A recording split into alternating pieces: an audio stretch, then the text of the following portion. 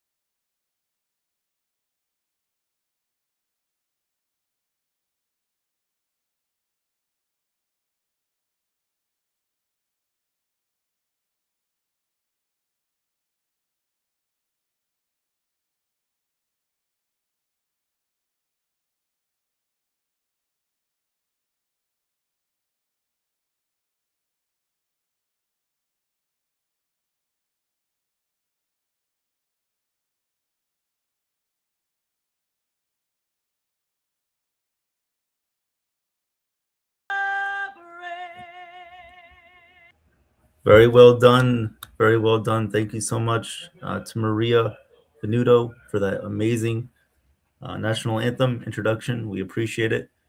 But here we are, guys. We are almost underway. Super Bowl 60. We are here for the New England Patriots against the Seattle Seahawks rematch from 2014. Some people might remember that Super Bowl. I know a lot of Patriots fans remember that. They are very happy with their memory of that recollection of what happened during that Super Bowl, especially in the fourth quarter with about 1 minute left. And then Seahawk fans, I know they don't want to remember what happened, unfortunately. But thank you guys so much for being here tonight. What's up to Chef Nick, Damon, and Michael Dorbuck. Special shout out, of course, to Damon, who is our Patriots fan here in the chat. Thank you for being here. You will hopefully experience a great game tonight. And we'll see what happens at the end of the game. I expect it to be a very close game. I expect this game to be very even throughout. I don't expect too many turnovers. I expect both teams to play with a lot of physicality and a defensive mindset. Both of these coaches come from defensive-minded backgrounds, so that's what I pretty much expect throughout this game. But just some initial things before we get into the game right now. First of all, if you have not seen Green Day, has done an amazing introduction in their performance of the game. So please, if you have not seen that, that was great. Now they're showing John Bon Jovi, of course, introducing both teams. So that's awesome. The introductions are always cool to watch. But some, things that we want to promote here on the channel first, some programming notes. This week we will have our morning show all week, Monday through Friday. We'll be on at 9:30 a.m. Monday through Friday. Again, 9:30 a.m. Monday through Friday. For our morning show, coffee, bagels, and whatever else you make up the rest. So come and join us, please.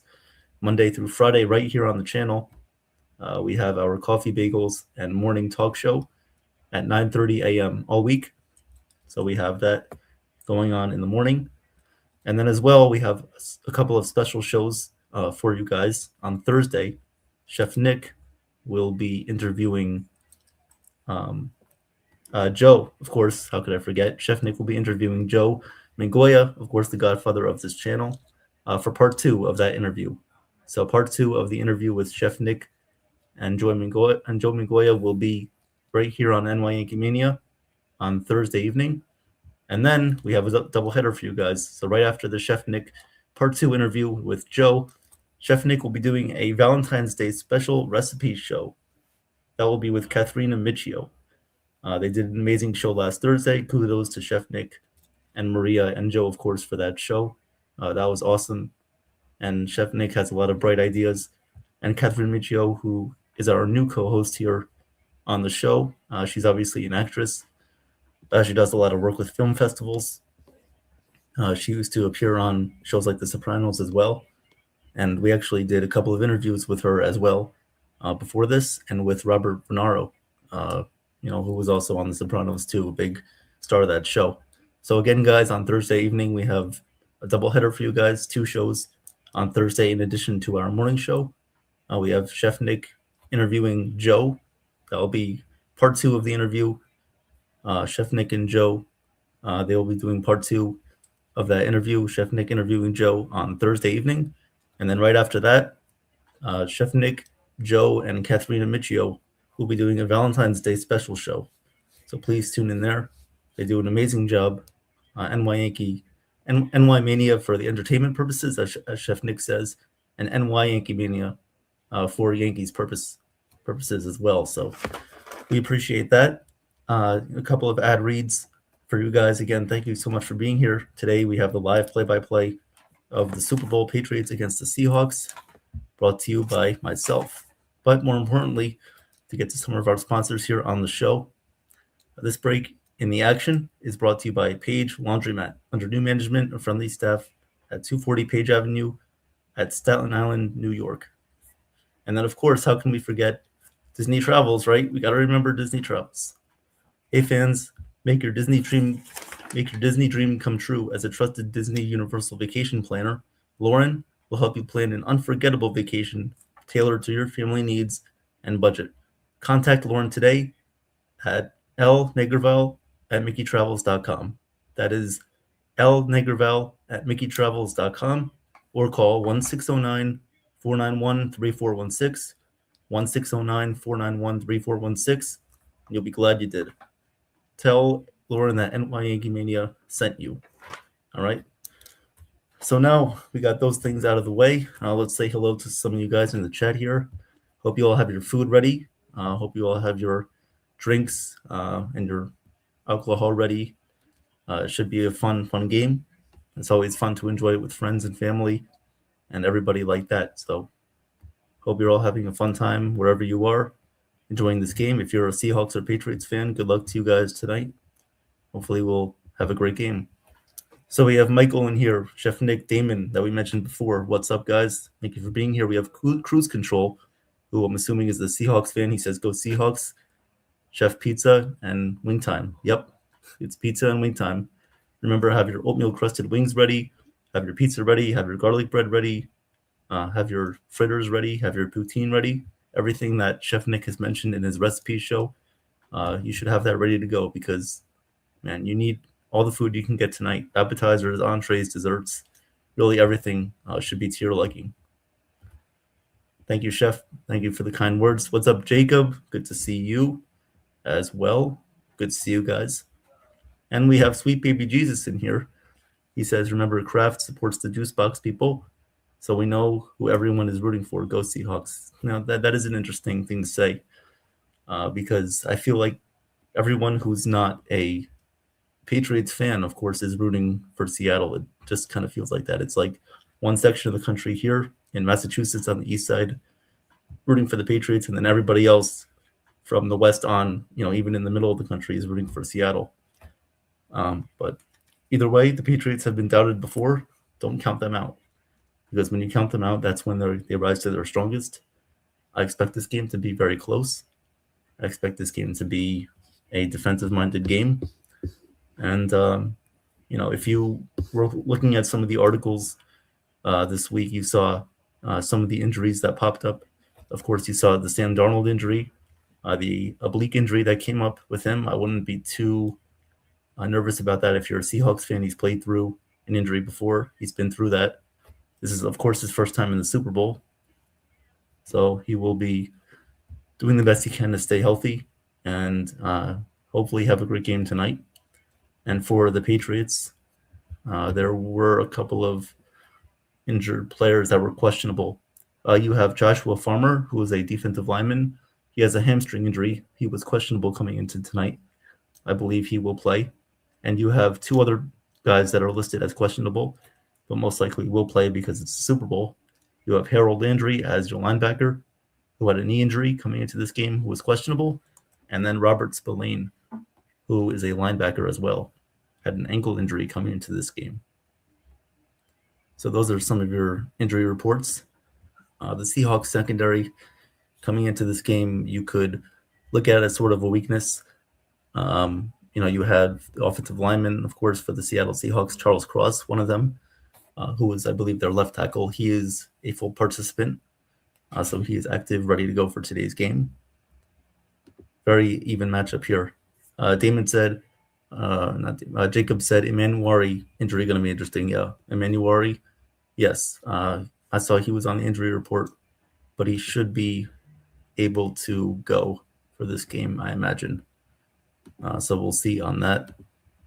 And Damon said, thank God Spillane is back. Yeah, Robert Spillane is a big player for the Patriots, as we saw 2 weeks ago, and Landry too as well. Oh, we got a super sticker here. We got a super sticker from our very own Joe. Thank you, Joe, for the super sticker. Appreciate that. Thank you so much for the $9.99 super chat. Appreciate that. That's going to a great cause. So we thank you guys for any super chats given to the show. We provide money to foundations such as the Red Cross, Tunnels to Towers, and other things that are important here on the show too, that we uplift ourselves to. So we appreciate that. Thank you guys so much. Jacob says, Evan, you're going to be calling your team next year in the Super Bowl. Hey, we hope so, Jacob. We hope, of course, the Giants make the Super Bowl next year, kind of like how the Patriots did it this year. They were bad last year, first-year quarterback, but then they get the right head coach, and then their defense takes off. Of course, they spent a lot of money in free agency on defensive players and Stephon Diggs too, but that's how you turn it around. That's how you turn it around. As long as you have a good GM in place and a good head coach and a quarterback, then you're all set to go. We're all set to go. Chef Nick says that's a conflict of interest, Joe. Yeah, exactly. So right now they are doing the national anthem at the game. I believe it's Charlie Puth who's doing it for today's game. Joe says he deserves it. This is going to Evan for doing a great job in helping this. No, thank you, Joe. I appreciate that. Just being able to, call my first Super Bowl here on the channel, really exciting. Of course, I've done regular football games, but nothing really measures up to the capacity of this game. This is a very important game. Not just, two fan bases that are watching this game. Everybody in the world is watching. So you have to be on point. You have to be accurate. And, we appreciate the support. So thank you for that, Joe.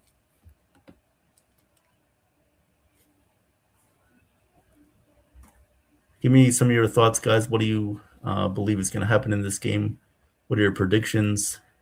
Give me your pregame specialties if you have any routines. If you're a Seahawks or Patriots fan, and what do you do to prepare for this game? Just from my experience, obviously when the Giants were in it in 2011, I was 8 years old. I was nervous before the game, but I was also excited. I was ready to see them play. And of course, coming into the game, you think about the undefeated Patriots. You think about how, they didn't lose a game in the regular season. Well, the Giants broke that streak, and I was happy that they did. What's up, Jason?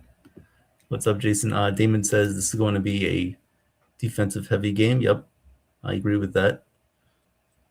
Both teams are going to have to be on point.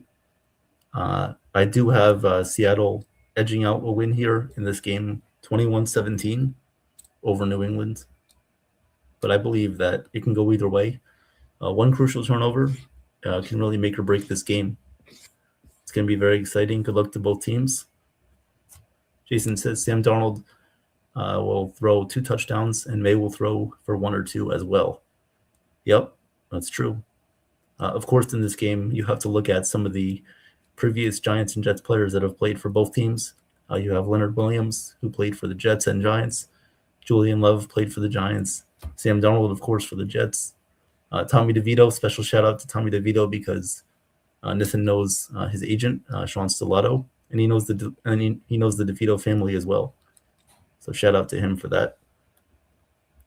Tommy DeVito, we wish him the best of luck as well. Doing good things here in his career as a backup and third stringer for the Patriots. Cruise Control says Giants will do great next year. Talking with neighbors, love Dart Harbaugh at Scatterboo. Yeah, I hope so. I mean, neighbors, he's obviously hurt right now. He's going through a rehab process with his torn ACL. He should be back next season, already healthy to go, all healthy and ready to go. But there is some speculation that he might miss a little bit of time. Even then, so if the Giants can upgrade their wide receiving core, if they can improve their defense, of course, if they can draft well, then they should be a better team next year. Damon said he believes the Patriots will win 13-3. That's interesting. Wasn't that the score from the 2018 Super Bowl against the Rams? I believe for Patriots fans, it feels weird. They haven't been in this game in 7 years. It's been a while. Yeah, that was with Tom Brady, Gronkowski against that Rams team. I remember watching that Super Bowl, and man, it was not fun to watch. Just like as an outside viewer, you want the game to be exciting, you want it to be high scoring, but also some games are not like that. And of course, you have the Malcolm Butler interception in 2014 when he picked off Russell Wilson at the 1 yard line. And Damon says, yes, sir, this is a close one, and Marcus Jones gets a goal line interception in the fourth quarter. Okay. Kind of rewriting history a little bit. But, the good thing, too, is after this game is over, football season is officially done, and we can focus on Yankees baseball.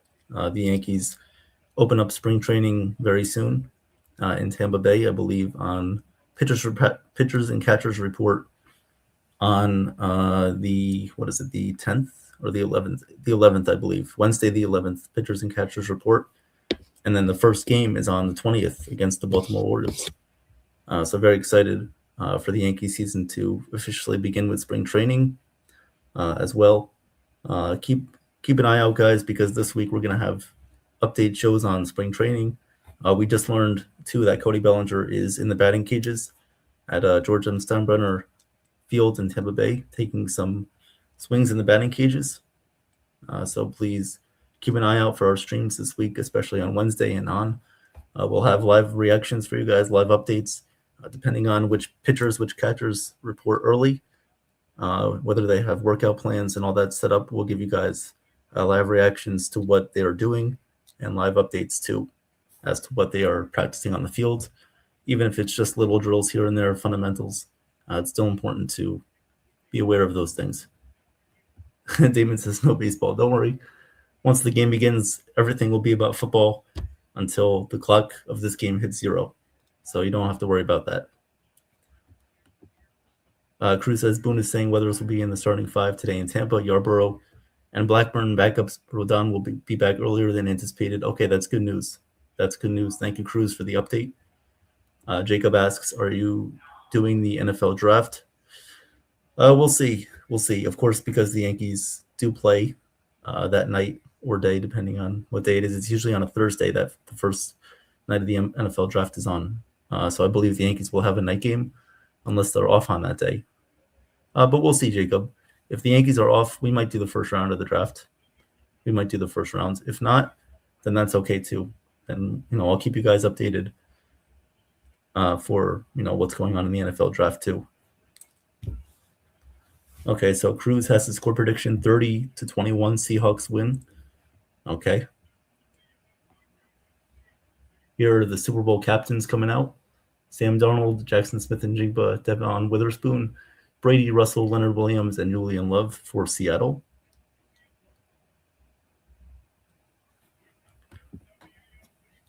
Captains of the Patriots, Drake May, Hunter Henry, Robert Spillane, Marcus Jones, Harold Landry, Brandon Schooler, and Christian Gonzalez. Chef Nick, what's up? Chef Nick in the chat saying 20 in the chat. Let's go, guys. Share, support, like, and love this channel. Share this channel out, baby. Let's go. Don't let me go to extremes with my nonsense. Nope. No domestic violence here, Chef. No need for any Jeffrey Dahmer. No need for any pitchforks. No need for that stuff. Just smash and hit the like button if you could, please. Hit the like button, share, subscribe, and we appreciate it. Cruz says, Damien, let's have a good game. There we go. There we go, guys. Sportsmanship is number one. Of course, that's very important. You got to remember always sportsmanship is key. Yes, even though it is a huge game, they are, just playing a game here, guys. So sportsmanship is key. And of course, both teams would like to win because you obviously earn a trophy for your team, gain Hall of Fame recognition status, and you want to be like some of these legends right here that are standing on the field, like Joe Montana, who Nathan fortunately got to meet there in San Francisco. Peyton Manning as well, Jerry Rice, Doug Flutie, all legends of the game that are doing great work in the community. They have their Hall of Fame gold jackets. That just shows what type of game this is. This isn't just a regular game. It is the Super Bowl.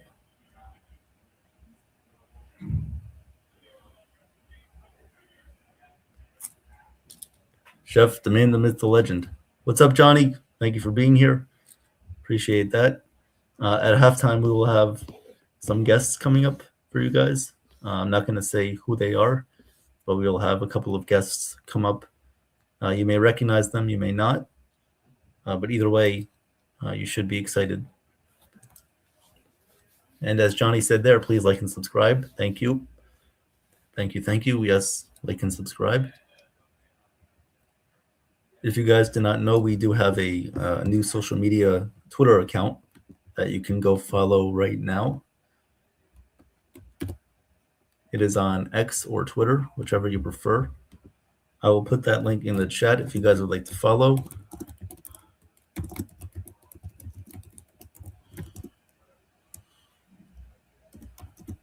So thank you guys for the patience here. We are almost underway. They are doing the coin flip right now.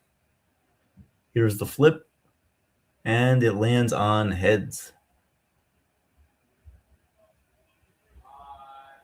So New England is going to defer. New England wins the coin toss. They are going to defer here to Seattle. Hey, we got another super chat here, a $4.99, your $4.99 super chat here from Joe, gifting 2 super chats at $1.99. So thank you, Joe, for that. Thank you, thank you.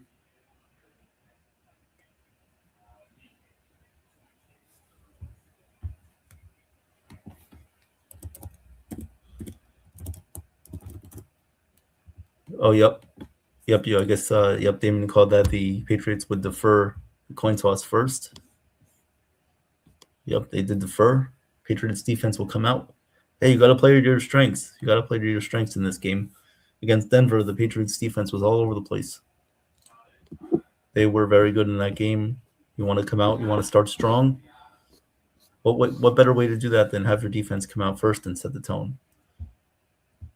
It also is worth mentioning that it is Mike McDonald's first appearance in the Super Bowl as head coach of the Seattle Seahawks. He's only been their head coach for 2 years now. So in his second year, he's already in the Super Bowl. Very impressive. But what's even more impressive is Mike Vrabel. Mike Vrabel was an amazing player for the Patriots. He won, I believe, 3 Super Bowls with them. 3 Super Bowls with the Patriots. And if he does win his first Super Bowl as a coach, he will be the first active former player and current head coach to win a Super Bowl. The first current head coach and former player to win a Super Bowl as a player and a head coach. So that is very, very awesome for Mike Vrabel. I'm sure he has that team ready to go. Both teams have players that have played in big games before, either in college or in the pros. So we should be getting underway here very soon, about 5 minutes for opening kickoff of this game.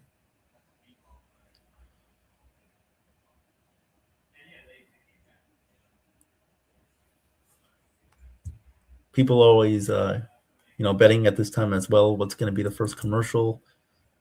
Which beer are they going to show first? What halftime? What's going to be the result of the coin toss, which we already saw?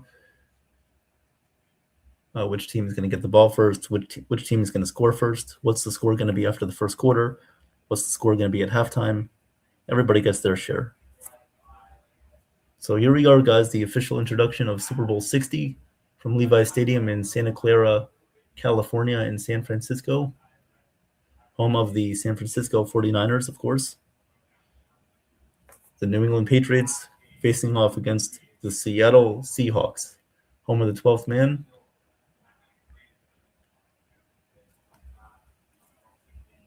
Malcolm Butler, two-time Super Bowl champion with the Patriots, ringing that bell, getting everybody fired up and ready for this game. Here we go, guys. The official countdown is underway. The kickoff from Andy Borregales will begin right now. Kick returners for Seattle, Rashid Shaheed, acquired from the Saints at the trade deadline. Good luck to everybody here. Let's have a great game. Let's do it. Patriots and Seahawks is underway in San Francisco, kicking off Andy Borregales, and it will be a touchback here, so the Seahawks will begin with the ball at the 35-yard line. What's up, Ken? Good to see you, Ken. What's up? How are you? Are you watching this game? How is everybody in your family doing? Hopefully you guys are doing well watching this football game currently. And I bet you're excited because after this, it's all baseball. It's all baseball.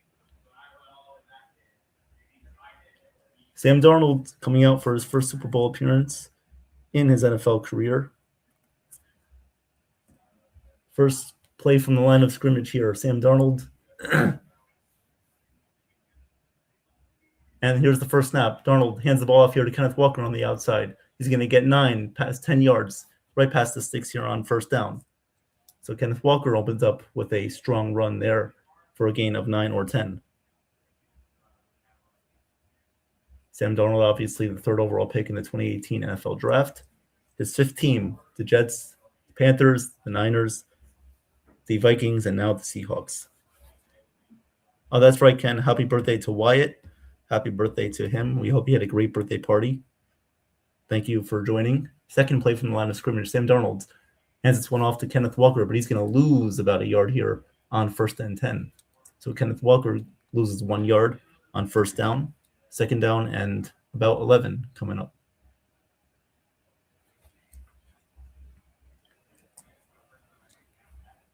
Second and 10. So they say he did get back to the line of scrimmage with forward progress.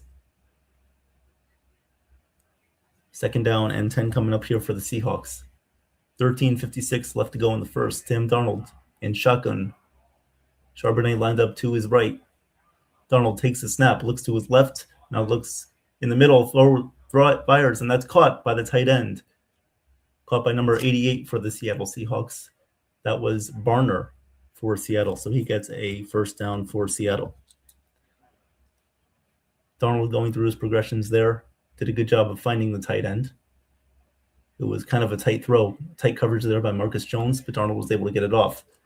Next play, Darnold. I formation, takes the snap, fakes the handoff, fires deep down the left sideline, and that's going to be held on to and caught by Cooper Kupp. What a catch there by Cooper Kupp. On first down, near the sideline, Cooper Kupp, with his agility, his hands, able to get his feet in and hold on to that football with control. And they might look to review that. We'll see if the Patriots review that or not. It looks like he may have had control. And the Patriots don't get the challenge off. Darnold takes the snap, looking to his left, has to just throw this one out of the back of the end zone as he was facing some pressure there on first down. Surprised the Seahawks were able to get that snap off. Looked like there could have been a bobble there by Cooper Kupp near the sideline. But he was able to get to the line, and the whole team was able to get to the line of scrimmage before the Patriots were allowed to challenge. What's up, John the Beagle Dad? How are you? Welcome to the Super Bowl stream.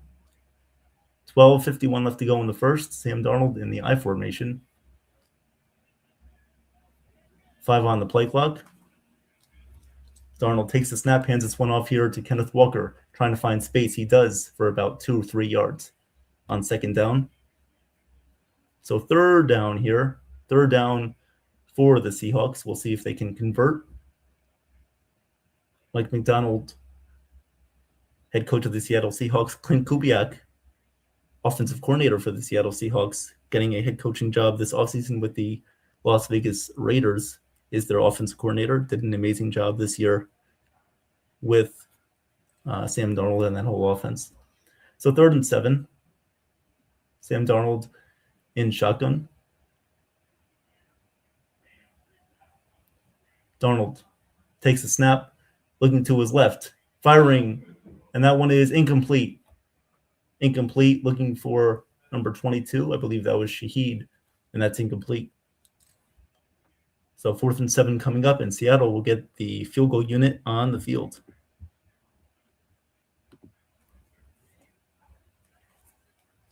Good coverage there by Seattle. That was the cornerback Davis on the coverage. So Seahawks forcing the Patriots forcing Seattle's hand early. Seattle not able to convert. So here comes a 33-yard kick for the Seahawks. Jason Myers. Here's the kick. The kick is up, and the kick is good. Seahawks take an early lead. It is 3-0. 3-0 Seattle. So a good drive there by the Seahawks. Good job by the Patriots defense not allowing them to convert into the end zone. And Drake May, the runner-up MVP this year, will take his chance in his first Super Bowl appearance.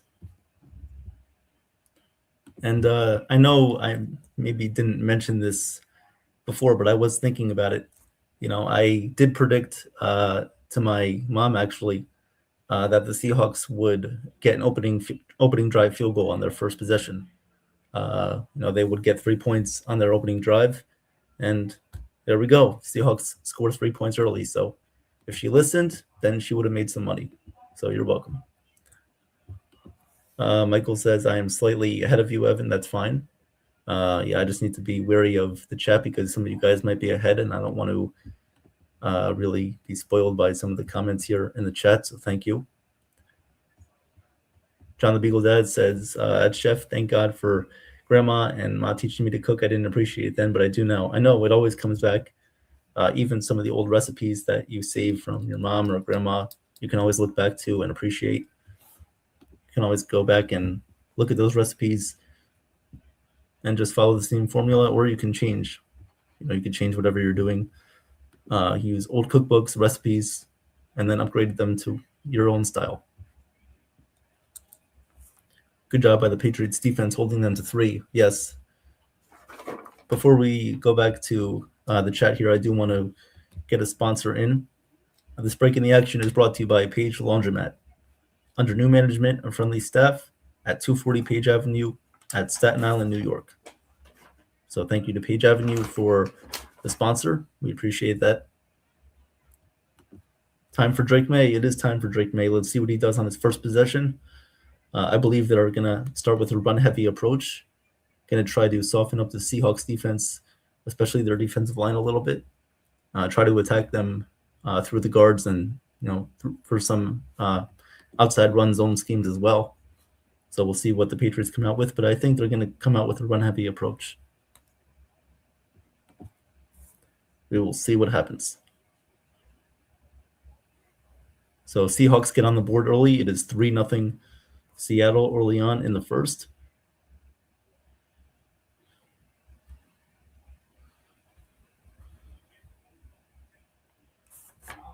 Drake May looking on, ready for his first appearance in the Super Bowl.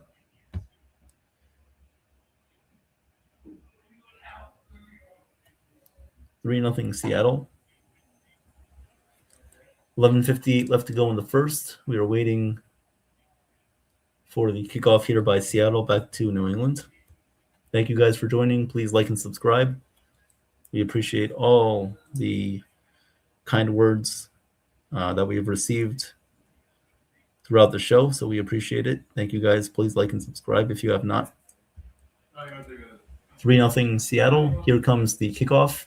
back to New England. And they're going to return it past the 10, the 15, the 20, past the 25 to about the 27 or 28-yard line. Patriots will start with it. Out comes Drake May. Had a great season for the Patriots this year.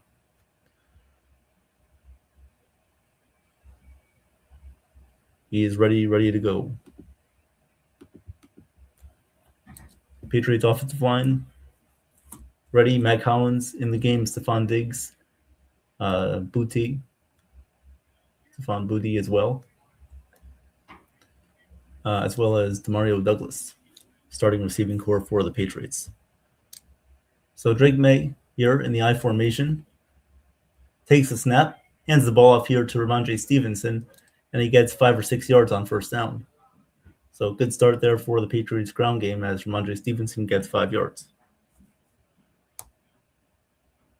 Drake May finished second in MVP voting this year, only lost by a couple of votes to Matthew Stafford.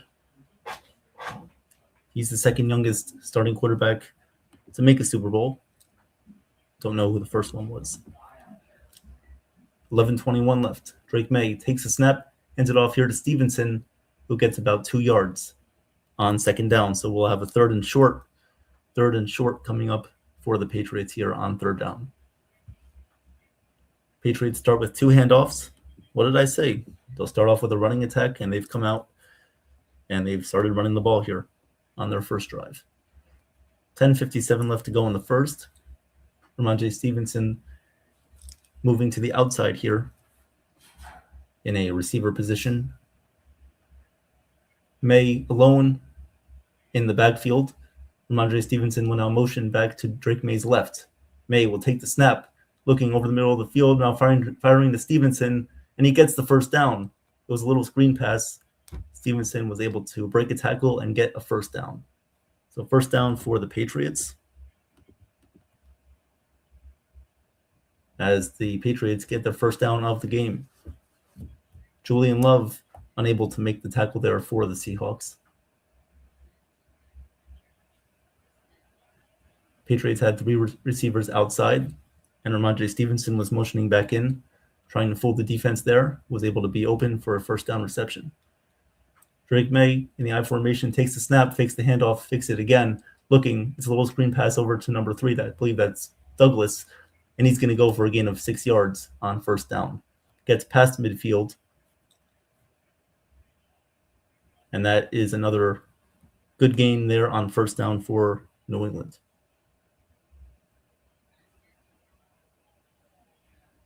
Seahawks defense looking a little bit bewildered about what's going on right now. Not really sure how to attack this Patriots team, whether it's running or throwing. Josh McDaniels, the great offensive mind for the Patriots. Drake May takes a snap, hands this one off to Stevenson, and he's going to fight for about a first down. And he does get it 2 yards beyond the sticks, and he gets a Patriots first down with 9:15 left to go in the first. So Patriots displaying their offensive playbook here as they're utilizing their strengths, not going out of their comfort zone. And why would they? They've gotten where they have so far this year by running the ball and attacking downhill, and they've done that. Drake May on first down takes a snap, looking, not really facing a lot of pressure. Now he has to escape to his right, and he gets sacked. Drake May gets sacked by number 58 from the Seattle Seahawks. Drake May borrowing time, just run out there. If you're Drake May, you just got to throw that ball away next time. And that sets them back. It will be now a second down at about 15 or 16. Number 58 for the Seahawks, Hall, was able to get pressure on the left side of the Patriots offensive line there, attacking Will Campbell, the rookie out of LSU.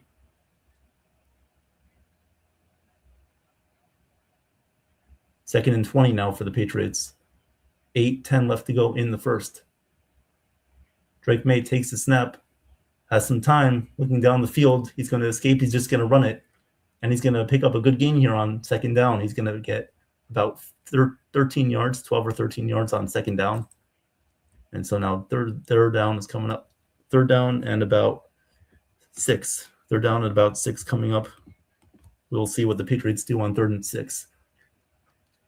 Seahawks keeping a moderate rush right now, not blitzing too many guys, keeping with their front four. They might show some blitz packages later in this game, but don't be fooled by what they're doing right now. Now they're showing about 5 guys standing up at the line of scrimmage. 3rd and 9 for the Patriots. They're showing blitz, and they do come with it. Drake May running out of time. He has to roll to his right, fires down the field, and that's incomplete. There was nobody near that right side of the field where Drake May was throwing to, and now it's 4th and 9, so the Patriots will now have to punt. No intentional grounding because Drake May was outside of the tackle box. So no intentional grounding there. He was able to get beyond the restricted area of intentional grounding. Good pressure there by the Seahawks cornerback, Devon Witherspoon, who has been a great player for them this year and the previous year as well. He's just been amazing for them, as well as Christian Gonzalez for the Patriots. I'm telling you, these two teams are very similar. They're very similar, very alike, and it's going to be a close game all the way throughout. So here comes the punt for the Patriots. Here comes the kick. It is a good kick. Seahawks returner Shaheed will fair catch it at the 10-yard line, and that's where the Seahawks will start their second drive of the game. Under 10 minutes left to go in the first quarter. Seahawks still up 3-0. This break in the action is brought to you by Page Laundromat. Under new management and friendly staff at 240 Page Avenue at Staten Island, New York. And we can't forget about Mickey Travels, our friends over at Disney. Hey fans, make your Disney dream come true. As a trusted Disney Universal Vacation planner, Lauren will help you plan an unforgettable vacation tailored to your family needs and budget. Contact Lauren today at lnegraval@mickeytravels.com. That is at lnegraval@mickeytravels.com. Or call 1-609-491-3416, 1-609-491-3416. You'll be glad you did. And tell Lauren that NY Yankee Mania sent you. So once we all have our family vacations at Disney, please make sure to mention to Lauren that NY Yankee Mania sent you, and we can provide many different price selections for you guys, different pricing packages that you might enjoy for future Disney vacations. Let's see what you guys are saying in the chat right now.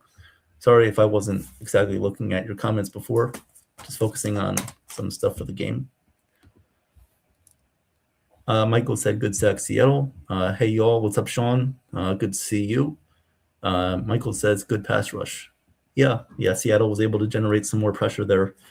The Patriots started out running the ball, and the Seahawks were able to get pressure after attacking the weak side of their offensive line, which was their weak side of the offensive line coming into today's game. Will Campbell is a rookie, so they are looking to exploit that side of their offensive line there for Will Campbell and the Patriots. Seattle, let's see what they come out with on their second drive. I imagine Clint Kubiak will have some more run packages, some more receivers, try to attempt to make bigger plays there on their second drive as they will try to open up their offense. Kenneth Walker, obviously, great running back. He's able to execute the outside run zone scheme.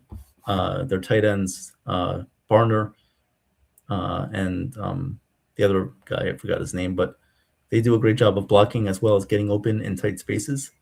So that's where you see kind of like the Kyle Shanahan influence of the Seattle Seahawks offense.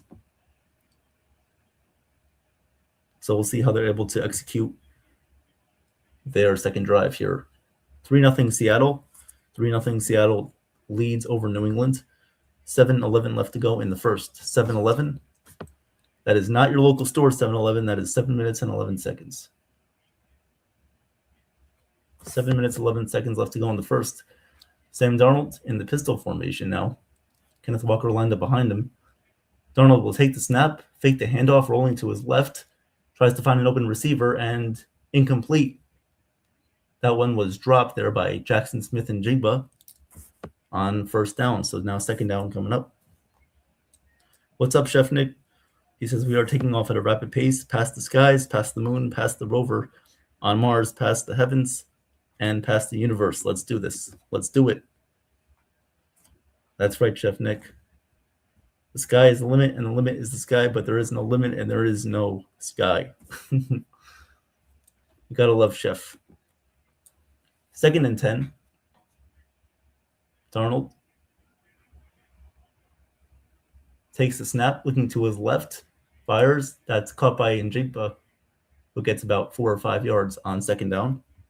So 3rd down and medium coming up. 3rd down and medium coming up.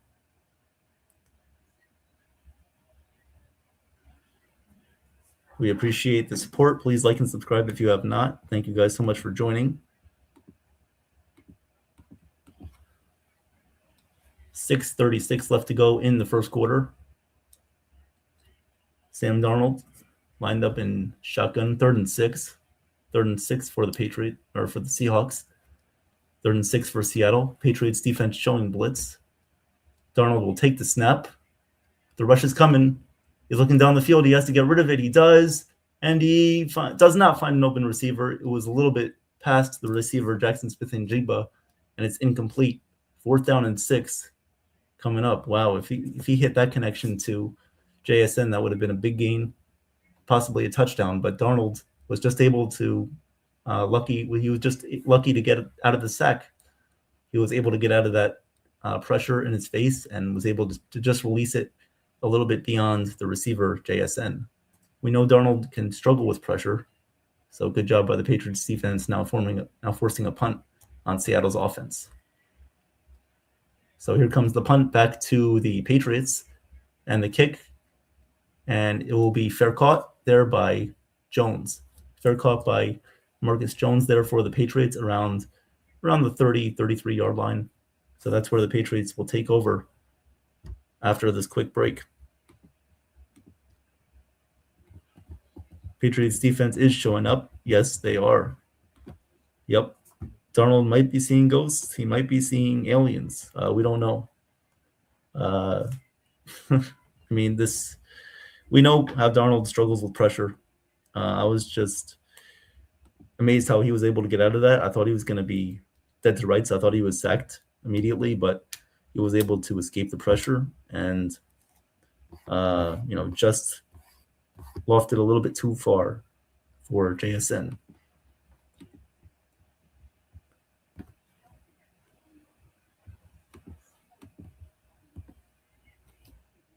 So this game has been fairly paced so far. You've had a couple of drives from the Seahawks and one drive from New England. 3-0 Seahawks lead here. 3-0 Seahawks lead. We will see how the rest of this game plays out, but you can expect these teams to, be more aggressive. They're going to come out and most likely be more aggressive here. You're going to see more blitzing on the defensive side of the ball from both teams. You're going to see more of an air raid offense attack as well. Please like and subscribe, guys. Thank you for the appreciation and the support. A lot of big things coming on the show. Just to remind you guys again, we have our morning show this whole week at 9:30 a.m. 9:30 a.m. We have our morning show throughout this whole week, talking Yankees baseball, as pitchers and catchers will report on Wednesday. And then we have our first game in just under 2 weeks. But our first broadcast of a live game will be on February 21st against the Detroit Tigers at Georgia Steinbrenner Field. So please come and join us for that as well. We'll be simulcasting with Ken, the Ugly Truth. And we appreciate him joining us for a great ride that will be the Yankee season. So thank you, guys. Please like and subscribe, support the show. What's up, Jay? Jay says, "Hi, Evan. Thank you for doing this. Everyone, please hit the like and subscribe." Yes. Thank you, Jay. We appreciate that. Thank you for the support. That's all it is. Just tap that like button. It makes a bigger impact than a lot of people will understand. It makes a huge impact. We gain a lot of viewers by hitting the like button. If you share it out, a lot of people will recognize it. We'll have a lot more interviews on the channel as well, brought to us by our good friend Nathan. So thank you for the support, guys. Here comes Drake May on his second drive in the I formation, takes the snap, fakes the handoff, facing a little bit of pressure, steps up in the pocket, fires, and that's caught by Stephon Diggs. And he will get a first down past midfield. Never mind, that's Keyshawn Booty, the receiver for the Patriots. Keyshawn Booty, got to remember, he's number 9, not number 8. So Booty with the first down reception there from Drake May. Good job stepping up in the pocket. Julian Love playing a little bit far off the receiver Booty. Now Drake May takes a snap, delayed handoff, and Travion Henderson is going to get tackled in the backfield for a loss of about 3 yards on first down. Seattle was not fooled on that delayed handoff. I don't know if it was a mix-up there by Drake May and the running back Henderson, or if it was just a designed delayed handoff. But either way, Patriots do lose about 2 to 3 yards on that play. Good tackle made by Jones the fourth. 2nd and 14 now. 5 minutes left to go in the first. Seahawks defense showing blitz at the line of scrimmage. Drake May takes a snap, little screen pass over to Henderson, and he gets tackled behind the line of scrimmage. Good tackle there by the Seahawks defender, number 29, Job, as Henderson looked to be one-on-one with the Seahawks cornerback, defensive back. So he loses 2 yards on second down. So Patriots offense, once they get past midfield, they are having a little bit of trouble moving the ball further past the sticks. We'll see what they end up doing here on 3rd and 15 now. 3rd and 15. Seattle surprisingly showing some blitz package here on the line of scrimmage. May will take the snap. Looking, and he can't find anybody, running out of time, and he gets sacked. Drake May gets sacked in the backfield. That was Devon Witherspoon, who's been making a big impact here early for the Seahawks defense. And the Patriots offense, again, stalling out past midfield, will have to punt. Wow. We have seen a lot of delayed blitzes here by the Seahawks during the regular season and the postseason, but this is just on another level. Obviously, with DeMarcus Lawrence, Leonard Williams, and those guys on the defensive line showing up, you can't forget about Devon Witherspoon in the backfield with that delayed blitz either. So here comes the punt here for the Patriots, and the kick is underway. Punt is received by Raheed Shaheed. He returns it for about a gain of 5, a little bit across the 10-yard line. So he gets to about the 13-yard line of Seattle. So that's where they'll set up on their 3rd drive of the game. It remains 3-0 Seahawks.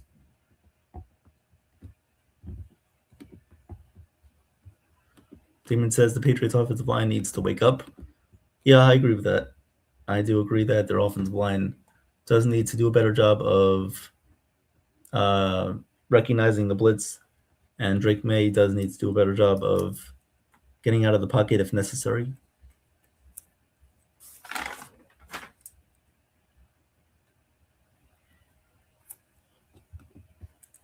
We've seen 2 drives by the Patriots. Both of them have gone past midfield, but unfortunately no points yet for New England, trying to cross that boundary there past midfield.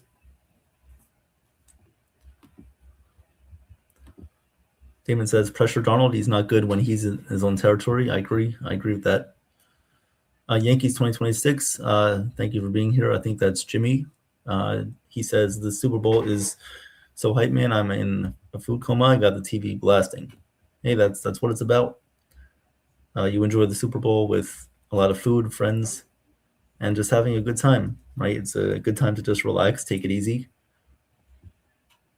and listen to NY Yankee Mania. So we appreciate that. Thank you for being here, guys. Sean says, defense. Of course, that famous defense chant that the 49ers fans do when they're playing in their home stadium. Obviously, Seahawks and Patriots fans are resembling that tonight. Thank you guys for being here today. If you have not already, please like and subscribe. We appreciate the support. Thank you guys for the support. We appreciate it.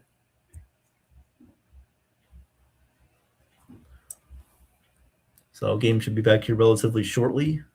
We are about 12 minutes into the first quarter, so about 3 minutes left to go until the first quarter has concluded.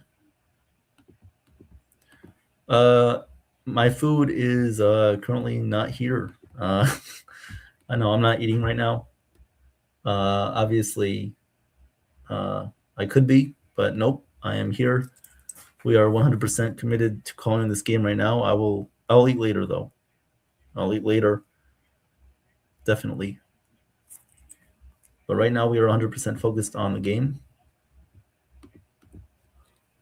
So here comes Sam Darnold out again for Seattle. Darnold in the I formation takes a snap, hands this one off to Kenneth Walker, and the Patriots run defense shows up again in a timely manner. Only a gain of about 2 for Kenneth Walker on first down. Patriots run defense has come ready to play. They've only allowed 1 first down via the rush. 3 minutes to go here in the first quarter. Both defenses have been playing well so far. We'll see what the Patriots decide to do here with their defense late in the first. 2nd and 8 for Seattle.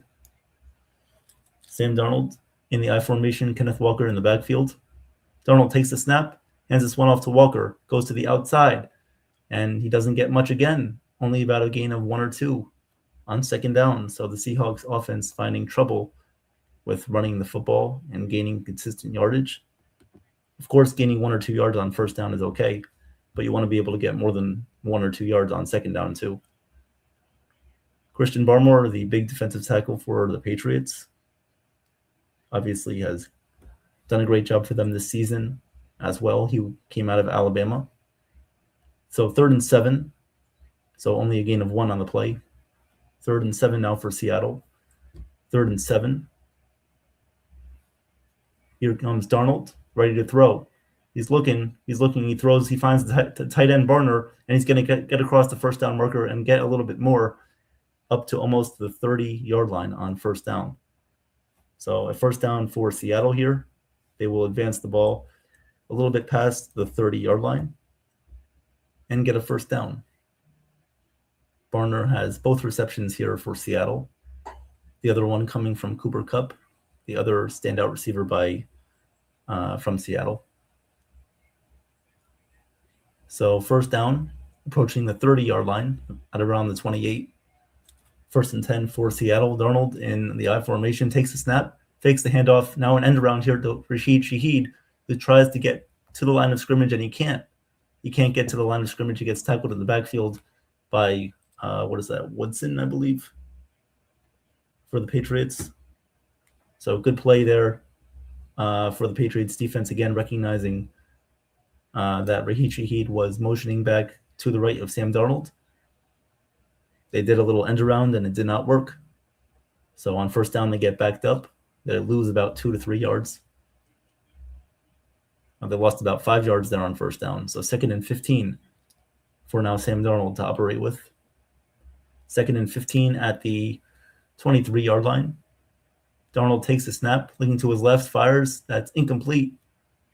Was looking for Jackson Smith-Njigba again on the left sideline, and he could not connect. So it is now 3rd and 15 with 37 seconds left remaining in the first quarter.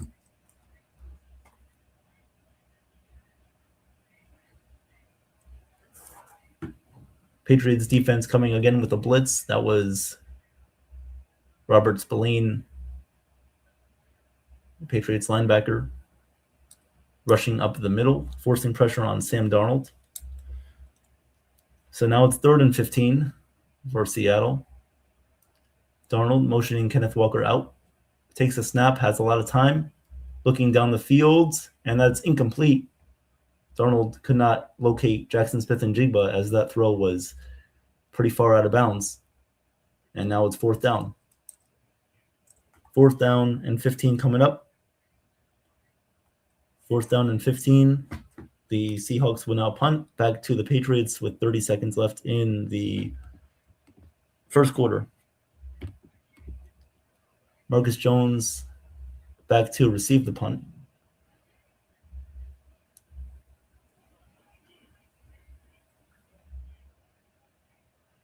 Here comes the punt. And the kick is away. Punt is away to the Patriots. Fair catch here at the 31. Nope, he doesn't fair catch it. Instead, he makes the catch, and he's going to lose around 1 yard on the kickoff return, or the punt return, I should say. So Marcus Jones receives the punt return, loses about 1 yard. So the Patriots will kick off their field position here around the 25-yard line. Some famous people there, famous celebrities. You got Jay-Z, got Roger Federer, Justin Bieber, Adam Sandler, of course. Okay, breaking news. Thank you, Joe, for breaking news. The New York Mets have signed Kansas City Royals outfielder MJ Melendez to a 1-year contract. Pretty nice signing by the Mets. Thank you, Joe. Drake May now takes the snap, hands it off to Ramondre Stevenson, and he gains good yardage on first down. Patriots utilizing their run game on first down. They get about 5 yards on first down. So that will end the first quarter. Teams will flip field position as the Patriots will take back over here right after these commercial breaks.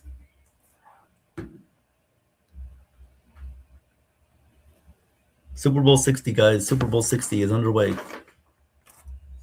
Super Bowl 60 underway. We are out in full force. Second quarter coming up. It is 3-0 Seattle. Hey fans, make your Disney dreams come true. As a trusted Disney Universal vacation planner, Lauren will help you plan an unforgettable vacation tailored to your family needs and budget. Contact Lauren today at elnegraval@mickeytravels.com. That is at elnegraval@mickeytravels.com, or call 1-609-491-3416. That is 1-609-491-3416. You'll be glad you did. Tell Lauren that NY Yankee Mania sent you. So thank you guys for the support. Please like and subscribe if you have not. We have our morning show every day this week at 9:30 a.m. So please come on by for that. We will give you guys updates on the Yankees spring training, workouts, and all of that good stuff there at George M. Steinbrenner Field in Tampa Bay.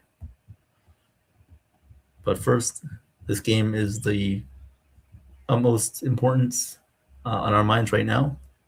Getting ready to call the rest of this amazing game. See who holds up the Lombardi Trophy.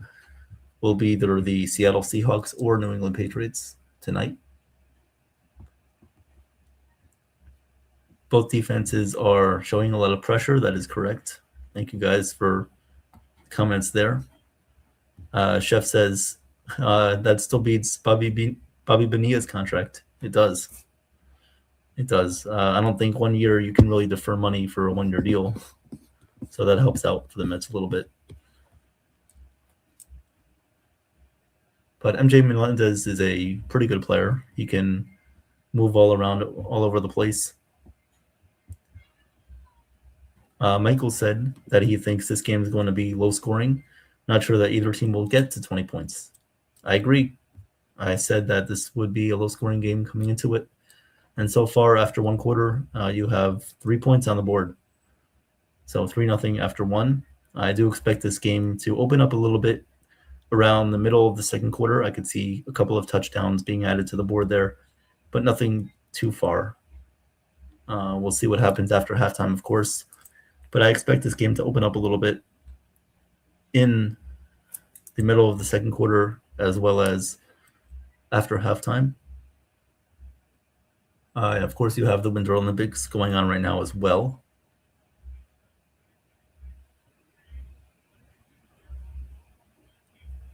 They're showing the Pro Football Hall of Fame class of 2026 on the field. Drew Brees, Larry Fitzgerald, Luke Kuechly, Adam Vinatieri, and Roger Craig. All right, second quarter. Second quarter is underway here in Santa Clara. First, second down and 5. Second down and 5 for the Patriots' first drive in the second quarter. Second and 5 here for the Patriots. Patriots offense is back on the field around the 36, 37-yard line. Around the 37-yard line here of New England on their own side of the field. 15 minutes in the second quarter left to go until halftime. 2nd and 5 here for the Patriots. Drake May in shotgun with Stevenson lined up to his left. Takes the snap, fakes the handoff, fires over the middle of the field, and that's incomplete. Hunter Henry was right there, but he could not catch the pass there by Drake May. And now it is 3rd and 5. He had him open. On the tight end slant, but Drake May and Hunter Henry cannot connect. The ball was thrown a little bit behind Hunter Henry, but it was still catchable. And lucky it wasn't intercepted. So 3rd down, critical 3rd down coming up here for the Patriots. 3rd down and 5. Drake May signaling at the line of scrimmage, telling the offensive line to watch out for the edge rushers. 3rd and 5, takes the snap, handoff to Ramondre Stevenson, and he's going to go nowhere. Stevenson gets bottled up at the line of scrimmage by the defensive lineman there for Seattle, number 90. And I'm sorry, Patriots fans, but I do not understand what that play call was. I understand that was Drake May making adjustments there. A good job by Leonard Williams coming in for the tackle after number 90. I believe that was, I forget his name, but he came from Texas. The big defensive lineman, Young, I believe, coming from Texas. So good job there, but I'm a little bit confused as to why Drake May would signal into a run play there. Here comes the punt back to the Seahawks, and here's Shaheed fair catching it in Seattle territory. So Seattle will set up in their own territory after this. Yeah, that was a draw play. That was a draw play there by the Patriots. I think that was Drake May. When he goes like this, he's motioning to another play. He's seeing something in the defensive backfield that obviously he wants to adjust, and he adjusted into a draw play. And don't really know why, but we'll see. Here comes Sam Darnold. Here comes. He's launching it down the field, and it is incomplete. Raheem Shaheed was double covered by Christian Gonzalez for the Patriots. So Sam Darnold tries to air out a deep shot on 1st down. Can't connect with Raheem Shaheed. Christian Gonzalez, good play there. The Patriots standout defensive back cornerback. Good throw from Darnold, but not enough. Better play by Gonzalez. 2nd down and 10. Darnold takes a snap, hands off here to Kenneth Walker, trying to get to the outside. He does. Gets past the 30. He gets to the 40, to the 50, and he gets out of bounds around the Patriots' 48-yard line, I would say. A big run there. Utilizing the outside zone scheme there. The Kyle Shanahan offense in the mind of Clint Kubiak today. And the outside sweep gets Kenneth Walker a 1st down. 1st down here for Darnold. Takes a snap. And he's going to throw it, and it's going to be deflected and incomplete. The pass was deflected at the line of scrimmage. It is incomplete. 2nd down and 10 coming up. 2nd down and 10 coming up here for Seattle. 2nd down and 10. 2nd down and 10.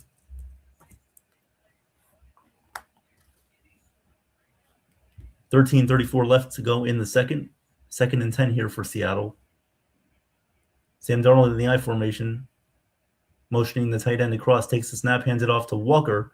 Let's see if he can get anything here. He has a hole to the 40, to the 35, to the 30. He's going. Let's see if he can get past Gonzalez here. He gets out of bounds around the Patriots' 15, 18, 20-yard line there. So a good 1st down run for Kenneth Walker. Seattle Seahawks trying to find some open space here in Patriots territory. Good blocking there by the Seahawks offensive line. Good run there by Kenneth Walker.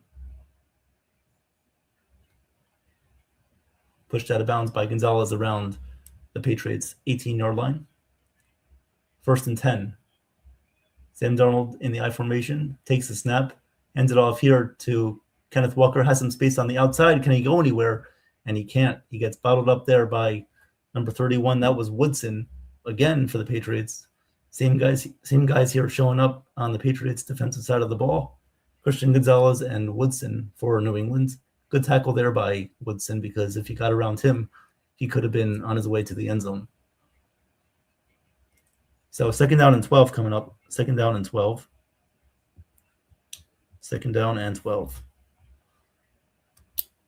2nd down and 12 here for Seattle around the Patriots 19. Darnold will take the snap, facing some pressure. To his right looking, throws incomplete. That was an incomplete pass as Darnold was looking. Luckily, he got the pass off. It hit off of a Seahawks offensive lineman, and it was incomplete. That was La'Kavion Chase on there on the pressure for New England. As again, we see Darnold is having some trouble with facing some pressure by the Patriots.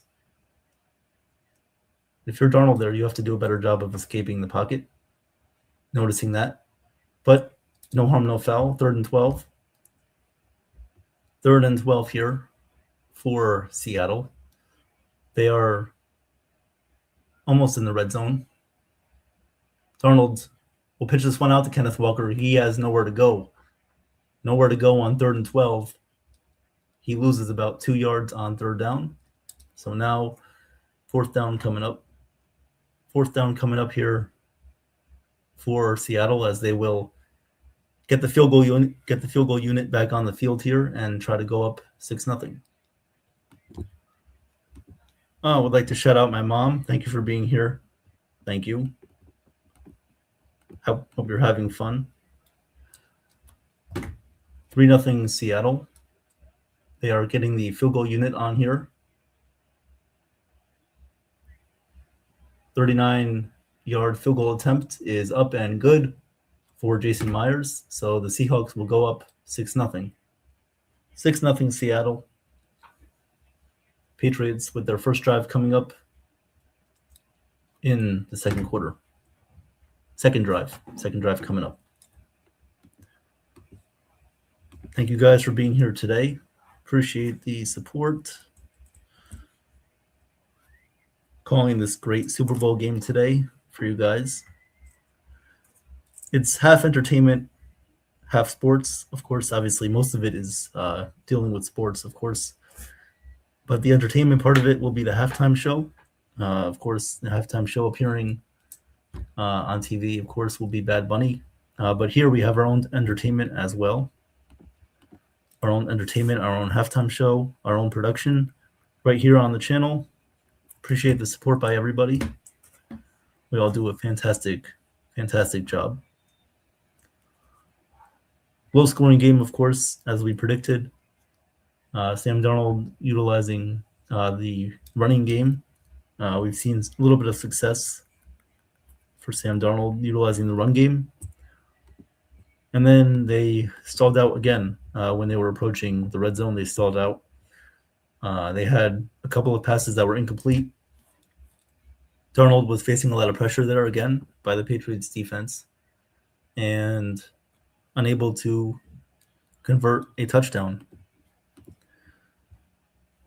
Let's see. This is a critical drive here for New England. I agree, Damon. I think they do need to score here to get some momentum back. Damon says 28-3. It's never over. Yeah, no, of course. I mean, we learned last week, 2 weeks ago, the the Broncos were up 7-0, and the Patriots had no problem coming back in the snow. And Seattle is doing a good job of just taking the points. Yeah. I mean, they've faced long 4th down conversions. I doubt they're going to go for them unless they have to. But yeah, you just take the points. You just take the 3. Teams lose to New England because they turn the ball over and they don't take the points. I agree with that. We saw 2 weeks ago, we saw Denver go for multiple 4th down conversions. They didn't get them. And if they have, then who knows what the game what the outcome of the game would have been if they had taken the points. Bend but don't break. That's a great way of putting it, Damon. They are bending, but they're not breaking. They are utilizing some good rush-heavy schemes here, and they're protecting their own end zone. As long as they don't allow a touchdown, I think that they could see some daylight here with scoring some points. They do need to take up some time with the clock. I agree. Do need to take up some clock here in the second quarter. Not allow the Seahawks to go up by 2 possessions. We'll see if the Patriots offense can do that. Here comes the kickoff back to New England, and the returner will just take a knee in the end zone, and they'll start out at the 20-yard line. Shout out to former Jets kicker Jason Myers. Yep, that is correct. Walker is an unstoppable running game. Walker's unstoppable. The running game is going to win the Super Bowl for Seattle. Okay, that's a good take by T-Road. Well, they have to keep sustained drives. That's the whole point. If they do that, then they will be okay. So Patriots offense coming back out here. Drake May takes the snap, hands the ball off here to Henderson, who gets about 2 to 3 yards on first down. So 2nd down and 8 coming up for New England. Let's see what the Patriots do here with their sequence on offense. Let's see what they decide to do on offense. Patriots defense getting a little bit of a rest here on the sidelines. Very important for the Patriots to have a sustained drive here on 2nd down. 2nd down and 7. Drake May looking, facing pressure, and he's going to be sacked. That was number 98, Mills, coming in for the sack, pressuring the center there for New England and getting a crucial sack on 2nd down. So 3rd down coming up. I believe that was the center, Garrett Bradbury, getting pressure there for Seattle. As that was just, nope, that was the left guard. That was the left guard, Wilson, getting pressure there. Drake May tries to step up, but the pocket collapses on him quickly. Pocket collapses quickly. Drake May unable to get the ball out. 3rd and 17 now. Quick screen pass over to the left. That's Stephon Diggs. And now he just gets out of bounds around, after a gain of about 5 on 3rd down. So a gain of 5 on 3rd down. It will be 4th down now for the Patriots. So the long sustained drive is not there for the Patriots again. They will have to punt here on 4th down. And their defense, it's going to be tired. Their defense will be tired come the second half if they continue to have these lackluster possessions. So 4th and 12 here, punting back to Seattle. 9:23 left to go in the first half. Here comes the punt. It is underway. It is a liftoff. And the returner for the Seahawks, Raheem Shaheed, will fair catch it around the 29-yard line of Seattle. This reminds me of a Super Bowl that we've had before where a famous quarterback does get pressured within the pocket, right? It's not really so much from the interior, or not so much from the outside edge rushers, but it's pretty much from the interior defensive line, gaining pressure, not allowing the quarterback to step up. That's when the defense is at its best, most likely for every team, because when they're getting pressure from the interior, the quarterback is running out of time quickly. They don't have a lot of time to step up and make a good, decent throw down the field. And that's what we're seeing from the Seahawks defense. They're really loading up their interior, gaining rush, a lot of rushing attacks there in their gap scheme defense there for Seattle. So they're doing a great job of pressuring May, not letting him step up. And May is only forced to, roll out. In my opinion, they have to run the ball a lot more, utilize some outside zone schemes, and utilize Hunter Henry as well, utilize his blocking ability, because right now the Seahawks defense is not allowing much on the interior or in the running game. If I was the Patriots, I would go back to a quick style passing game, use the slant routes, because we did see a little bit of vulnerability in the Seahawks secondary.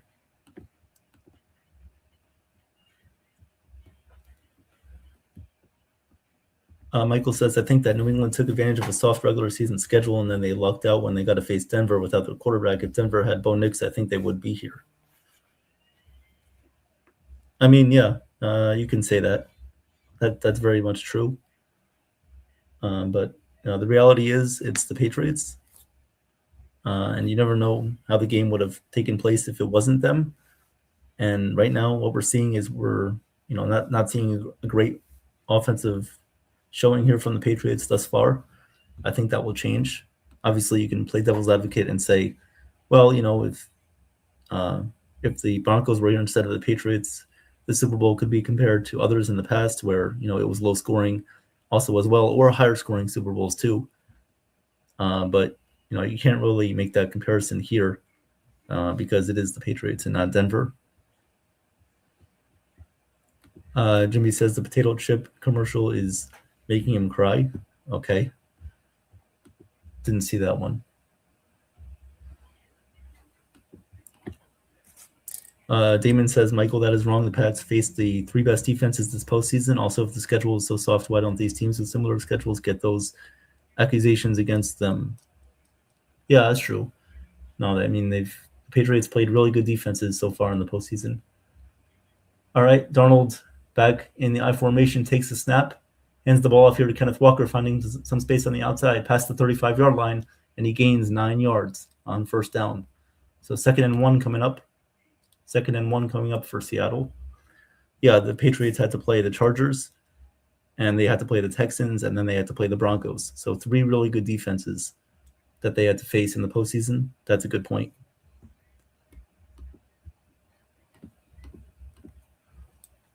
(6-0) Seattle leads here in the second quarter with about 8:45 left. 2nd and 1. Darnold in the I formation. We'll see what they decide to do. Darnold takes the snap, hands the ball off here to Kenneth Walker. He's going to try to get the first down. Offensive line trying to push him over the first down marker, and I don't believe he got there. I believe he was stuffed right at the line of scrimmage. So 3rd and about 1 coming up again for Seattle. And now the ref is spotting the ball past the first down marker. So I'm assuming that they did give him a first down with forward progress. So first down for the Seahawks. Big defensive tackle Milton Williams, who the Patriots signed in the offseason with 5 sacks this year, making an impact so far. So first down for Seattle with 8 minutes left to go in the second quarter. Sam Darnold under center in the I formation, takes a snap, play action, facing some pressure, has to step up. Can he step up and make a throw? He can, but it's incomplete. Incomplete, was looking for Kenneth Walker to his left. A little short screen pass there on the outside, but was unable to connect with Walker there. So 2nd down and 10 coming up. 2nd down and 10 coming up for the Seahawks on their own side of the field. 7:51 left to go in the first half. 2nd and 10. Patriots defense gaining some momentum on the defensive side of the ball, gaining pressure on Darnold. It's really affecting his decision making. 2nd and 10. We'll see what the Patriots do on defense. They look like they're going to send a delayed blitz, and they do. But Darnold fires this one out to the right side. That's caught by Cooper Kupp. He gets about 7 yards on 2nd down, 6 or 7 yards on 2nd down on an out route to Cooper Kupp. So 3rd down and short coming up. 3rd down and 2. 3rd down and 2 coming up. So a gain of 8 on 2nd down for Seattle. So 3rd and 2 coming up for the Seahawks here. Cooper Kupp having a great season, his first season with the Seahawks. 7:20 left to go in the first half. 3rd and 2. Darnold in shotgun. Takes the snap, looks to his left. Now trying to look. He finds Kenneth Walker there for a first down to the 50, past the 50, to the 47, to the 46, and he gets tackled down around the 46-yard line there of New England. So Darnold facing a little bit of pressure again, but he was able to fire this one out to Walker. I think the Patriots defense is getting very close to a turnover. They are getting very close to a turnover here as Darnold is able to get to his 2nd and 3rd read, find Kenneth Walker, and get a first down. 6:35 left to go in the second quarter. Sam Darnold in the I formation, past midfield. Takes the snap, hands the ball off here to Kenneth Walker. and he's going to get a pretty good gain here on first down. He gets about 3 to 4 yards here on first down. So Kenneth Walker with another pretty good consistent run for the Seahawks here on first down. Christian Ellis part of the run tackling there for the Patriots, getting the stop. So second and six for Seattle. Under 6 minutes left to go in the first half. Darnold takes the snap, hands the ball off here. That is the backup running back, and he gets about 2 yards. 2 yards on second down. Good stop by Jennings. So third down here for Seattle. It'll be a third and about 5. Third and about 5 coming up for Seattle, with 5.5 left to go in the second quarter. Seattle taking up some time here on the clock. 3rd and 5 for Sam Darnold. Past midfield around the 43-yard line. Patriots showing blitz again. Takes a snap. Fires out to his left. That's incomplete. Kenneth Walker unable to make the catch, as it was a little swing pass to Kenneth Walker. About 3 yards past the line of scrimmage, he was unable to connect with him. So 4th down coming up for Seattle. They're probably going to have to punt this one back to the Patriots.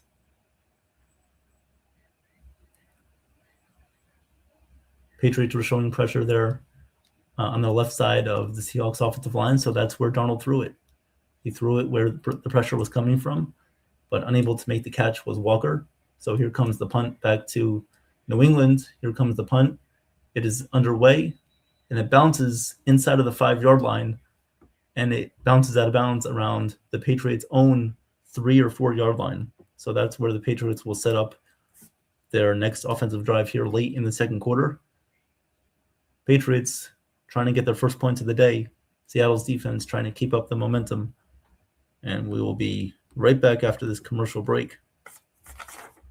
Hey fans, make your Disney dream come true. As a trusted Disney Universal vacation planner, Lauren will help you plan an unforgettable vacation tailored to your family needs and budget. Contact Lauren today to @elnegraval@mickeytravels.com. That is @elnegraval@mickeytravels.com.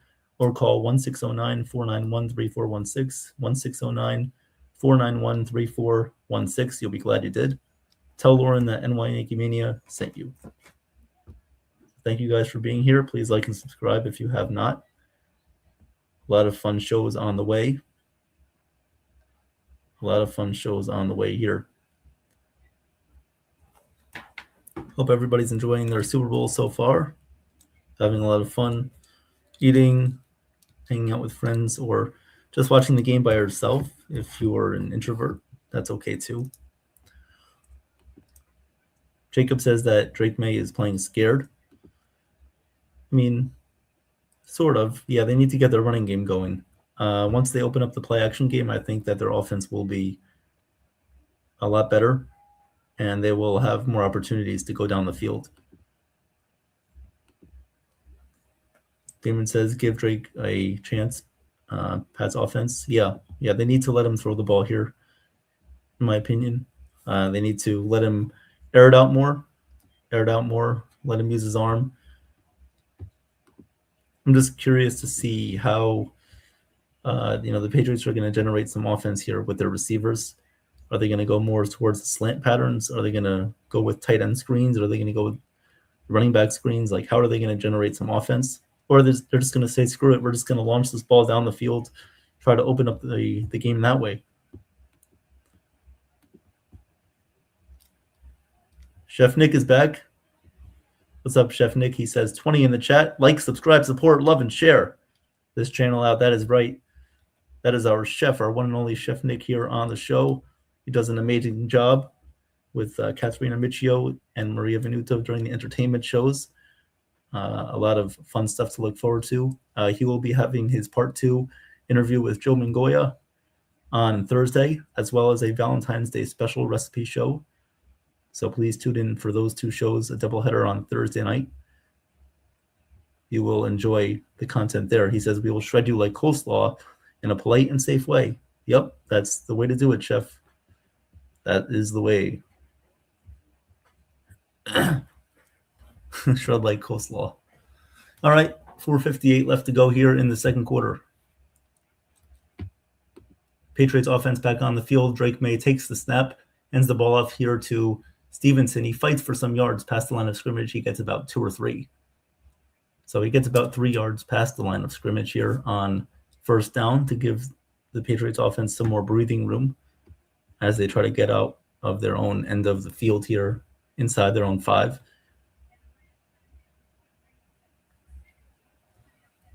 Mike Vrabel looking to fire up their offensive line more, giving Drake May more protection and more opportunities in the running game for Stevenson and Travion Henderson. 2nd and 7, Drake May takes a snap, and the play is blown dead. And that was a Seahawks timeout. So the Seahawks will take their first timeout of the first half.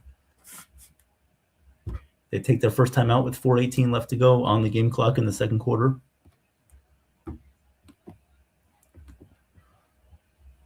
Sean says, pound the like button and a ham leg. Yep, pound it like a chicken cutlet. Pound that thing. Pound that like button. You're using a hammer or one of those mallets to press down on that chicken cutlet, baby. That is right.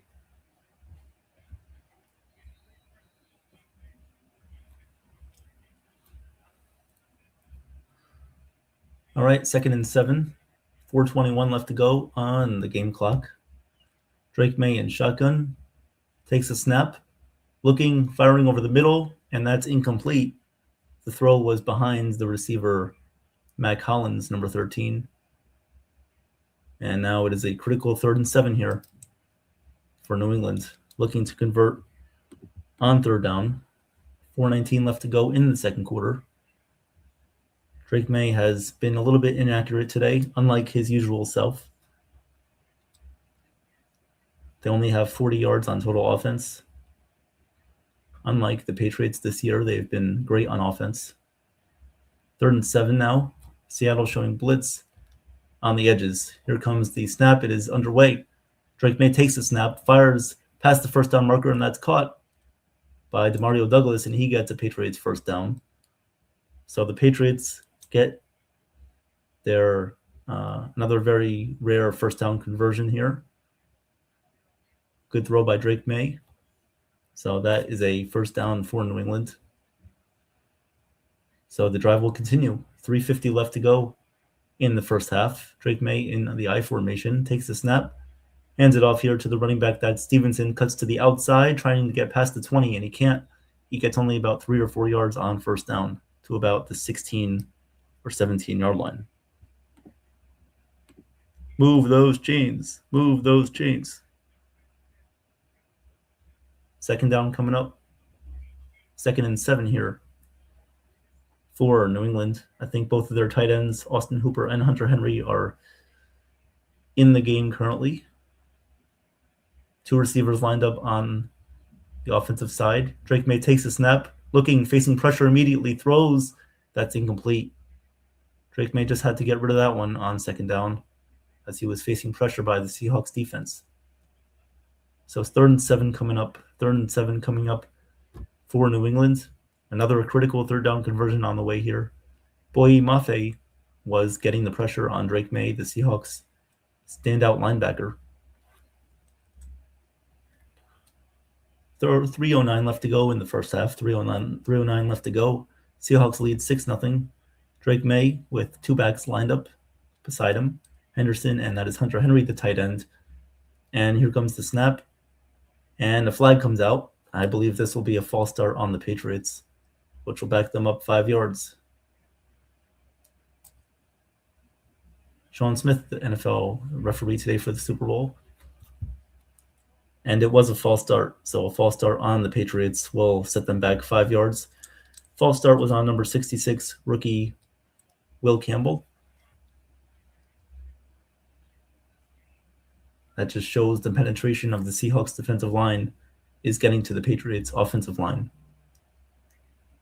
So 3rd and 12 now.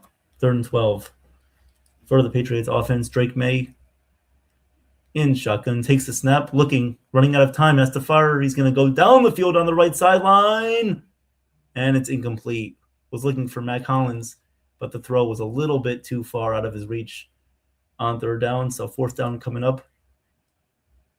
And now the Patriots will punt this one back to Seattle with 3:03 left to go. 3:03 left to go in the first half. Patriots punter back on the field here. If you're a Patriots fan, you're like, what's going on here? Why can't we generate any offense? Now punting from their own end zone. Here comes the punt. It is in the air. Receiver here, Seahawks Shaheed, returning the kick. He catches it at the 30, goes to the 40. A pretty good return here, ends at the Seahawks' own 43-yard line. So that's where the Seahawks will set up in their own territory at the 43-yard line. First down coming up for the Seahawks, 2:50 left to go in the first half. The game is a very low-scoring one, 6-0. I'm thinking the Patriots might need to execute a substitution here on the offensive line. Maybe get Will Campbell out, put Landry in. Okay, I could see why you think that, Damon. Yeah, Will Campbell is struggling in today's game. Obviously, he's a rookie. His first time in the Super Bowl. Obviously, he's got some happy feet, which is okay. He's just allowing a lot of pressures. Of course, the false start there from him was not great. And, you really have to consider it. You have to consider doing everything in this game. There's no series. It's not like baseball. It's not like basketball. It's not a series. This is the one game. You either win or go home. And whatever you're doing, if it's not working, you have to make those adjustments quickly. And I think that Rabel will. Cruz says, think the second half will be more scoring. I think so too, Cruz. I think things will open up here in the second half of this game. I do. Johnny Salami says, pound that like button like Joey Chestnut pounds hot dogs. Awesome reference there. Thank you, Johnny, for that. Jimmy, what's going on? How are you? How's your party going? I know you said you had a lot of food there. What are you eating? What are you eating? What are you eating? What are you drinking? What are you doing? Who are you hanging out with? Besides being here, thank you for being here. Of course, everybody here, please like and subscribe if you have not to the channel. We appreciate the support, of course. I appreciate the support for doing this game. It couldn't have been done without everybody's help on the channel and everybody here in the chat as well. So we thank you so much. Jimmy says, I'm so full on food. I don't know how I'm not going to take a nap. Well, take a little halftime, take a little halftime nap if you need to. Listen to our stream, of course, but if you need to take a little nap, you're free to do so. Damon says the Patriots don't score in the first quarters of Super Bowls. We're right on track. Okay, first quarters or first halves? Because this is not only the first quarter, Damon, but it's the first half. Everybody wants to rule the world. USA versus the World All-Star game. USA versus the World All-Star, part of the NBA All-Star break, now on NBC and Peacock, will take place. Okay, that's what I thought you meant, the first half. Thank you for that.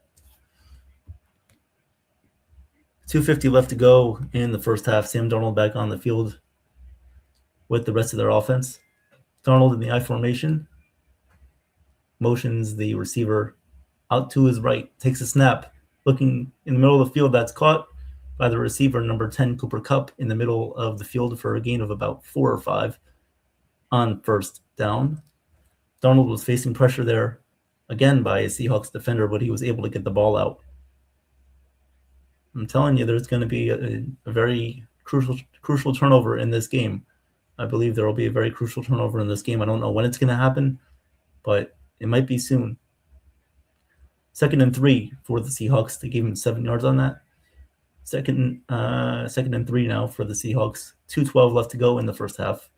Darnold takes a snap, hands it off to Walker, has some space. He gets the first down, and he's still going. The offensive line trying to push him forward, and forward progress stops after a first down there. 2-minute warning is here, guys. 2-minute warning is here.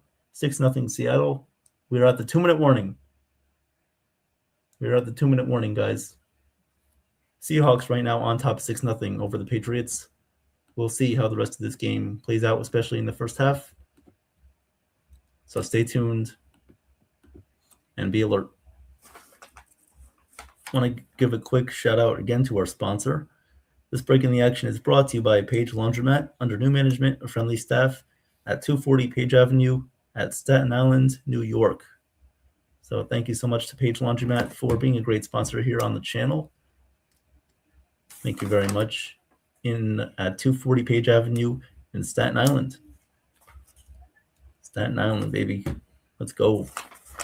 And then, of course, you can't forget about Disney Travels, of course, with our very trusted universal vacation planner, Lauren, of course. So, hey, fans, make your Disney dream come true as a trusted Disney Universal Vacation Planner. Lauren will help you plan an unforgettable vacation tailored to your family needs and budget.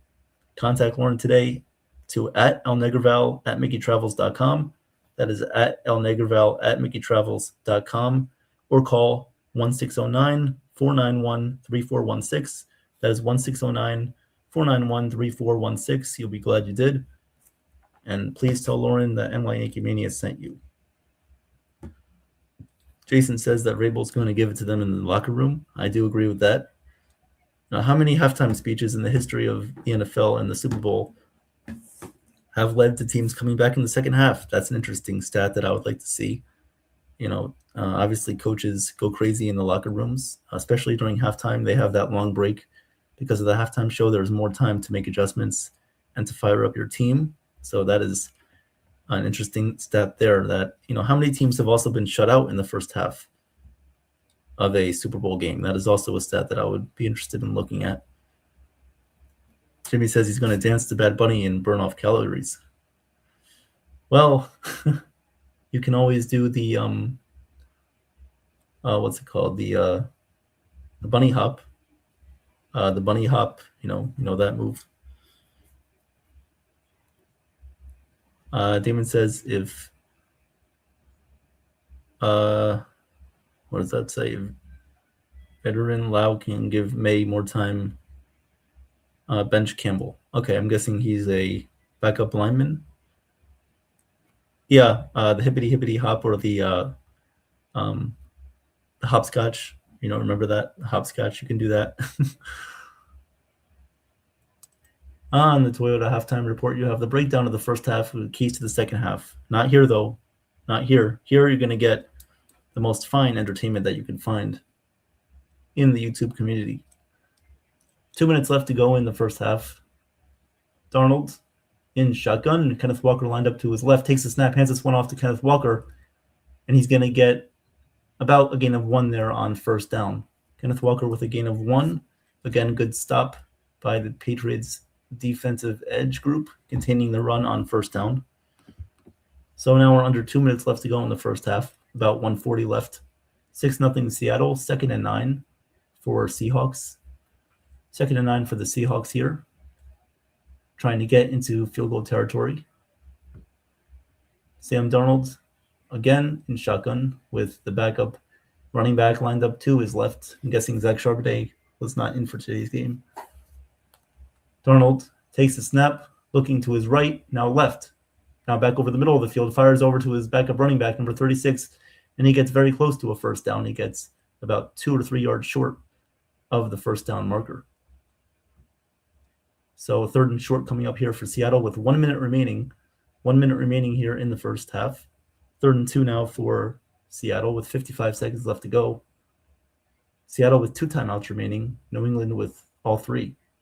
48 seconds left to go in the first half. Sam Darnold on the 3rd and 2. Darnold will take the snap, hands the ball off here, and he gets a first down. That was the backup running back, number 36, motoring forward with the first down. So now the Seahawks with 2 timeouts left will take one of their remaining 2 timeouts left with 32 seconds left, and they will plan accordingly, setting up here for most likely a end-of-half field goal. End-of-half field goal most likely here for the Seahawks with 32 seconds left and a first down carry by the backup running back, number 36. And they're going to take a quick commercial break because why not? Take more commercial breaks. And it's all for the money anyway.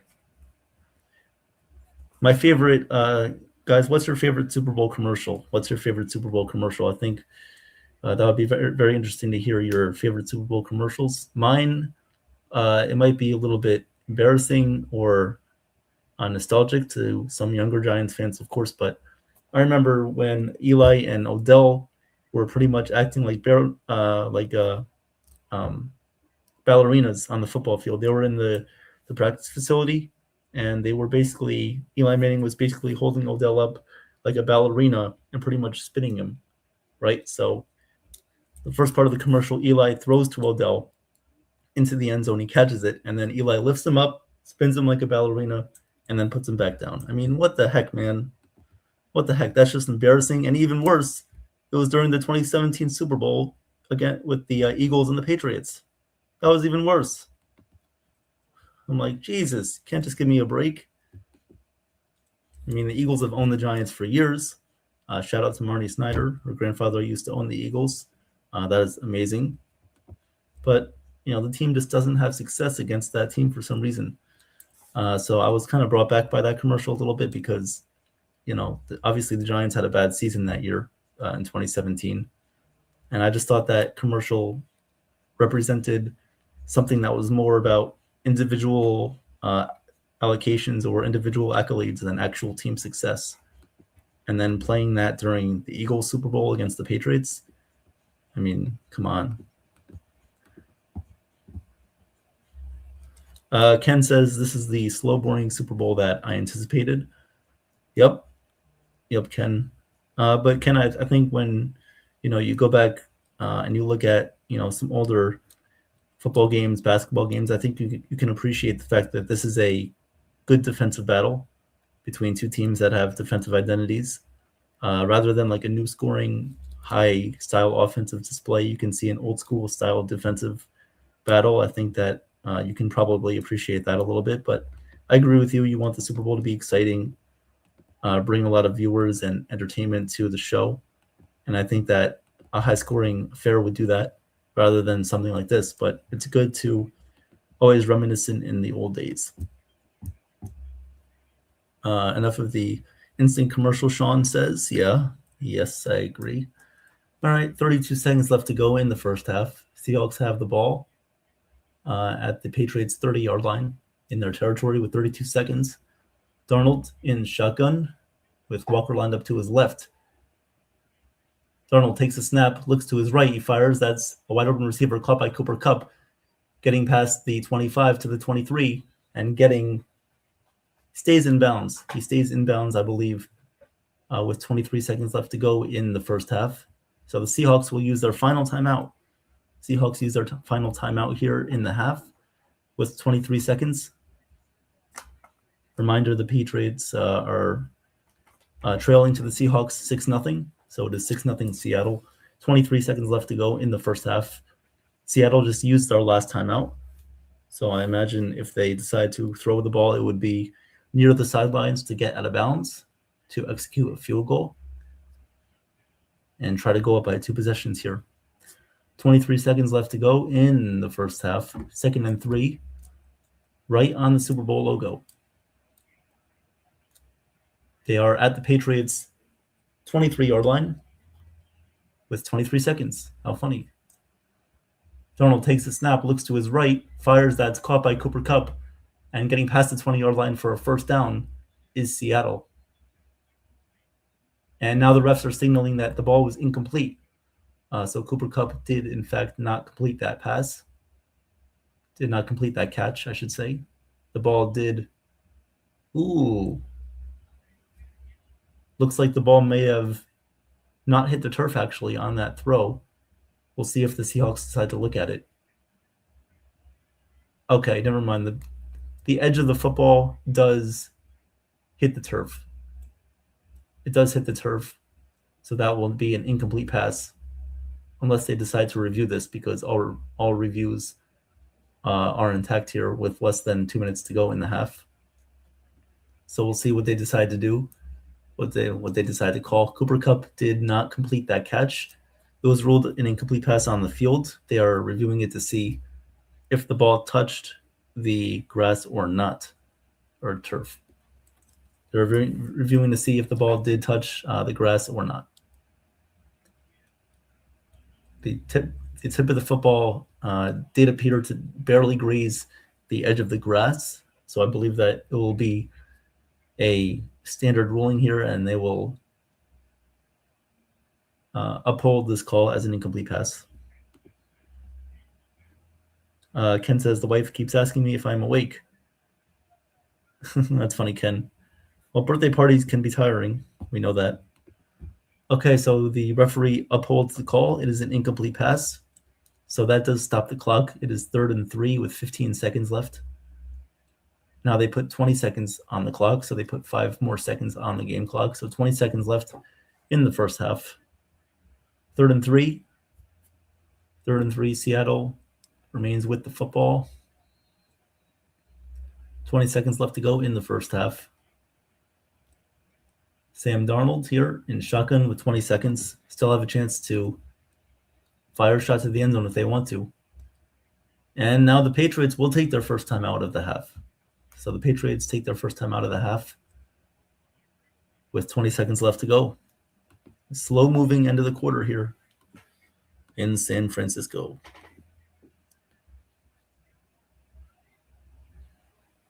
Sam Darnold has been blitzed on 65% of his dropbacks. Not surprising to my extent. It is surprising, however, that he has not turned the ball over.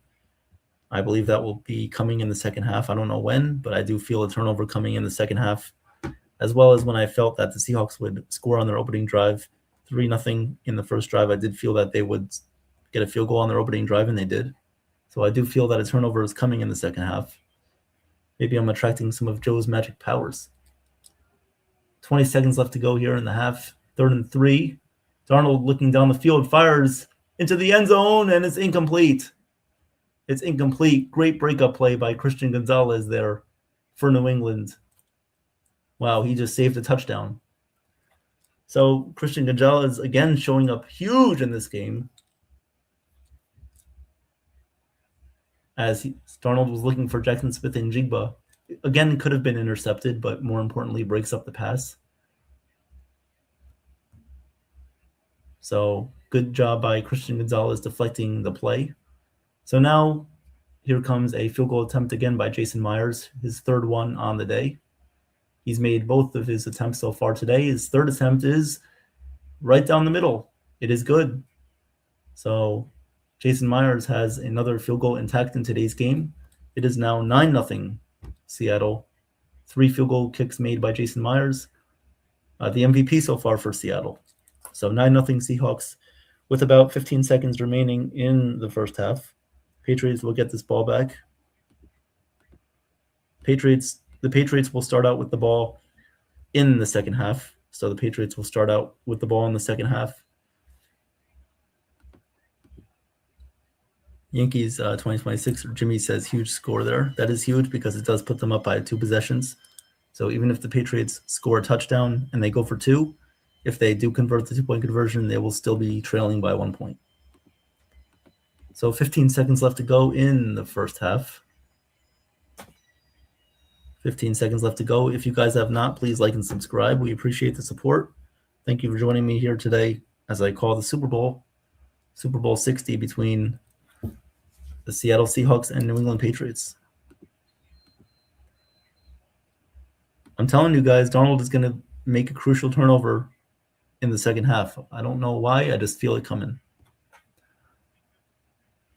Patriots return here, the kickoff, and that is returned to about the 28-yard line of New England with 6 seconds left. 6 seconds left, so the Patriots will just kneel this one down and go into the half trailing by 9. Yeah, Darnold has been blitzed on 65% of his dropbacks in today's game.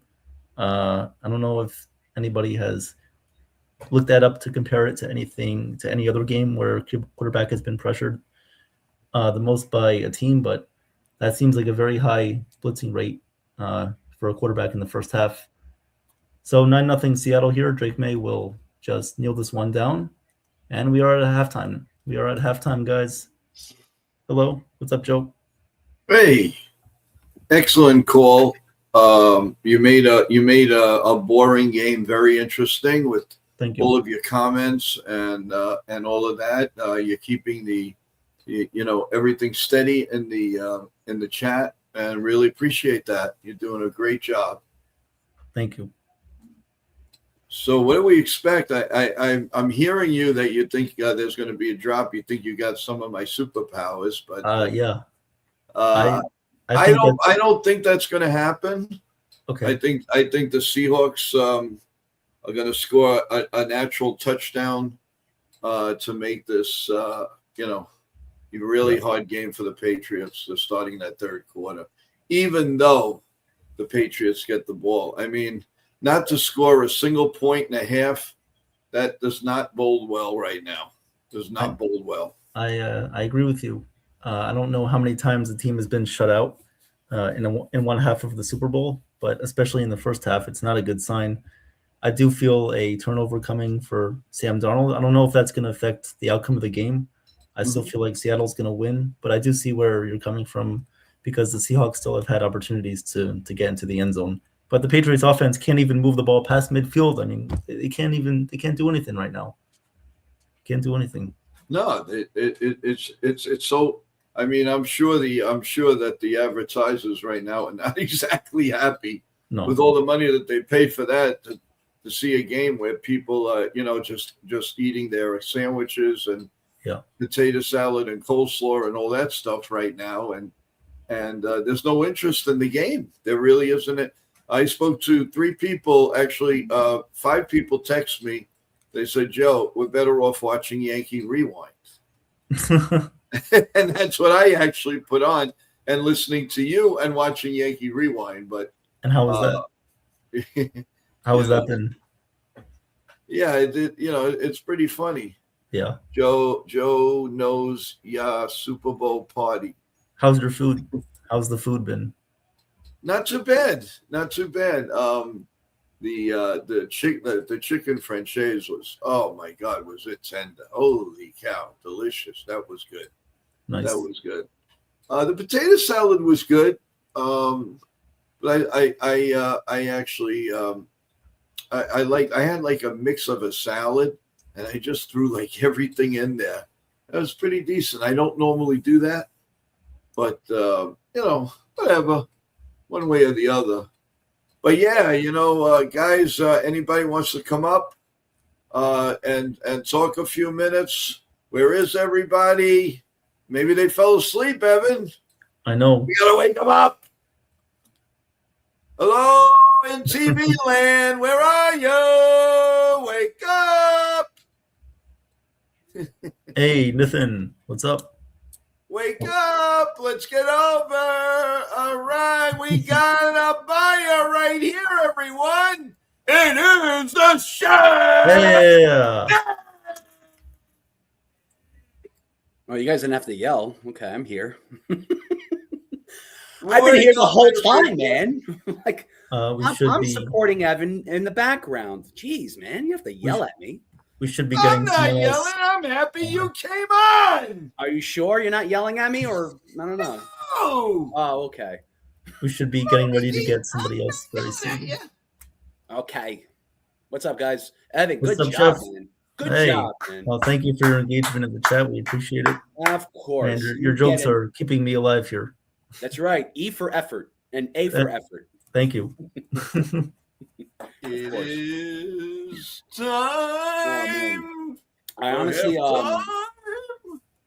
I've been like, I've been back and forth with the game. I don't even know what's going on. That's fine.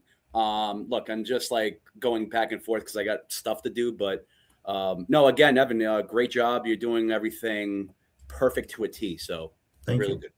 Absolutely. Thank you. Excellent. Yeesh.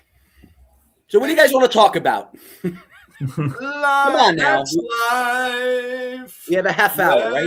Let's talk about maybe some dessert. If some people want to have dessert. I don't know. Want to have your chocolate souffles, your ice cream? Yeah. And we have another winner, and he's coming up. And 3, 2, 1. Hey, let's go. Yeah. Let's do it.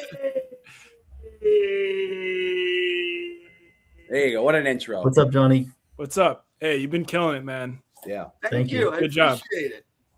Not you, Joe. No. Yeah, baby, yeah. Hey, he's looking at me, baby. He's looking at me. We got to wake this crowd up. Wake up. This game is boring. It is a slow game, but listen, I'm happy it's not a blowout. Because when it's a blowout, you already know what happened. I mean, look, we're both still in it. The Patriots can still come back and win. It's still interesting. Let's see what happens in the second half. You know? Yeah, it's still You mean interesting. there's still another half to this game? I thought it was over. It's kind of like a preclusion to the Yankees. You know, it's like Yeah, well, this like- looked like the Yankees batting against the Blue Jays. Swing and a miss, strike 1. Swing and a miss, strike 2. Call strike 3, and he's out. yeah. Pretty much. At midnight, Jimmy, I got to be before. I'm telling you guys, even the commercials look boring. They're like not. I don't know. It's like ridiculous. They used to have some good stuff. Yeah. They're just boring. I haven't. Lately, the commercials haven't been good the past few years. I just haven't really been into it. I don't know. Took a They kind of feel like they drop-off. lost their stride. They did take a drop off. Yeah. From like the end of like the 2010s, they were very good, and then ever since like the 2020 Super Bowl, it's kind of been like a little bit of a drop off. Yeah. We used to have I mean, I really haven't paid too much to commercials like this in this game, but I remember they used to have like the Bud Light commercials, like the "What's Up," and it became a whole like. Oh yeah. Yeah, it became a whole campaign, and they had like Yeah. the frogs. That was a campaign. No, how, Like about a the sword. one, how about the one with the lady has the baby in her stomach and the Doritos? Doritos. And every time you Yes, move in the yeah, Doritos, yeah. the baby moves, and then they threw it, and the baby, it's coming out of nowhere. Yep. I thought that was cool. Oh man, yeah, they used to be cool. Now they just waste money. Yeah, I know. I don't know. I mean, look, like even did they have like Bud Light or Budweiser? I didn't watch. Like I said, I wasn't. I don't think they Yeah, had a no lot idea. of. They just had a Don't Bud know Light either. now. Yeah. Nothing spectacular. Bud Light. I mean, They're promoting the Olympics more than Yeah. anything else. Yeah. I mean, Yeah, look, just if trying to you're sell at- their next service. They want you to sign Well, a up for couple- NBC. The one good thing with halftime, a lot of nice girls just were on the field. In Oh white. yeah, there's gonna be a lot of for Bad Bunny. There's gonna be a lot of good-looking girls. oh yeah, I can tell you that. Oh yeah, So if you don't like Bad Opportunities. Bunny, you could turn off the volume and just watch for the ladies if you want. Yeah, that's Yeah, just- turn a off lot the of volume good and watch Okay. watch us crazies. yeah. Latinos. Just like I say with women's tennis, just lower the volume and just They- how they play. They play great. They have all these Yeah. trees on the field. What the heck is that? I got to tell Yeah, you it's supposed to something. be like tropical. Yeah, I got. Oh. I'm watching it right I now. gotta- too. I got to fit this into like even with Bud Light, like who goes to a bar or who goes to a Yankee game to get Bud Light? Like, I mean, like even with the Yankee game, they have like $20 for a Bud Light. Like, if I would rather get like a strong Guinness Stout or an IPA. I mean, like it's so watered down. It's just like, I mean, how do you like? You can get that from the store. You get a 6-pack from the store and enjoy it yourself. But when you go to a bar, I want to get like your local brewery or like any stronger beer than. And I'm not saying to just get trashed, but you just want to enjoy yourself. But I mean, look, I mean, if they want to still advertise Bud Light still going strong, good for them. It's just not my choice of beer. Like if I go to a bar or a party, I want something strong, man. Like I agree. I'm not a big drinker. I mean, when I was younger, Yeah. I definitely drank. Not really do that much anymore now. But if I went out and drank like a beer, I want like you said, a craft beer or a local beer. You know, absolutely. the only time when I have like a Bud Light or like a Miller Light or something like that, it's because it's was handed to me. I was like, okay, I'll have it. You know, Yes. that was it. Hey I'm guys, not saying to and drink, now, guys. Don't drink. straight Yeah. from down below, we have Jason. Oh shit! Hey, what's up, bro? Hey, Jason, How you What's doing, going on, Jason? everybody? I'm here now. Let's go. Let's go. I like the energy. let's go. How you doing, How's Jason? everybody tonight? I'm okay. Look, if we're gonna yell one at a time, Joe and Jason, you guys are gonna break the internet if you guys yell at the same time. I swear, you guys are so loud. I love it though. I love it. Jason, good to see you, brother. Always good to see you, man. Welcome. Thank you, Chef. You too. Yeesh. So, Jason, What's doing, Jason? what are your thoughts on this first half? Debacle. Donald has a 65% dropback pressure rate, but he's still completing some passes. What are your thoughts here?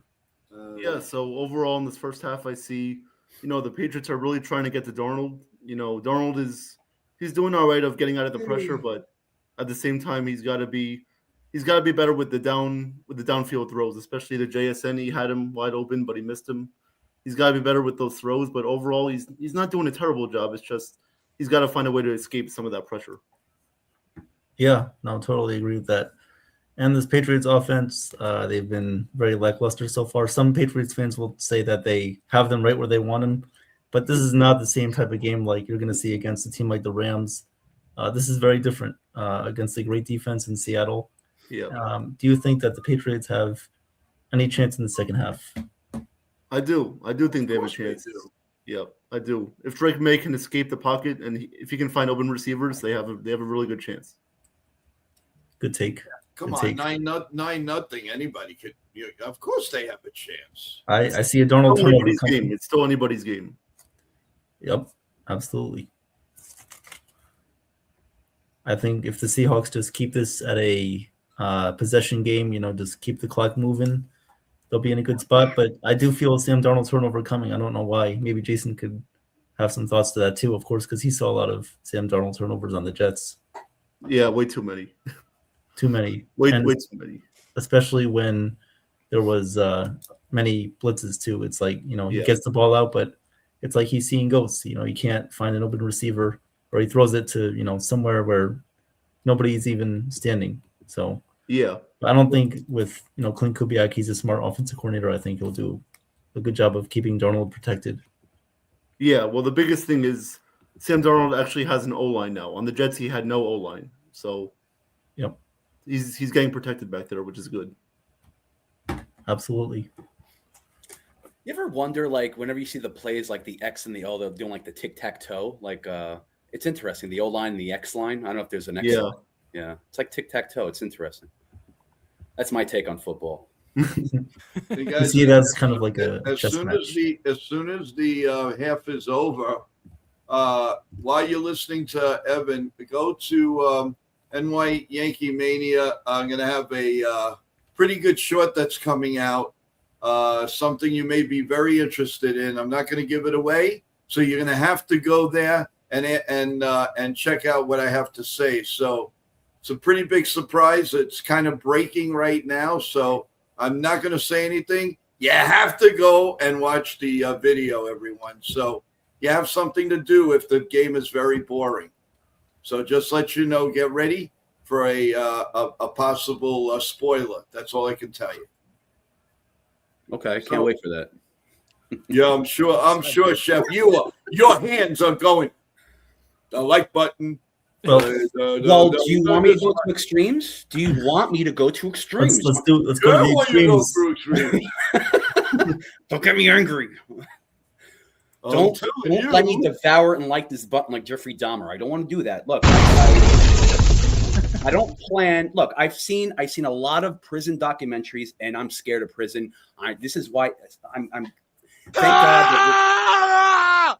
I thank God I'm a great guy. I never would cause any trouble, because if I went to jail, I'd be passed around for ramen noodles, man, and that would be very disrespectful. I wouldn't have liked that at all. So yes, that's the extent of me being dangerous, is saying Jeffrey Dahmer and Ted Bundy on this like button. Well, you know what, Joe? If people are what's the percentage on the people watch? Can you stop? I can't even focus on my thoughts. All right, go ahead. Do your thing. Do your soundboard. There you go. Yeah, that fits it. Yeah. Oh, Like yeah. the soundboard. Speakeasy music. Who said that? Someone said speakeasy music. Let's right? get there, baby. What's the percentage? What's the percentage on the the stream? We gotta wake these people up, man. This is a unique. Is it still 38% for Yes. people that it is? Wow. Okay, so it's not all right. Okay. Well, you know what? If how are they? If you have to do the like button. You got to press the like button, but you also have to see Joe's shorts. That's not his shorts like he showed last week, which was I can really always good. do that now. No, it's good. Yeah, but it's like first you have to like the like button, and then you have to go watch the shorts. It's like first and then that. Like first, it's first and then second, not second and first. That's how you have to do it. So, but yeah, eventually that's gonna happen. It's gonna lower. I see it. I see it lowering. Don't worry about it. There's some blonde girl singing. When she moves her arms, she's got these two huge tattoos on both arms. I have no idea who that is.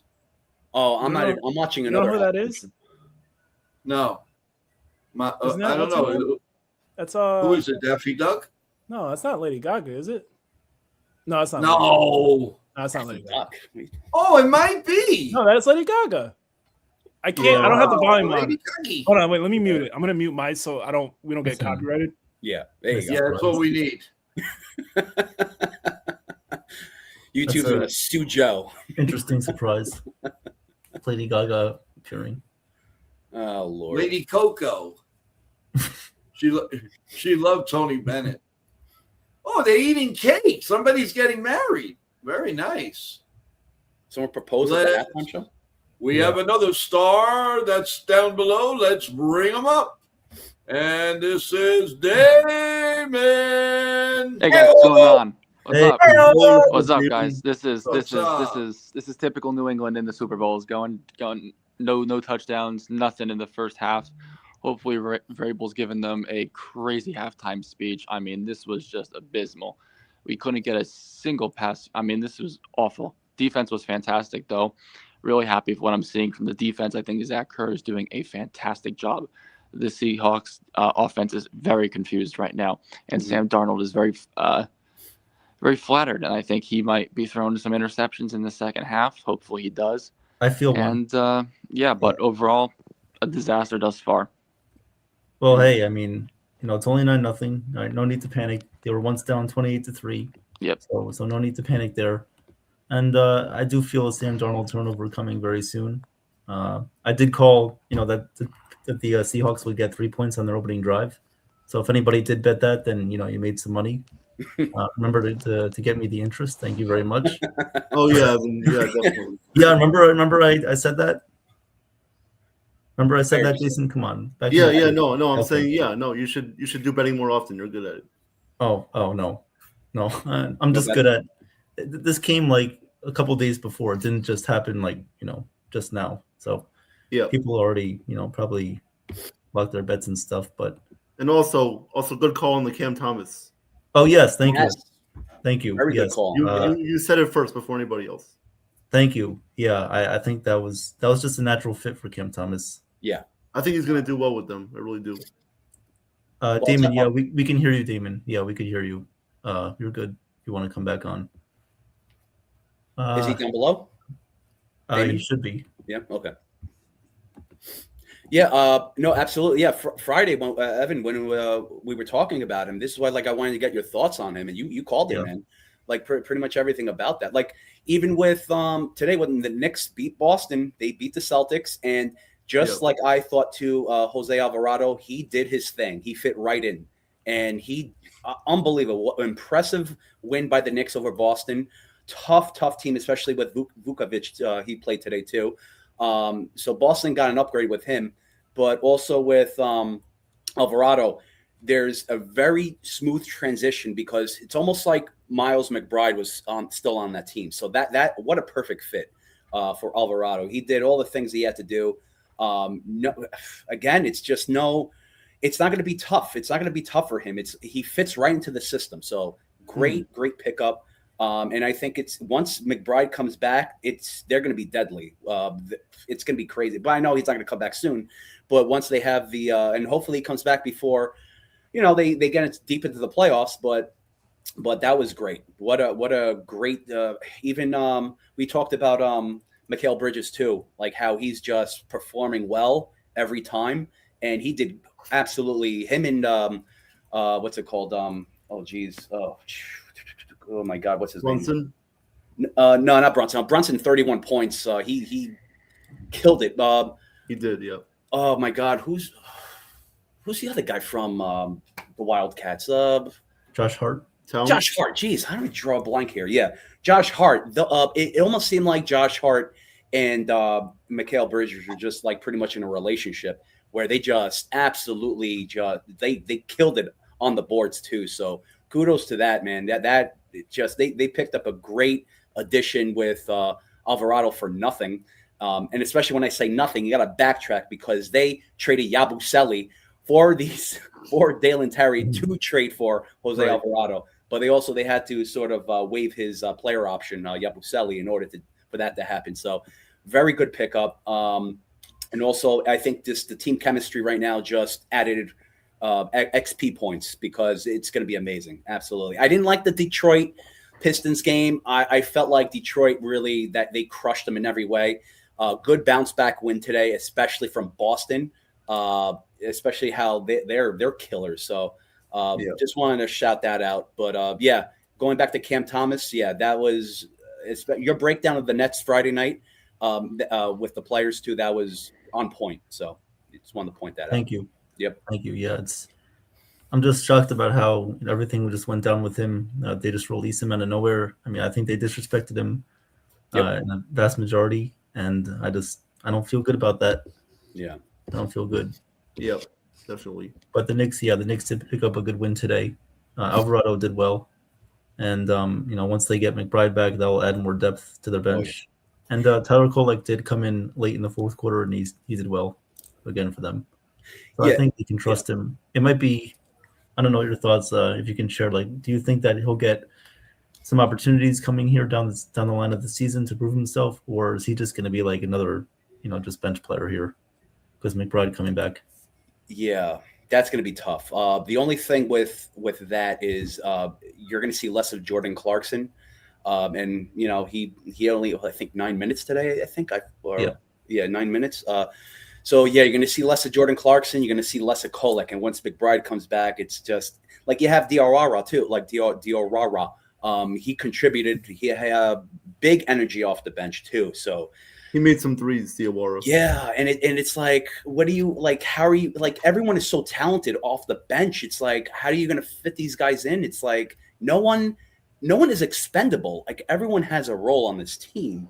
Mm-hmm. It's all about fitting them into the game, like with the minutes too. It's like it's crazy. So I don't know. It's going to lessen a lot of players' time, unless there's a serious injury, which I hope it doesn't happen.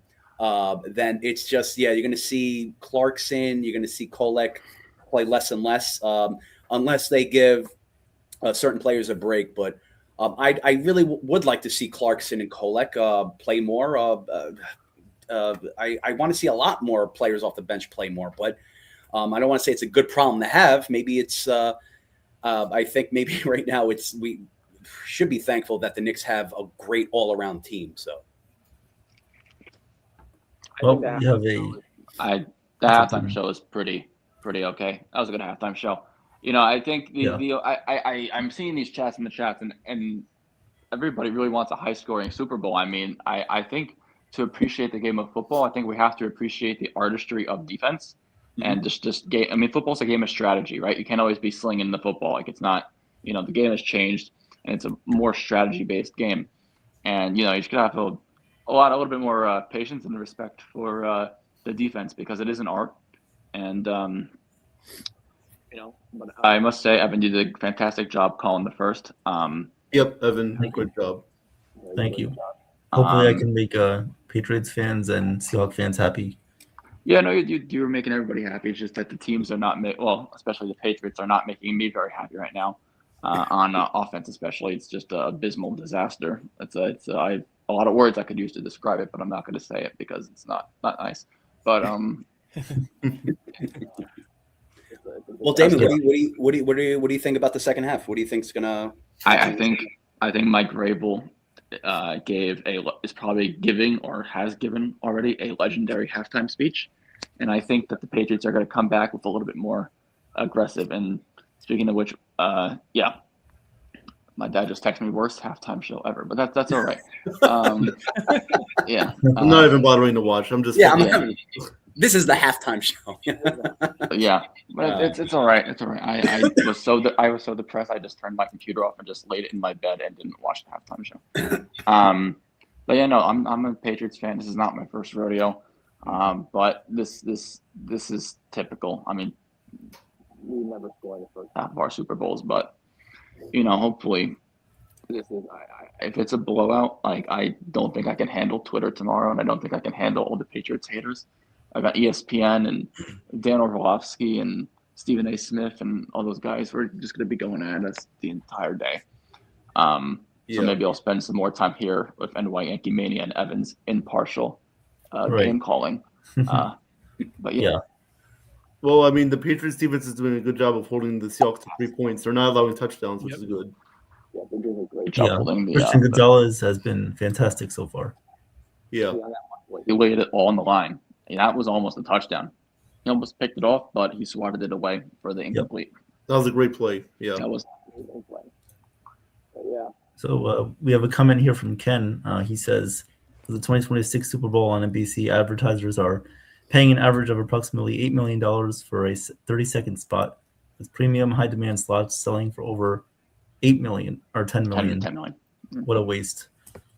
Hey, I mean, we talked about like the value of these commercials. They've gone down, but people are still willing to pay for them, and they have to make up what they're selling by offering more, unfortunately, and all that money. Of course, it's the first time that the game's on NBC and Peacock, so there's two networks right there combined, and it's just unfortunate we have to pay the bearing of the cost. So, yeah. I wish there was a Super Bowl with no ads, just football, raw football, because I mean, I just don't appreciate the ads. I'm just here for the football. This is what my 5th, 6th Super Bowl at this point, and the ads just keep on getting worse, and worse. Yeah. But this needs to change. And it was the first year that they added commercials on Red Zone too. So Red Zone, that was a commercial-free product, now has commercials, or 30-second advertisements is obviously now increasing the profit of the game too. But also, what they need to change, and this is probably a rant for another time, but I know Joe was talking about how during the World Series, they give a start time on the apps, like 6:30, 6:45. Okay, great. The games never start on time. They always start like maybe at 7:05. That's a big issue. Yeah. And it's annoying. Like if you're gonna give a starting time, give the time that the action actually starts, not the pregame coverage, not the postgame coverage, the time when the kickoff happens or when the first pitch is thrown, But I guess they want more exposures with the advertisements, so I can understand why they do it, but it's just dishonest. Right. Yeah. But now I got to fire it back to you, Evan. What are your thoughts for the second? And you, Jason, as well, can answer, or anyone on the panel for that matter. I think honestly, Seahawks might try to keep the same style with like a good running game. The Patriots, I think they need to open up the offense more. You were saying that Drake May needs to air it out. I totally agree with that. And the offensive line, they need to play a lot better in the second half. Open up more opportunities. As long as they do that, I think they'll be fine.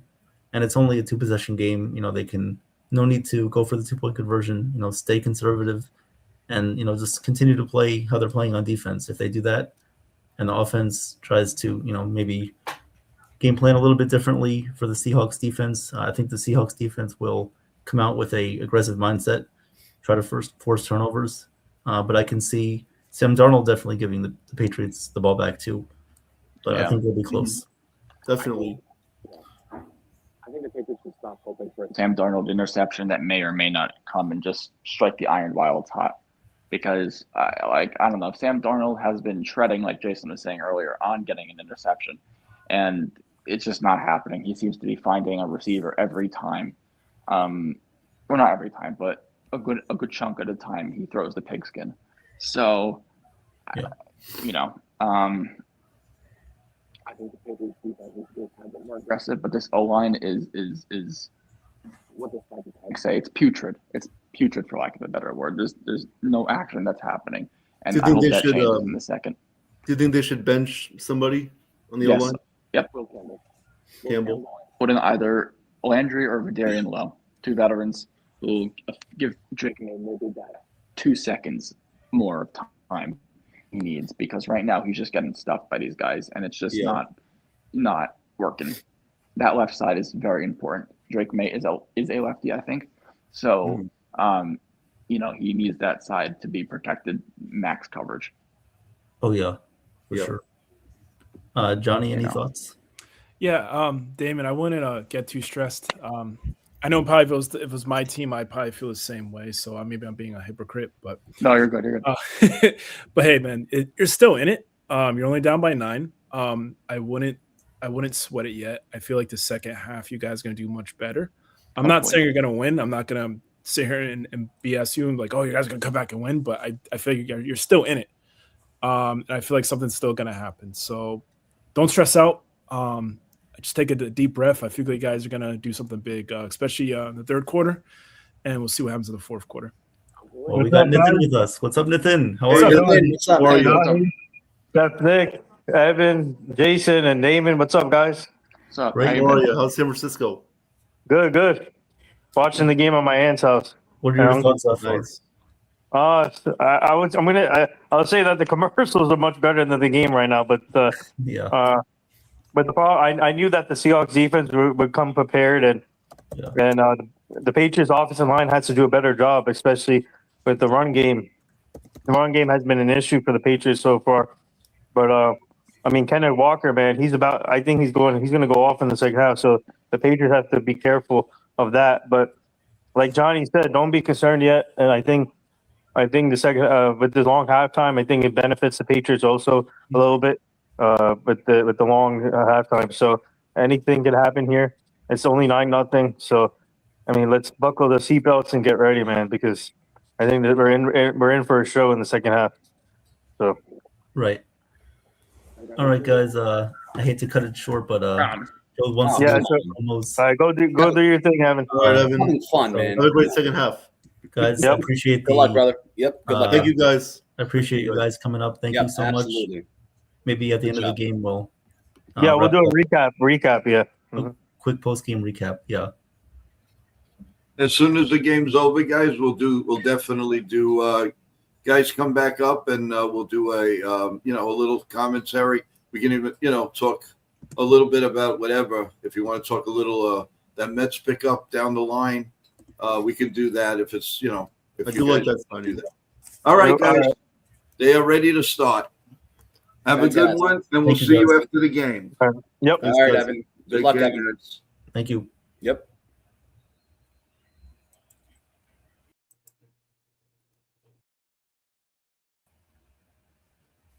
All right, we are back. Patriots received the second half kickoff. Returning for the Patriots, and that was, I believe, Johnson returning to the 30-yard line. So Patriots start out with the ball in the second half. Patriots start out with the ball. Let's see what adjustments the Patriots made on the offensive side of the ball here.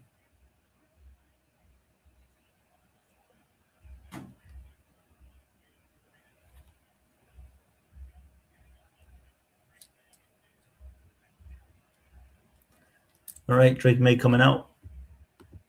Drake May in shotgun, takes the handoff, looking to his left, firing, and that's incomplete. Was looking on a swing pattern for Keyshawn Boutte, and that's incomplete on first down. So Patriots start out the drive with a pass. And now we are back to 2nd down and 10. 2nd down and 10 here for New England as they try to get on the board. And the safety for the Seahawks, Emmanuel, who was on the injury report this past week, is healthy, ready to go for the second half.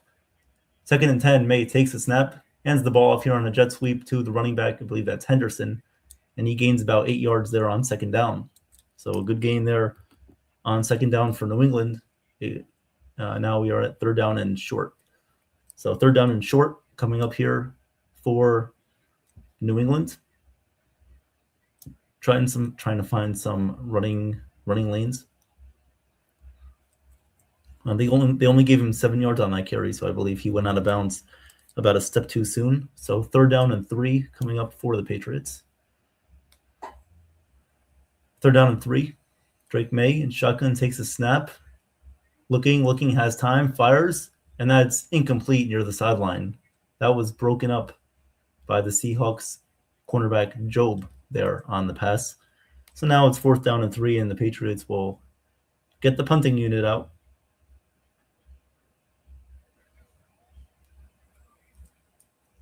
Looking for Keyshawn Boutte on the sideline. He stepped out of bounds. So even if he did catch that ball, it would have been technically would have been an incomplete pass. Ineligible receiver. So here comes the punter, Behringer, punting it back to the Seahawks, who lead 9-0. Here comes the punt. It is in the air. Backing up is the returner Shaheed, and he marks a fair catch there at around the 10-yard line of the Seahawks. So the Seahawks get a good stop on defense to start off the second half. Appreciate the support, guys. I hope you all enjoyed the halftime show. We got a little bit of perspectives from a Patriots fan, a Jets fan, and of course, everywhere and in between. Appreciate the love and support from everybody here on the channel. If you have not, please like and subscribe.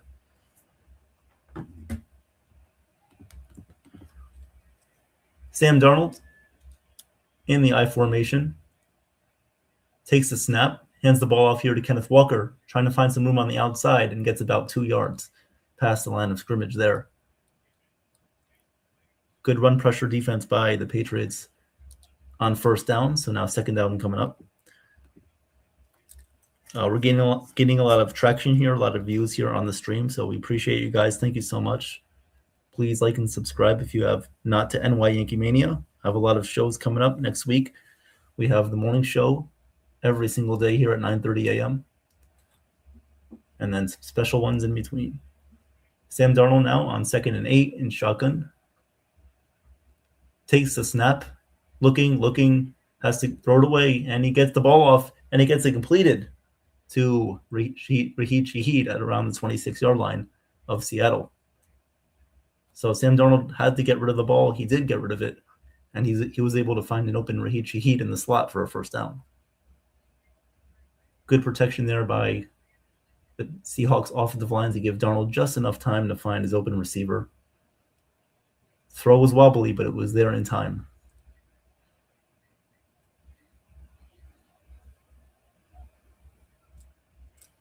First down and 10 for Seattle. 12:40 left to go in the 3rd quarter.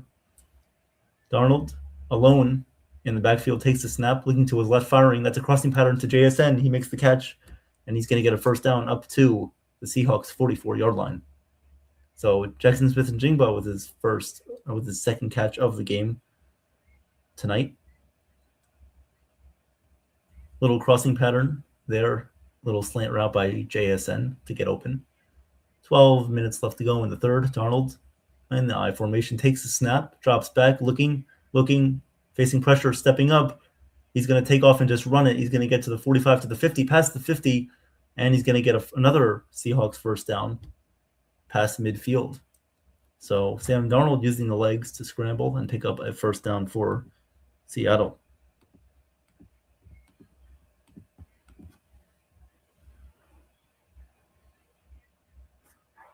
So Darnold picks up the 1st down with his legs.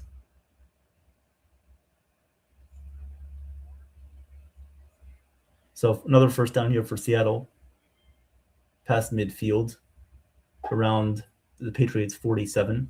Hands the ball off here to Kenneth Walker. He breaks a tackle, and he gets about 2 to 3 yards there on 1st down. So pretty good run there by Kenneth Walker to elude the first tackler in the backfield, and he gets around 3 yards.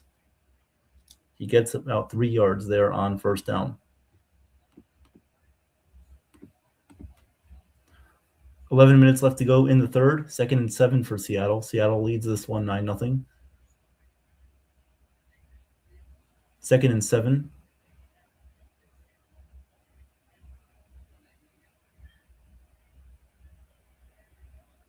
Sam Darnold in the pistol now. We have 3 receivers wide.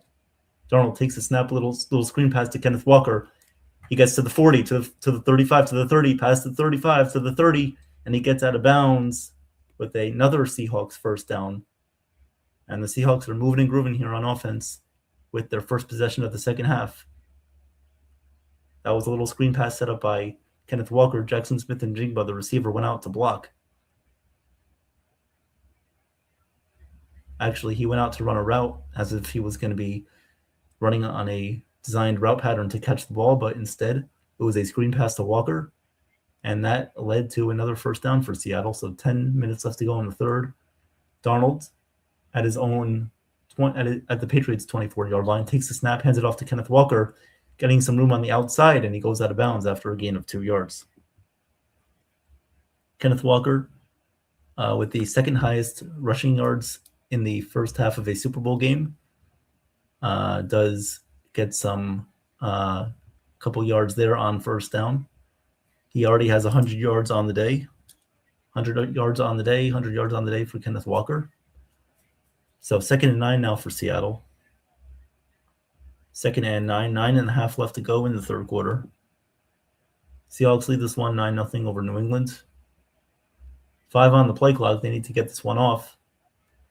Darnold, and the Seahawks will eventually call a timeout here.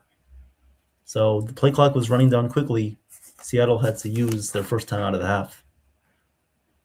Let's give a little shout out to our sponsor. Hey fans, make your Disney dream come true. As a trusted Disney Universal vacation planner, Lauren will help you plan an unforgettable vacation tailored to your family needs and budget.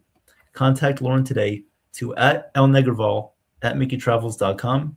That is @elnegerval @MickeyTravels.com, or call 1609-491-3416. That is 1609-491-3416. You'll be glad you did. And tell Lauren that NY Yankee Mania sent you. We appreciate the support. Thank you, Sean. Thank you, Johnny, for being here, guys. Thank you. Thank you, Cruz. Thank you, everybody else. 2nd and 9. Darnold takes a snap, looking to his right, fires, and that's incomplete. Was looking for the receiver, Cooper Kupp, but could not connect on a 5-yard curl pattern on 2nd down. So now it is 3rd and 9 coming up. 3rd and 9 coming up for Seattle.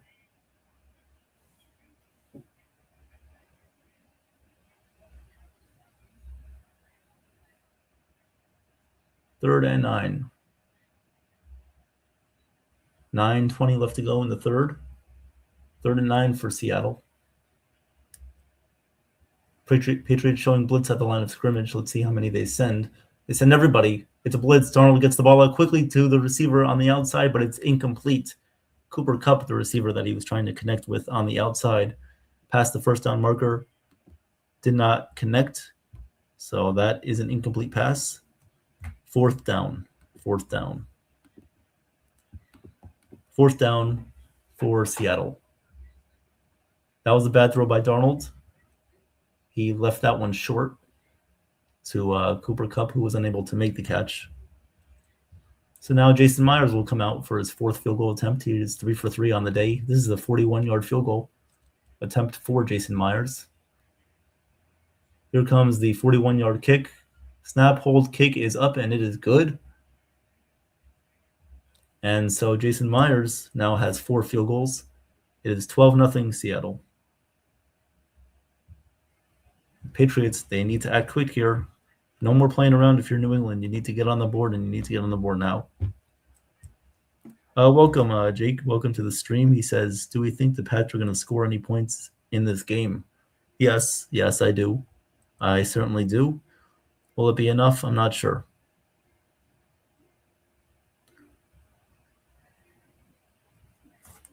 I am not exactly sure how many points the Patriots will score in this game, but I know that they will score at least 3. We know that. Funny thing is they haven't even moved the ball past the midfield into field goal range yet. They've had to punt on every possession that they've had. They don't have any turnovers. They haven't committed any turnovers, but they've had to punt on every single possession. Johnny says, imagine if this game was only field goals. I know. It's it reminds me kind of the Patriots Rams Super Bowl in 2018 when the Patriots won 13-3. But yeah, I think you didn't have any touchdowns in that game. Or I think you did actually. I think there was a touchdown in that game.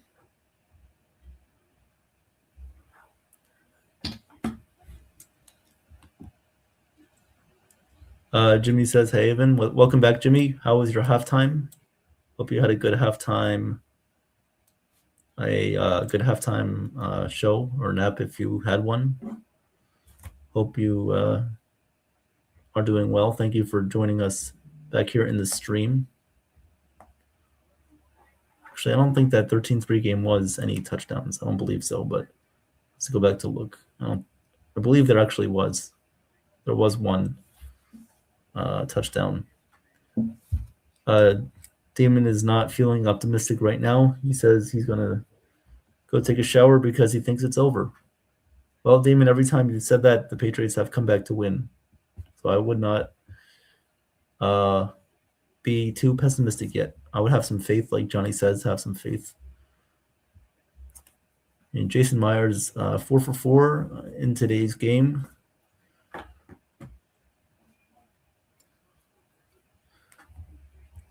I mean, this is the game that everybody waits for. A 4 field goal game, including a team not having a single point in the first half and now into the second half. I mean, come on, things have to change at some point, and I believe it will. I believe we will get another. I believe we will get at least one touchdown in this game. The Patriots will get on the board very soon.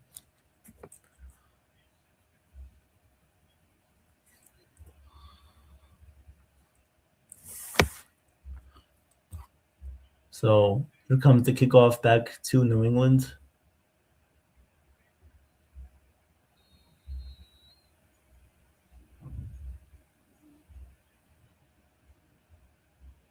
Here comes the kickoff. It is underway. Patriots returner will return this one back to the 30 to the 33-yard line. So that's where the Patriots offense will set up at their own 32, 33-yard line.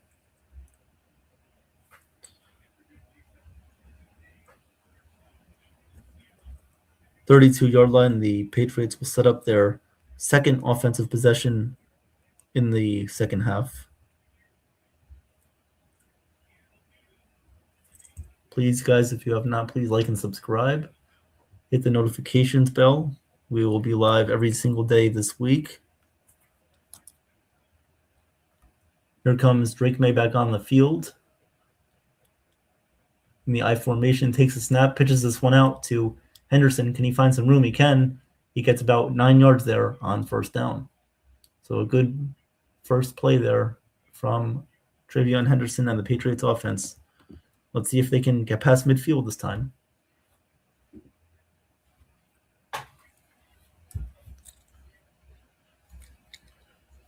Seattle showing a vast majority of their defensive game plan here.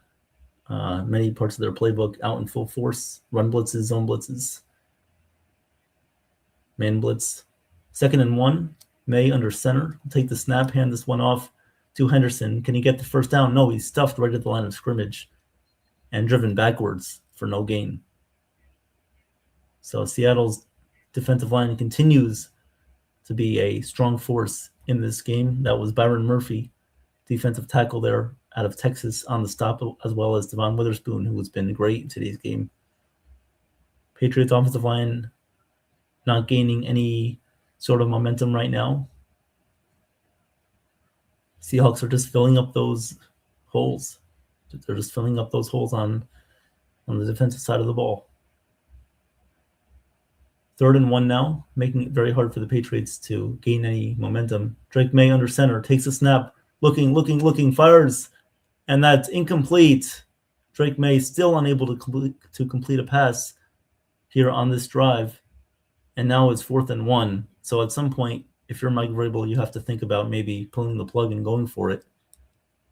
Mike Vrabel looks pissed off at one of the Patriots players. That was great protection for the Patriots, but Drake May unable to find anyone open. Pass is incomplete. So the Patriots now will punt this one back to Seattle. 4th and 1, 7:41 left to go in the 3rd. Here comes the punt. Punt is in the air. And Shaheed calls a fair catch at his own 18-yard line. So the Seahawks are in full control of this game defensively. Let's see. Donnie, what's up, Donnie? Salute to you. Thank you for being here. He says it's a defensive game. He likes Super Bowls that aren't blowouts. Yeah. Technically, it's not a blowout yet. It's not a blowout yet. Damon says coming out punt. Yeah, it would be nice.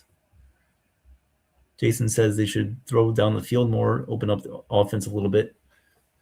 Yeah, I agree. But the issue is they can't even, they're escaping the run. They're not even running the ball to the level that they should be right now.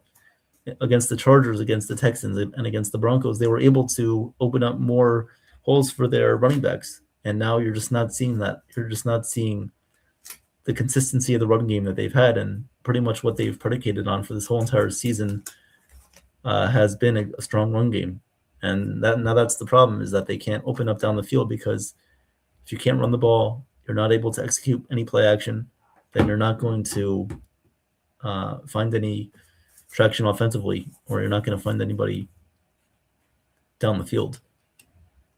And give credit to the Seahawks defense too. The Seahawks have been amazing defensively so far in this game. Really showing up. Devon Witherspoon, a young player, has been excellent.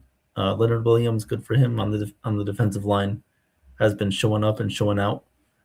Some young players that they have as well have been amazing. And there's a reason why this team was a number 1 seed coming into this postseason. And now we see why. What's up, Nathan? He says they can't go for it, Damon. It's a Super Bowl. Every down matters. Yeah, I agree, Nathan. And especially because they were on their own side of the field too. They can't really risk that yet. You have to really take that into account too. It's you can't start going for it unless it really, really starts to come down to the wire here. Donnie says, Evan, the weather played a role in the Denver game. Oh yeah, Donnie, you're absolutely correct. You're absolutely right. The Patriots were dominant defensively in that game. It didn't help Denver that they had their backup QB, but you could still make the case that it would have been the same type of game either way, even with Bo Nix in there as well.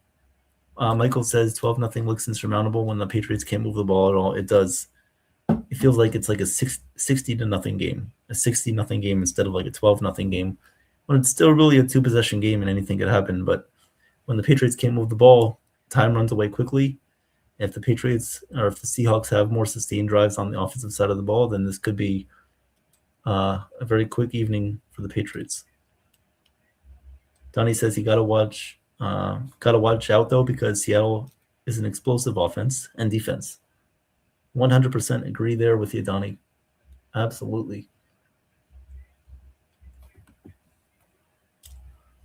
I'll give you guys a quick sponsor before we get back to the play. This break in the action is brought to you by Page Laundromat. Under new management or friendly staff at 240 Page Avenue in Staten Island, New York. So Sam Darnold now with it under center here in the I formation with 7:34 left to go in the 3rd. Takes the snap. It's a play action. Looking down the field, facing some pressure here, and he gets sacked. Darnold goes down. Number 97, that was Milton Williams. Newly acquired Patriots defensive lineman this past season, gets the sack on Sam Darnold.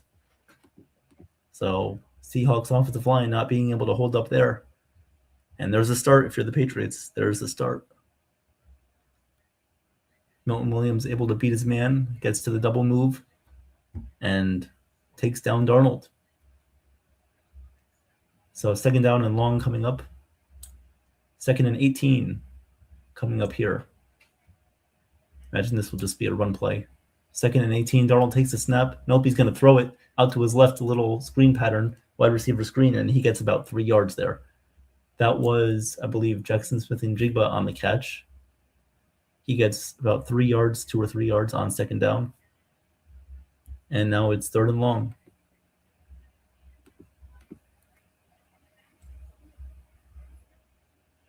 Third and long here for the Seattle Seahawks.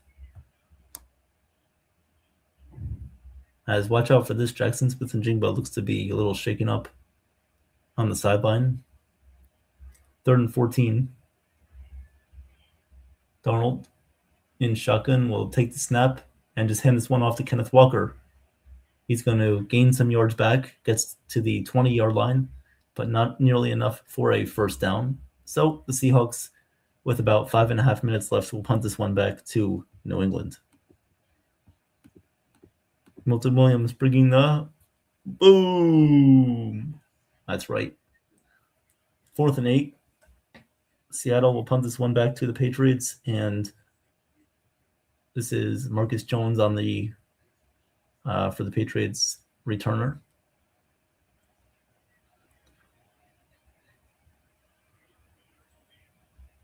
Here comes the punt.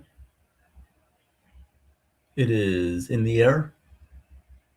And Jones will catch it. Can he get anywhere? Goes to the 35, gets around the edge to the 40, to the 45, has some blocking, and gets around midfield, a little bit past midfield, but there is a flag on the play. There's a flag on the play here. And we'll see who this is against.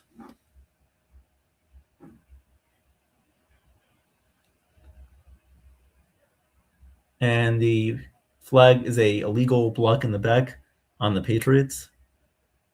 That is a legal block in the back on the Patriots, so they will lose 15 yards there on the play. And the Patriots will start with it back in their own end. It's based on where the spot of the foul was, so from there they move back 15 yards. So they'll start around their own 20-yard line.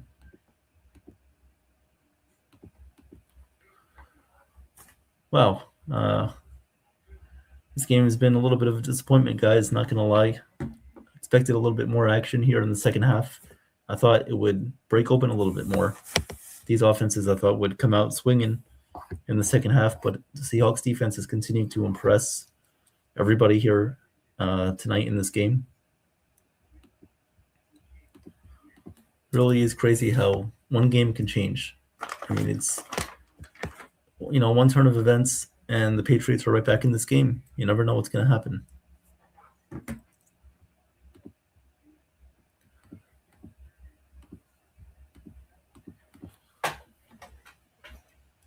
Now they're showing a Ring commercial. And hey, this is a pretty good commercial, a Ted commercial. I like Ted. Ted. Damon says, don't worry, guys. Patriots offense is going to be on the field for 30 seconds. Hey, maybe 30 minutes. That'll be nice. No, they just need to get something going. If they get a touchdown, it might take up some time from the clock. It might take up, 3 or 4 minutes. But, at least they will cut the deficit down to 12-7 and they'll still have a chance. Yeah, definitely they can't go 3 and out. If they go 3 and out, that would not be good. Give you guys a quick ad read here. Hey fans, make your Disney dream come true. As a trusted Disney Universal vacation planner, Lauren will help you plan an unforgettable vacation tailored to your family needs and budget. Contact Lauren today to @lnegraval@mickeytravels.com. That is @lnegraval@mickeytravels.com. Or call 1-609-491-3416. That is 619-1609-491-3416. 1-609-491-3416. You'll be glad you did. Tell Lauren that NY Yankee Mania sent you. Can't wait for the new TED to come out. Yep. Jason says he would take a shot at Diggs down the field. I would too. I would try to get a one-on-one matchup, Stephon Diggs against like Julian Love or something like that. Try to get a good matchup. Go down the field. Drake May now. Here takes a snap, looking down the field, running out of time, and he's going to go down. He's going to be sacked on first down. That was a coverage sack. The Seahawks weren't blitzing. They didn't try to get any enforced pressure, but the offensive line there doesn't hold up on first down. So it's second down and long here for the Patriots, and great coverage there by the Seahawks in their secondary, not allowing any sort of containment by Drake May to break loose from the pocket, stepping up and not allowing him any space. 2nd and 12 now for the Patriots. May takes the snap, looking, fires, and that's caught by Mac Hollins there. He gets a gain of about 8 on the play. So a gain of 8 on the play there for the Patriots. And an important medical update, JSN has entered the medical tent. So thank you for that update, Jason. JSN is in the medical tent. So 3rd and 4. 3rd and 4 now for New England with 4 minutes left to go in the third quarter. 3rd and 4. May in shotgun takes a snap. Seahawks late blitz. May throws over the middle, and it's incomplete. Wow. May only completes one pass on that drive. And what do you know? The Patriots go 3 and out. Oh, my goodness. Oh, my God. This is tough. Drake May can't even complete a pass. That wasn't really his fault. That was more of the receiver, Booty's fault, for dropping that pass there over the middle of the field. So we'll have another punt.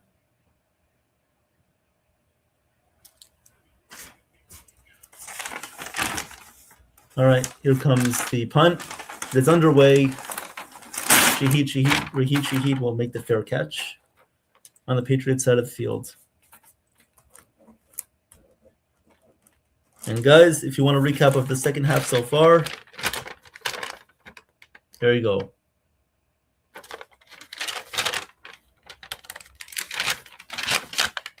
Punt.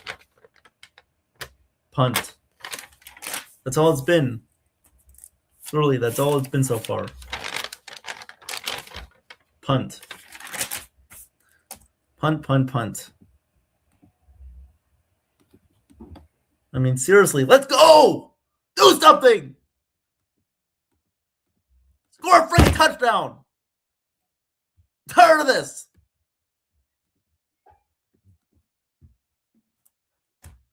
This might as well be the Snoopy Bowl!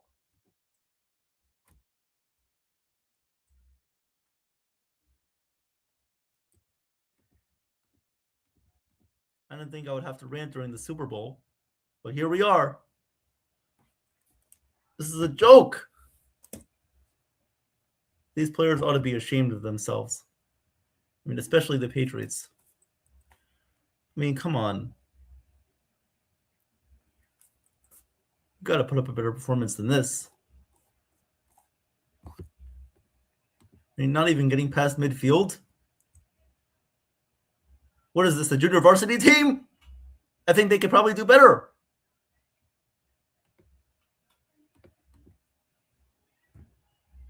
I mean, my goodness.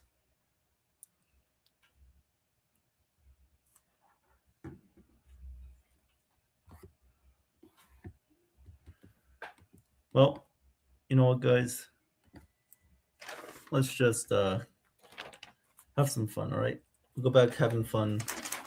And with that, hey fans, make your Disney dream come true. As a trusted Disney Universal Vacation planner, Lauren will help you plan an unforgettable vacation tailored to your family needs and budget.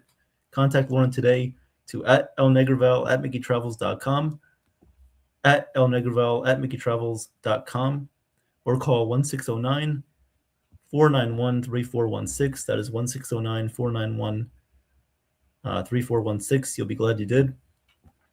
Please tell Lauren that NY Yankee Mania sent you. I mean, seriously, this can't be the Super Bowl. This has to be the pregame show to the Super Bowl. This can't actually. These players are putting on more of an entertainment show than an actual football game. This is like a whatever. 12-0 Seahawks. 3:38 left to go in the third.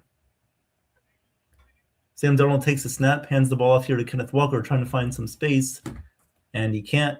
He loses about 2 yards on the play, maybe one, for forward progress reasons. I think Lauren planned the Patriots vacation already. I think she did. I mean, it seems like they want to go on vacation. I mean, what's going on? Jackson Smith and Jigba is heading back into the locker room. 12-0 Seattle still leads. 3 minutes to go in the third. 2nd and 12 here for Sammy D. Donald takes the snap, looking, has time, throws, and that's incomplete. Again, great coverage by Christian Gonzalez there. And that is going to be a third down. Third down coming up here for Seattle. Christian Gonzalez was locking up Cooper Kupp on that play. Christian Gonzalez is the Patriots' defensive MVP right now. He saved a lot of deep plays down the field as well as run plays. So 3rd and 12, Darnold will take the snap, drop back, looking, has time, throws over the middle. That's caught by Cooper Kupp, and he's going to be about 4 yards short of a first down. So about a gain of 8 there on 3rd and 12. And now the Seahawks will have to punt this one back to New England. So Seattle can't even convert a first down now. We have played about 13 minutes in this third quarter. And I believe since the halftime show, it's been about 20 minutes. So that just goes to show you how fast this quarter is moving because nobody is scoring any points. There has been a limited amount of first downs in this half. Not many. Here comes the punt back to the Patriots. And this one bounces around the 30-yard line. It's going to take another bounce near the Patriots' 27-yard line. So that's where the Patriots will begin their drive with 155 left to go in the third quarter. That's where they will start their drive here. There we go. Punt. You know what this game is? Punt. That's what this game is. Just one big punt. All right, May back on the field. Let's see if he can convert a first down. Takes the snap, hands the ball off here to Trevion Henderson. He gets about 2 yards, gets up to the 30-yard line. So 2nd down and 8 coming up with about a minute and a half left to go in the third quarter.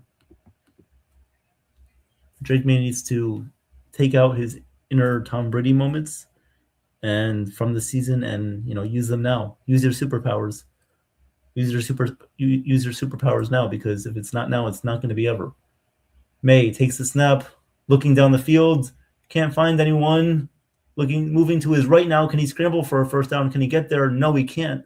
He gets tackled out of bounds short of a first down marker, but there is a flag. There is a flag on the play. There's a flag on the play. I believe this could be holding on the Seahawks. We'll see what the flag is. And it is holding on the defense. So holding on Seattle gives the Patriots their first down of the half. That was on Devon Witherspoon. I can convert to Christianity faster than this offense can get a first down. That's a good one. That's a good one, Damon. So first down here for New England. They are getting closer to midfield now with about 1 minute left to go in the third. 1 minute left to go in the third. Drake May trying to lead the Patriots down the field here. At the 39-yard line, May takes a snap, fakes the handoff.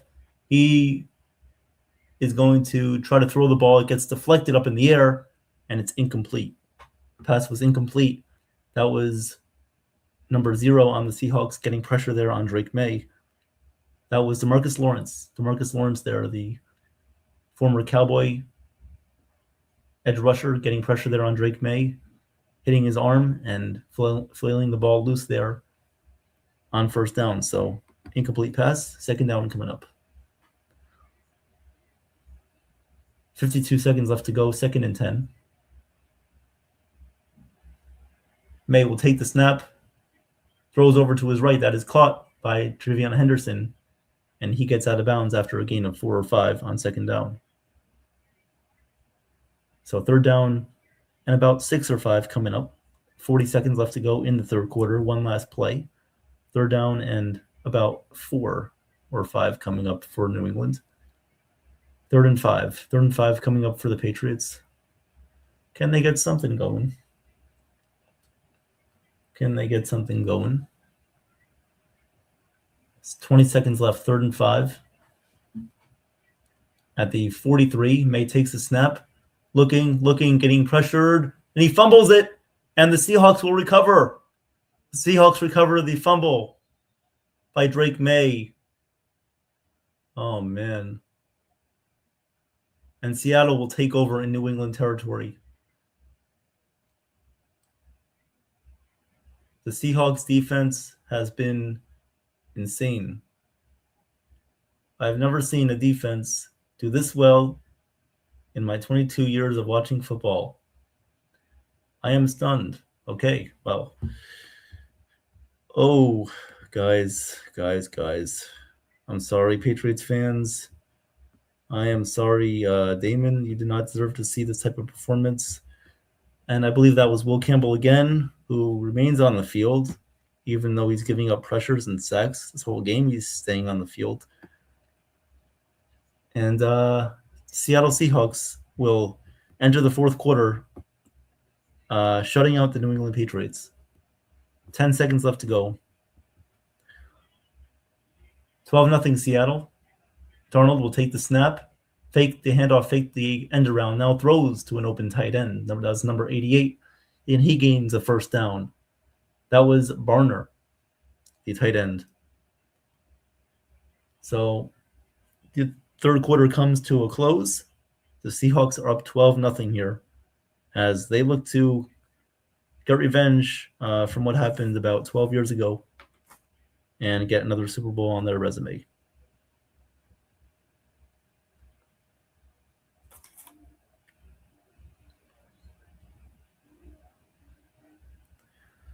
Wow, my goodness. Damon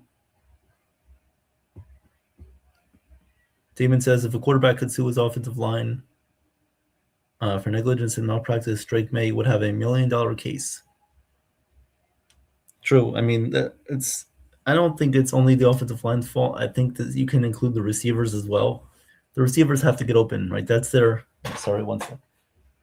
job too, is to get open. And the fact that they can't even find any open space right now to get open, or the offensive coordinator Josh McDaniels to even create any short passes for Drake May in this game, you have to blame everybody here. It's not just the offensive line's fault. It's really on everybody. This is probably the worst game that I've seen Drake May play up close. I've called a couple of Patriots games this year. Obviously, the one against the Giants and then the AFC Championship. And I haven't never seen him struggle this badly before. Obviously, he's going to learn from this, and he'll be better. But this is just insanely devastating right now. Nathan says he says it best. He said that could be the game. Very well could be. Very well could be, Nathan. Yep. I think if we made up a football team right now of everybody on the stream and everybody in the chat and of NY Yankee Mania, I think we could all play better than the Patriots. That's just my opinion right now, but this is embarrassing. This is a colossal failure of a game right now.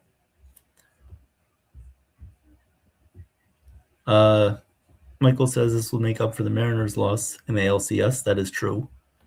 That is true, yes. Christian Gonzalez is literally playing the greatest game of his entire life. Guys, support him. Yeah, Christian Gonzalez has been amazing in this game. Yeah.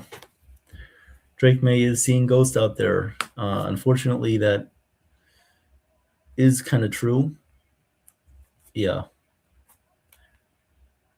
Yeah, me either, Jacob. I've never seen Drake May like this before in a game. I have not seen any quarterback play this badly in a Super Bowl, and that does include Jared Goff in 2018.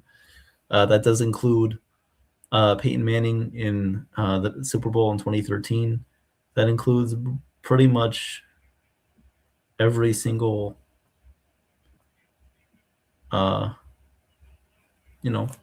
Super Bowl that I've just mentioned for a quarterback. Drake May and the Patriots continuing to get shut out here.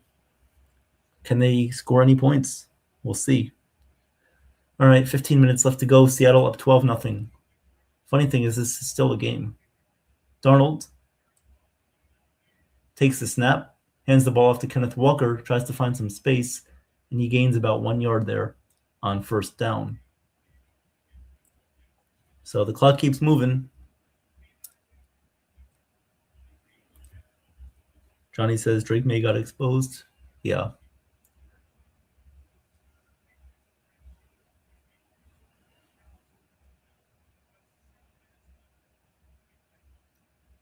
And this game has made Super Bowl history. This is the second Super Bowl with zero touchdowns. Second Super Bowl ever with 0 touchdowns through the first 3 quarters of a game. Sam Darnold now takes the snap, play action, throws down the field, and that's incomplete. Looking for Cooper Kupp. Good coverage again there by the Patriots secondary. So 3rd and 9 coming up. 3rd and 9 coming up. As that was a pretty well set up play action play for Sam Darnold. The only thing that was missing was the open receiver. That was good coverage by Woodson. Yeah, Johnny, the Patriots are still in it. It's 12-0, but they're still in it. So 14 minutes left. Darnold takes the snap, 3rd down, looking down the field, throws. That's caught by Cooper Kupp, and he does get past the sticks for a first down. So first down there for the Seahawks as the clock continues to wind down now with less than 14 minutes to play.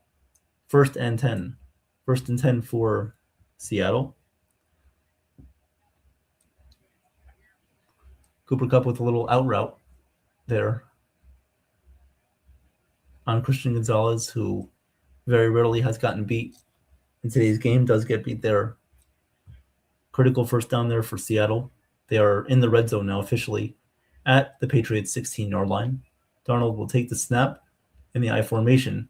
He hands this one off. Nope, play action. Looking down the field. Wide open, tight end, and that's caught by number 88. That is Barner into the end zone for the first touchdown of today's game. That is a touchdown by A.J. Barner for the Seattle Seahawks. And now it is 18-0 Seattle. We finally got a touchdown, guys. We finally got a touchdown. And if you're a Patriots fan, I'm sorry. I'm sorry if you're a Patriots fan. This is not looking good for you guys right now.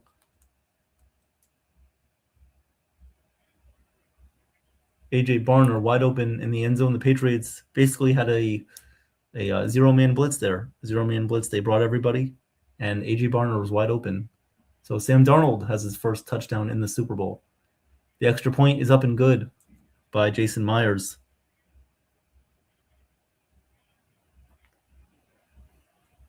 And now it is 19-0 Seattle.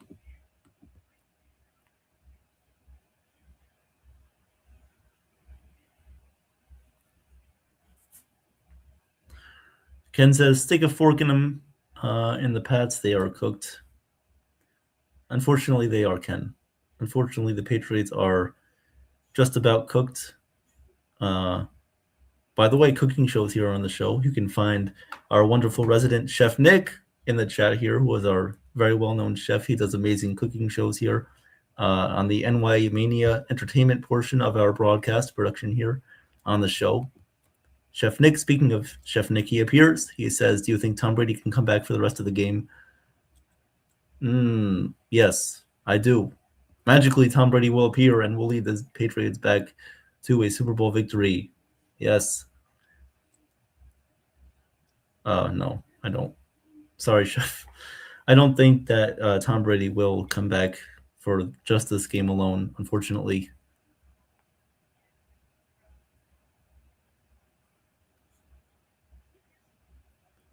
I mean, at least the Patriots, can the Patriots at least just score 3 points, please? I mean, that's all I'm asking for. We don't want history here.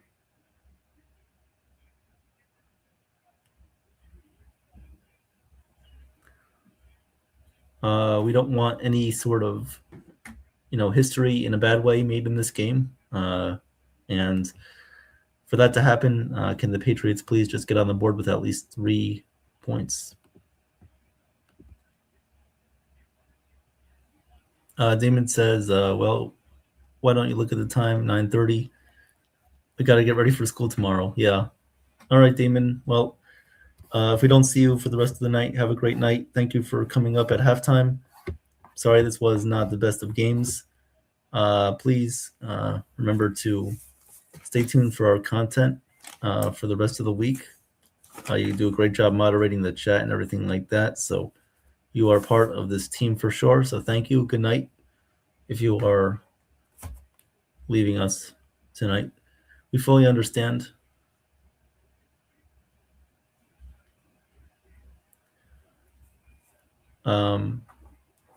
Yeah, this has just turned into I don't even know what to call it, really.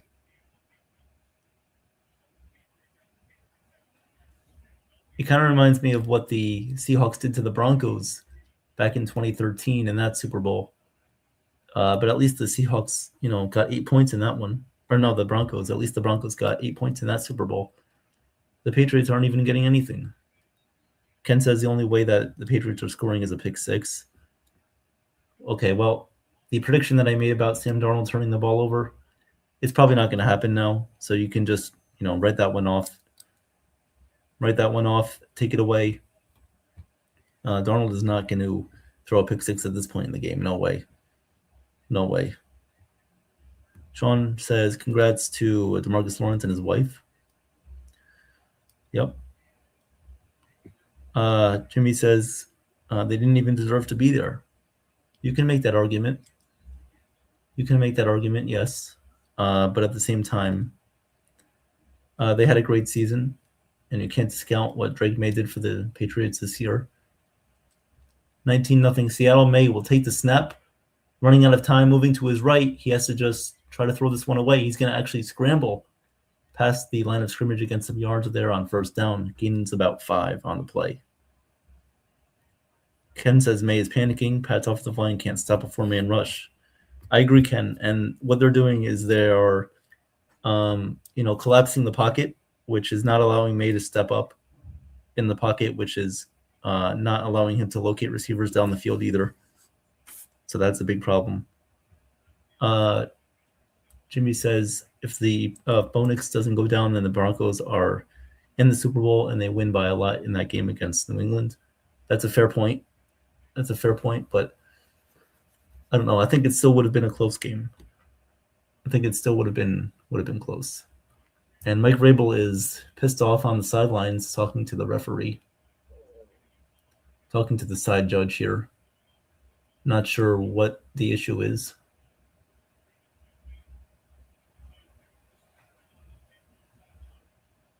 And Stephon Diggs got shoved out of bounds.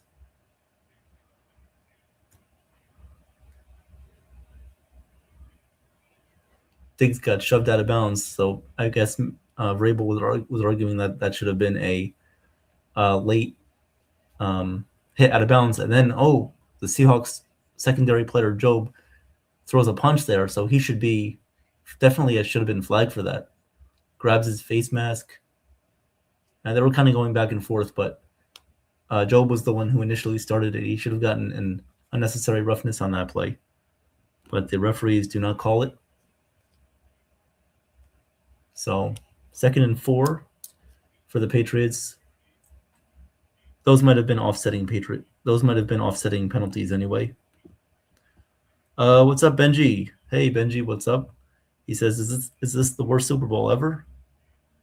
Uncompetitive baseball World Series had us all on the edge. The World Series was 10 times better than this. The World Series was awesome this year. Yeah. Or it was awesome this past year, I should say, last year. Ken says the Seahawks are blitzing a lot. May should be throwing into open slots that the blitzer vacated. I agree with that.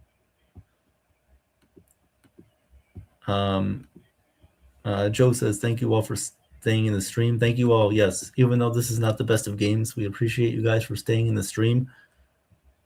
We appreciate it. It is 19-0 Seattle currently, 2nd and 4. May drops back, faces pressure, throws in the middle of the field, and that's caught. That's caught by Matt Collins in Seahawk territory. So don't discount the Patriots yet with 12:40 left to go in this one. May is able to find Matt Collins down the field through an array of Seahawks defenders, was able to fit that one in. Good throw.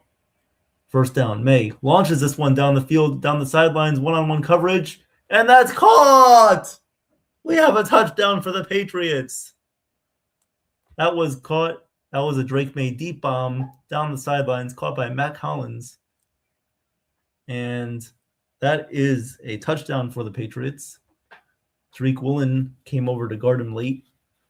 May was able to find one-on-one coverage and throw a dime in the corner of the end zone to Matt Collins for 6. So May gets on the board as well as the Patriots. Hey, we have Katie here. What's up, Katie? Good to see you. Your Seahawks are playing very well so far. So here is Andy Borregales to kick the extra point. It would still be a 2-possession game.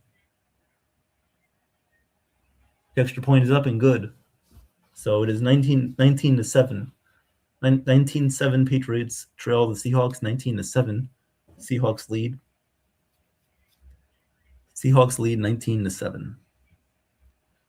So it now cuts the deficit from a 2-possession game or a 3-possession game to a 2-possession game. So they're still in it.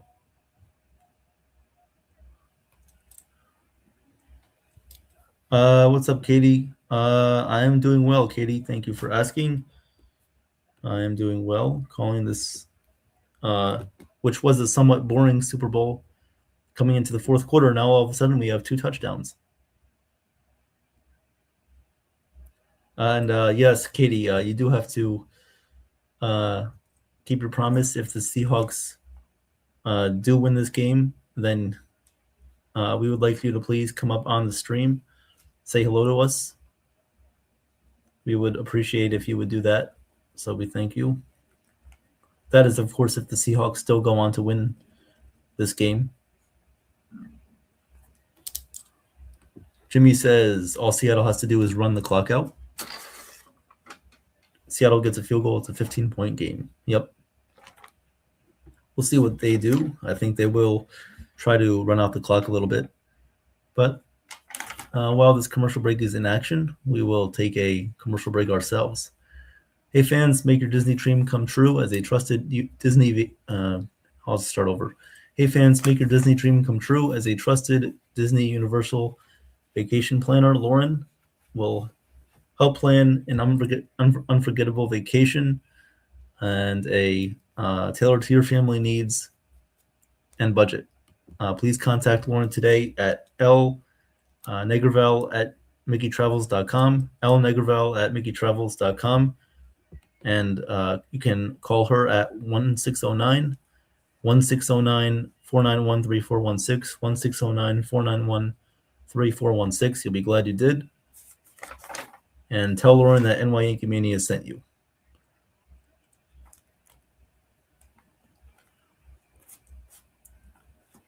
Yes, very excited if the Seahawks do win to hopefully see Katie make an appearance. She's been an amazing supporter for our channel.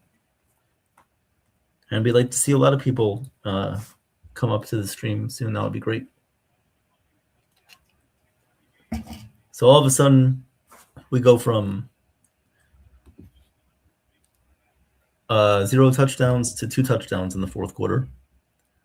Benji says, who are we supporting? Evan Lauren? Yep, Lauren from Disney Travels. Does a great job of planning an unforgettable Disney vacation for you or your family. You and your family. Yeah, Damon. Yeah, they scored a touchdown. Maybe you should stay in bed because they scored a touchdown. They did score a touchdown. It's a miracle.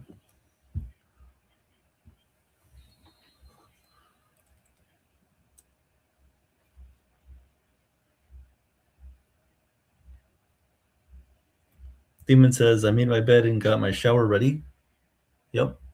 Well, I would say do what you're doing. Don't do what you're doing before. Stay with what you're doing now.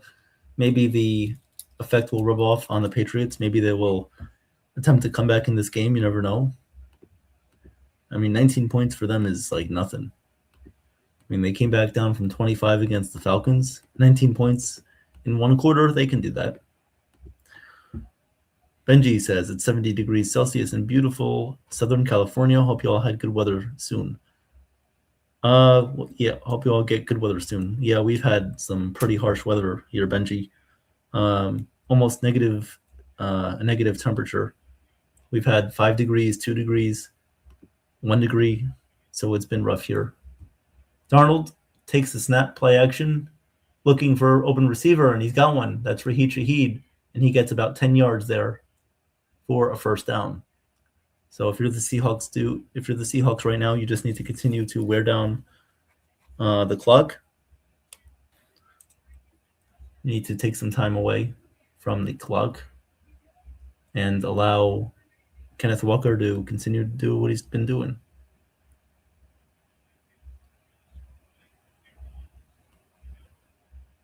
So 1st and 10 here for Sam Darnold in the I formation.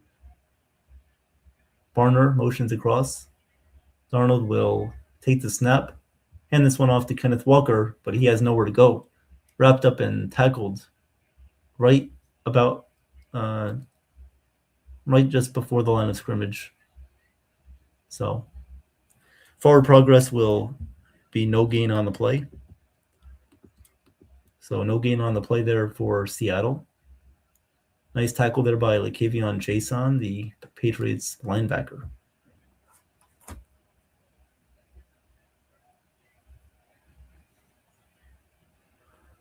Second and 11, Darnold takes the snap, looking, and he just throws this one in the dirt. Nobody open. So 3rd and 11.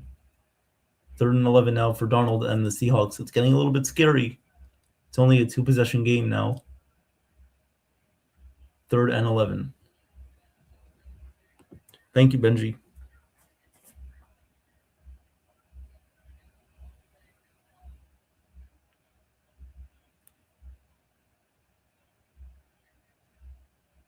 So 3rd down and long now for Seattle. 11 minutes left to go in the fourth quarter.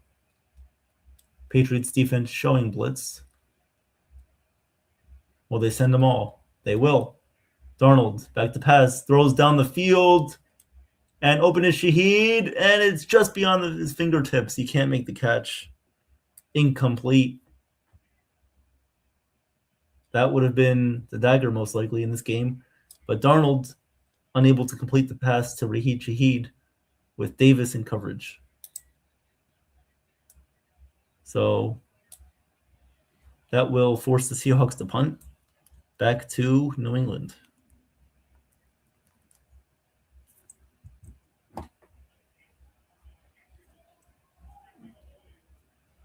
Here comes the punt. It is in the air. And the ball will be rolled on and near the 1 yard line, near the 2 yard line. And the Seahawks will down this football right near the 1 yard line. Right near the 1 yard line for the Patriots. They will start on their own 1. If you're this Patriot returner, you have to at least attempt to fair catch it. You can't let that ball bounce. That was a great punt by the Seahawks kicker. Special teams making a difference in this game right now. The Seahawks punter has been incredible this whole game, causing the Patriots to be backed up in their own end.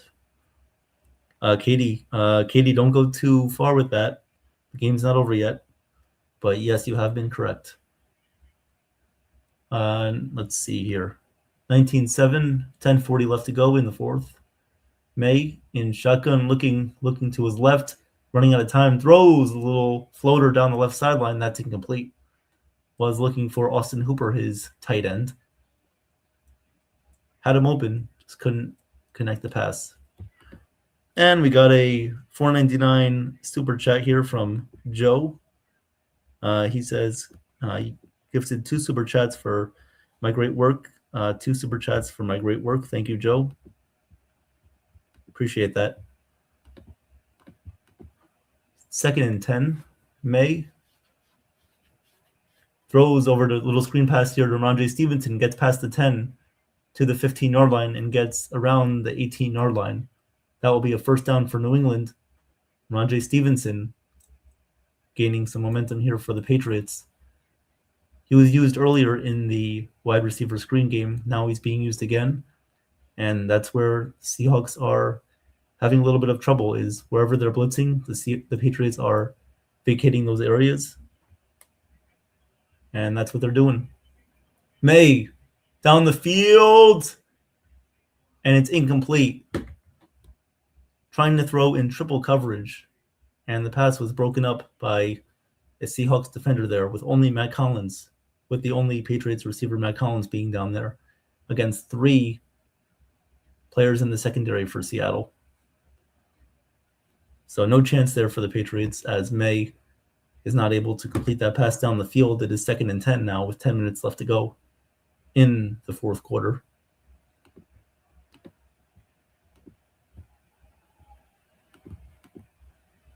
Ten minutes left to go. May has it looking to his left, fires, and that's caught by Hunter Henry, but it's only for about a gain of 3 up to the 20-yard line. So 3rd down now coming up for the Patriots.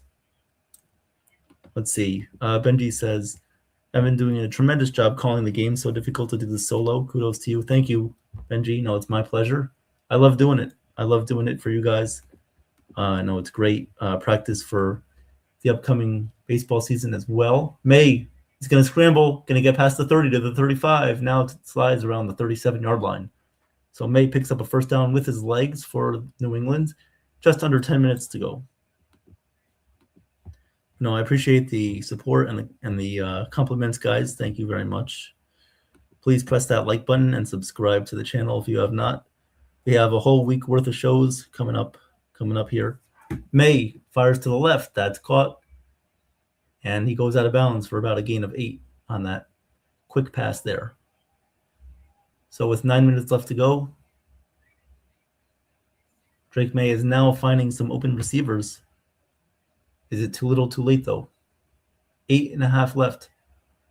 Drake May near midfield has time, facing pressure, stepping up, throws down the field, and it's intercepted. Intercepted by Julian Love, one of my favorite players on the Giants when he was with us. Gets the interception there and returns it past midfield into Patriots territory. And guys, that might just about do it. That might just about do it for this one.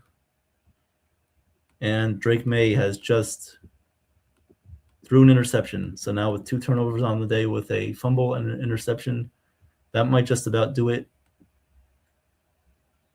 Let's see what happened on this play. May was trying to step up and just miscommunication there with his receiver. I don't even know who that was. Number 18 on the Patriots was running kind of like a deep slant. And Julian Love gets his first interception in a Super Bowl.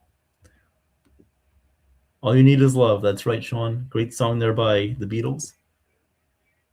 Stafford was the clear MVP. Yep, Benji, you're right.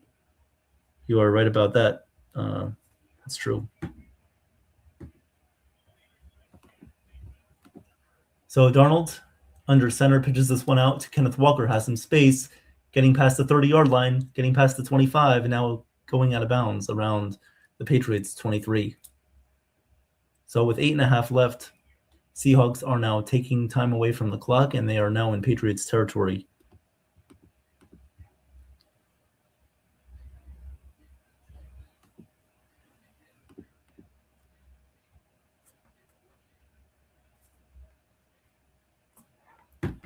Eight minutes left to go in the fourth.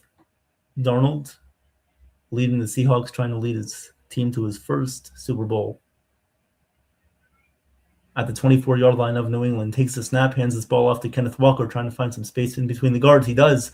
He gets past the 20, past the 15, and to around the Patriots' 14-yard line. We'll see where they mark it. It's very close to a first down. We'll see where they mark this to see if it's very close to a first down.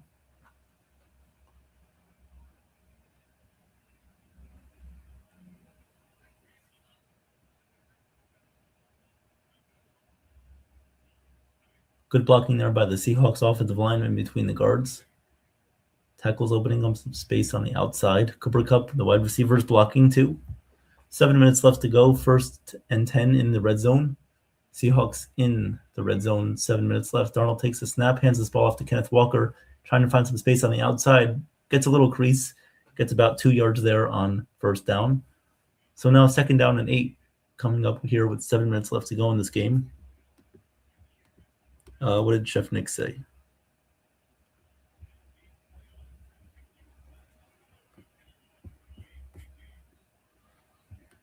Okay.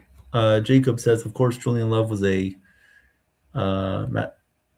a critical play in the Super Bowl. Yeah, Jacob, but we have to feel happy for him. He's not like Saquon where he just decided to leave, without getting, the best offer. He was getting, he was trying to get the best offer from the Giants. It's just Joe Sheen wouldn't give him the offer that he was looking for. Handoff here to Kenneth Walker. Tries to find some space, gets to the outside, but only gains about 1 yard on 2nd down. So now with 6:12 left to go in this game, 3rd down for Seattle, just winding down the clock. Winding down the clock now with 6 minutes left to go in this game. Drake May looking at the iPad.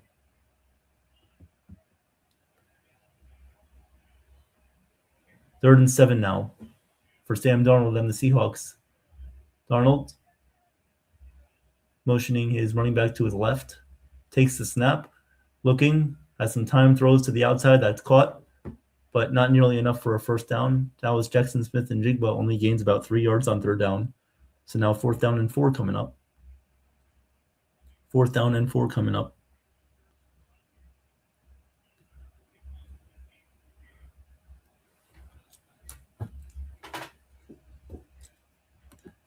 Damon says he's not upset. He didn't think the Patriots would even make the Super Bowl.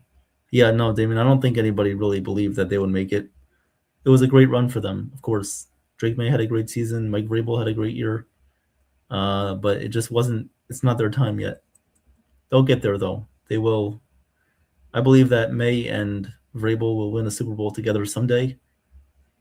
Just not today. But, I mean, come on. You have to admit that you had a really fun season. You got to admit that the Patriots had a great season, and I think their fans can say that it was a great season, even though they came up a little bit short in this one. So here comes the 5th field goal kick by Jason Myers. 26-yard field goal is up and good. So the Seahawks now extend their lead to 22-7.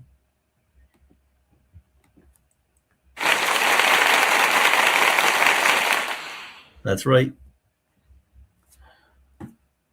22-7.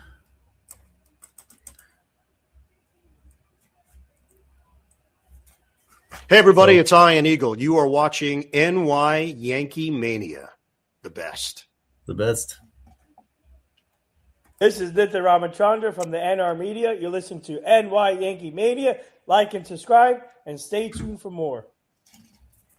Hello, everyone. My name is Eugenia Kuzmina. I am an actor, comedian, fashion model, and a writer. And I'm really excited to be here today on NY Yankee Mania with Joel. And I can't pronounce your last name, but you have to learn me. And I know it's from Sicilian Mafia. I'm Kayla Welsh, and you're watching NY Yankee Mania. Ladies and gentlemen, allow me to introduce myself or reintroduce myself. My name is Chef Nick. I am here for you. This is NY Yankee Mania, NY Mania for the entertainment purposes. Please smash, like, punch, stomp, jump on the like button, subscribe, share. Please do any domestic violence as you can in a polite way. You guys are the savages in the NY Yankee Mania. I am your chef to your savage to your cabbage. I will shred you like coleslaw. Let's do this. You guys are my rock stars. You guys are my chefs. I love you all. Let's rock on. We got this, baby. Chefs. I'm Marnie Schneider. I'm the author of Football Freddy and Fumble the Dog, Game Day in the USA, and also the author of Baseball Billy and Bunt the Dog, Game Day with the New York Yankees. And I am so excited to be part of the New York Yankee Mania show. Thanks, everyone. Hello, everybody. This is Bip Roberts, former Major League ball player, and you're watching New York Yankee Mania. Enjoy. What a great show. Hey, everybody. It's Jason from NY Yankee Mania. Please like, share, subscribe. Only great things to come. And everybody, please join the fun because you're not going to want to miss out on this ride.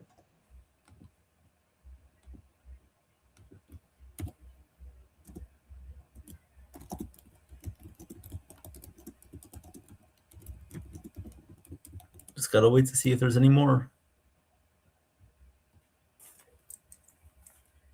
You never know with Joe. He could always pull out whatever stops he wants.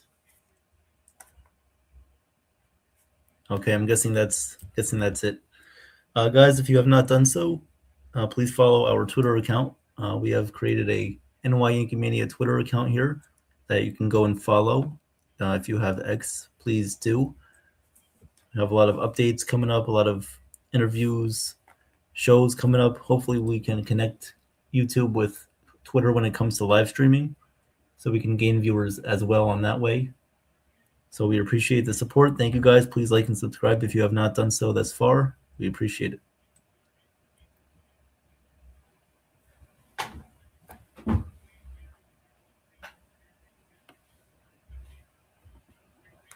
All right.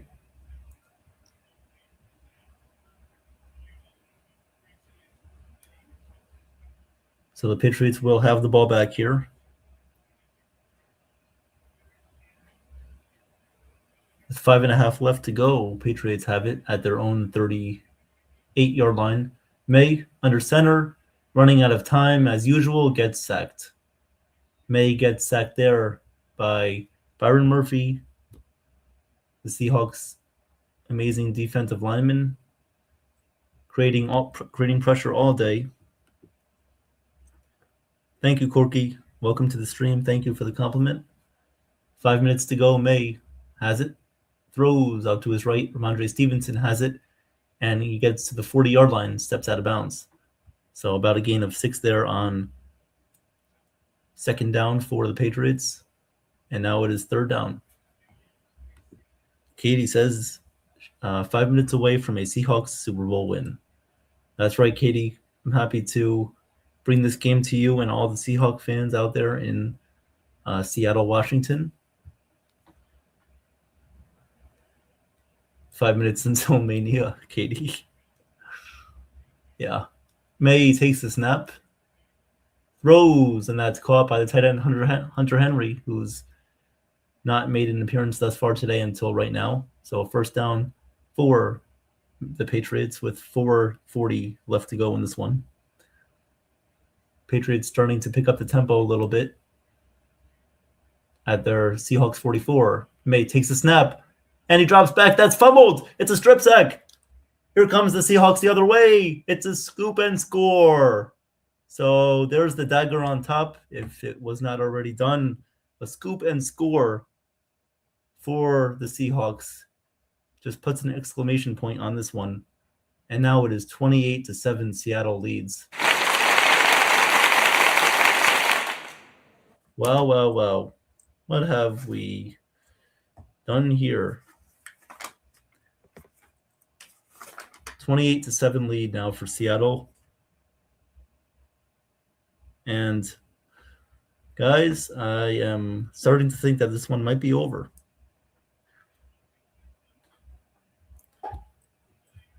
That is game, guys. That might be the game.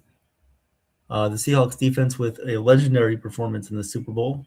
Probably the best defensive game I have seen out of a team in a Super Bowl since that Patriots-Rams game in 2018. 28-7. Here comes the extra point by Myers, who's been perfect on the day. It's up and good. So the Seahawks take a 29-7 lead. 29-7 lead. And Admiral Mighty Buffoon, thank you for joining us. He says, game over, Pats got smoked. They did. Drake May has been bad all day. No other way to put it. Not recognizing coverages, getting the ball out late. And the Patriots offensive line has not performed well at all in this one. The Seahawks defense has been electric all day today. Devon Witherspoon, again, making an impact. He has been incredible in today's game for Seattle. Just absolutely incredible. Getting pressure all day. Sacking May when necessary. Getting, blitzing the quarterback too. It's been an outright disaster for New England all day.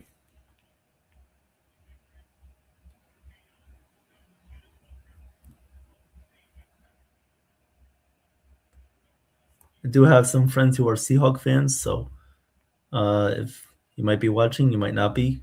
So congratulations to you guys for winning the Super Bowl. It's must be a great feeling, as I have experienced it before. Congrats to you. Sean says best defensive performance in a Super Bowl was Super Bowl 35 Ravens, 2000 defense. I think that was against the Giants, right? Yeah, 35-7 over the Giants, right? Okay. Yeah. Michael says Seattle 29, Carolina May 7. Yeah. It's like a college football team. It really is, with the way that they're playing in this game. The Seahawks have made them look silly.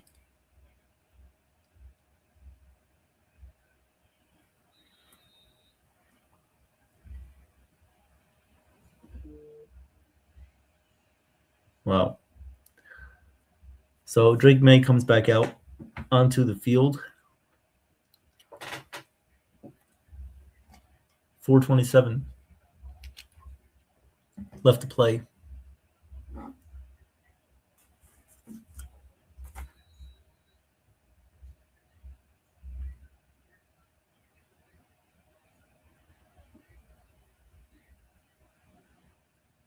Here's May, takes the snap, throws on the slant pattern here to Demario Douglas, who cuts back upfield and gets a Patriots first down. So 4 minutes left to go in this one. May fires over the middle of the field. That's caught. That is caught again by Douglas, who gets a gain of 8 on first down. Patriots go in tempo here on offense. 29-7 Seahawks lead with 3:50 left to go. 2nd and 2. May takes the snap. Looking down the field, has time, throws over to Austin Hooper, the backup tight end. He gets a first down. Gets about 4 yards past the line of scrimmage. Gets out of bounds. Chef Nick, anyone have ever been to the famous Pike Place Market in Seattle? Nope. What do they have, Chef? I'm assuming everything. Mainly maybe seafood there, because a lot of good markets have seafood. Here's Drake May in the pocket, now stepping up, scrambling, and now just slides down around the Seahawks 42-yard line. But there is a flag on the play with 3:36. 3:36 left in this game. Flag on the play. And it is a holding penalty on the Patriots. So holding on the Patriots, that is on the center, Garrett Bradbury. commits a holding penalty, and they will move back about 10 yards. Yep. Thank you, Nathan. Congratulations to the Seahawks on winning another Super Bowl in their luxurious history. Congratulations to them. Well-deserved Super Bowl. Last couple of years have been pretty uncompetitive, I would say. Last year, of course, with the Eagles and the Chiefs, and now this year with Seattle and New England. May in shotgun drops back, has time, looking, now just throws a screen pass over to Stevenson, past the 50 to the 45, gets out of bounds around the Seattle 44-yard line with 3:28 left. John Schneider, the president of football operations, general manager of the Seahawks, assembled his Super Bowl winning roster, and now he has done it. He has done it. Here is May, drops back, throws over the middle of the field. That's caught by Henry.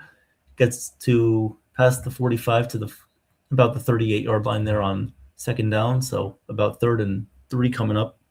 Joe says the Dodgers of football. Yeah. I mean, that could be the Chiefs too. Depends like what time, you want to look at that. May throws down the field. That's caught by Stephon Diggs, who gets a first down now in the red zone. 2:43 left to go.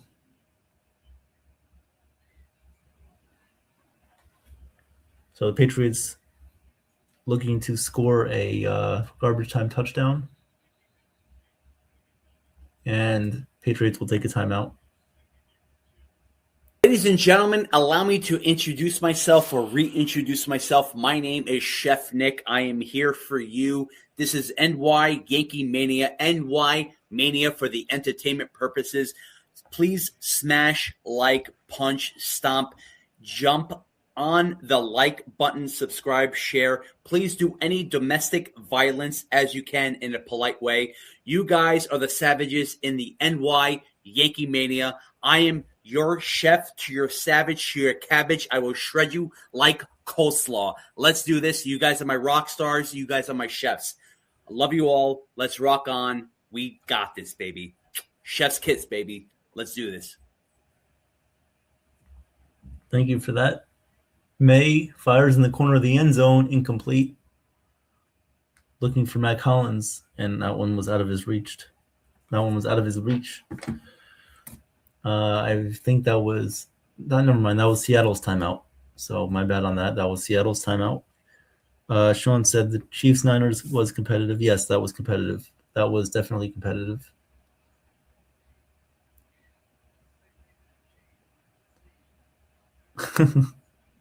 Chef Nick says he's tired of this guy. I don't know who that guy is, Chef. I don't know who that is. You gotta let me know. Drake May throws, and that's caught by Stevenson. Little no-look pass by Drake May, and Stevenson gets into the end zone for a Patriots touchdown. So if there's any hope alive still for the Patriots, they'll have to convert this 2-point conversion. How did Stevenson hang on to that? It literally was by his fingertips, right near his shoelaces, and he was able to hold on just before the ball hit the ground, hit the field. Wow. Great hand-eye coordination there by Stevenson. So the Patriots will go for 2 to try to make this a 14-point game to have any hope left of a comeback. Here comes the 2-point conversion from the 3-yard line. May in shotgun. Stevenson lined up to his left. Takes a snap. Looking. Can't find anybody. Throws in the back of the end zone, and that's incomplete. Looking for Hunter Henry in the back of the end zone, and incomplete. So Seattle will take over up by 16 points, 29-13, as we have 2 injured players now on the field. Seahawk and a Patriot. Hunter Henry is able to get up on his feet, but the Seahawk player, Kobe Bryant, not the basketball player, the football player, is injured on the field.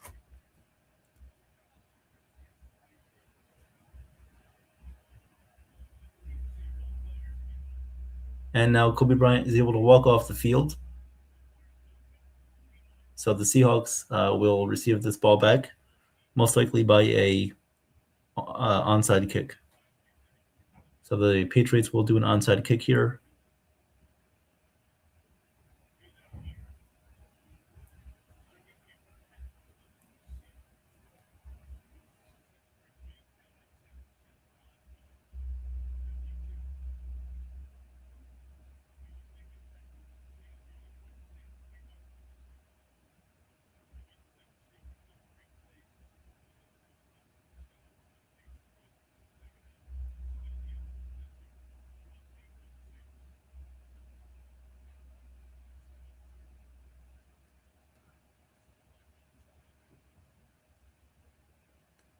All right, onside kick here for New England. Next year, the Super Bowl will be in SoFi Stadium in LA. Looking forward to that. Maybe we can make our way there. Get to go there in person. That would be fun. So here comes the onside kick here for Patriots. Looks kind of like a squib kick. And now Seattle will take a timeout. Can we just go on with this, please?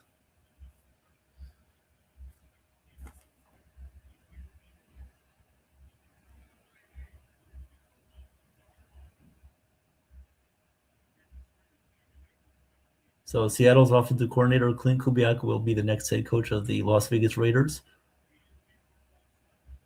Hey, the Seahawks special teams coordinator is Jay Harbaugh, who is the other son of Jack Harbaugh, part of the Harbaugh family. So special shout out to Mike McDonald, too, the head coach of the Seattle Seahawks, coming from the John Harbaugh tree, as he was the defensive coordinator for the Ravens from 2022 and 2023, and then became Seattle's head coach. So congratulations to him. Here comes the onside kick. Seahawks recover, and that will just about do it. The Patriots have 2 timeouts left, but they're down by 2 possessions. Down by 16 with 2:20 left. Technically, the 2-minute warning does count as a timeout for them, so they're going to have to get a 3-and-out very quickly. But then they'll just have to get another onside kick if they score a touchdown, and it's nearly impossible for them to come back. So Seahawks fans can breathe a little bit better now that they have recovered this onside kick. 2:20 left to go. Sam Darnold, 2 minutes away from winning a Super Bowl, getting a ring. Darnold in under center now in the I formation, takes the snap, hands off to Kenneth Walker, finding space on the outside, and he smartly falls down inbounds. Inbounds, so the clock keeps moving here with 2:14 left to go. They are stirring the Gatorade. They are, Sean, getting the Gatorade ready.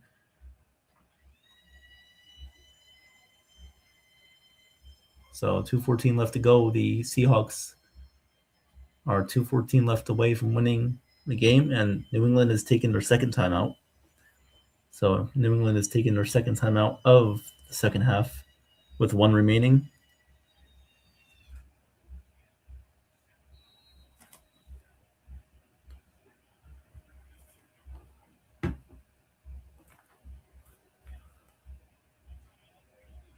So Darnold in the I formation takes the snap and fakes the handoff. I think that should have been no, that was a bad design there.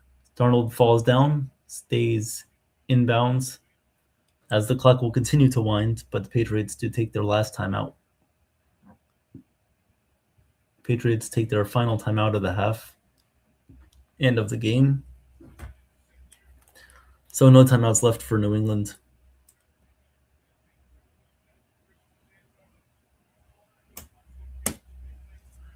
(29-13) Seattle leads with 2 minutes left to go. No more timeouts for either team. So the next play will bring us to the 2-minute warning, and then we will conclude with the last 2 minutes.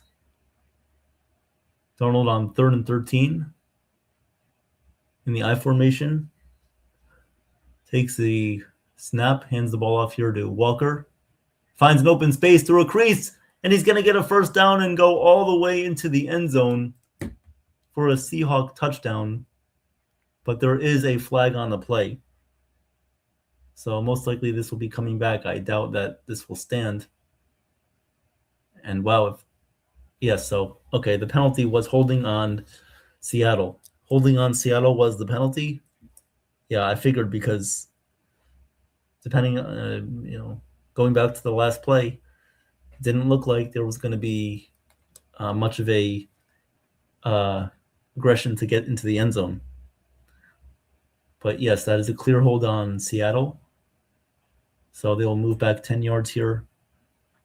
Maybe the Patriots will just no, they're not going to decline it. They'll just accept the penalty. Seahawks will move back 10 yards.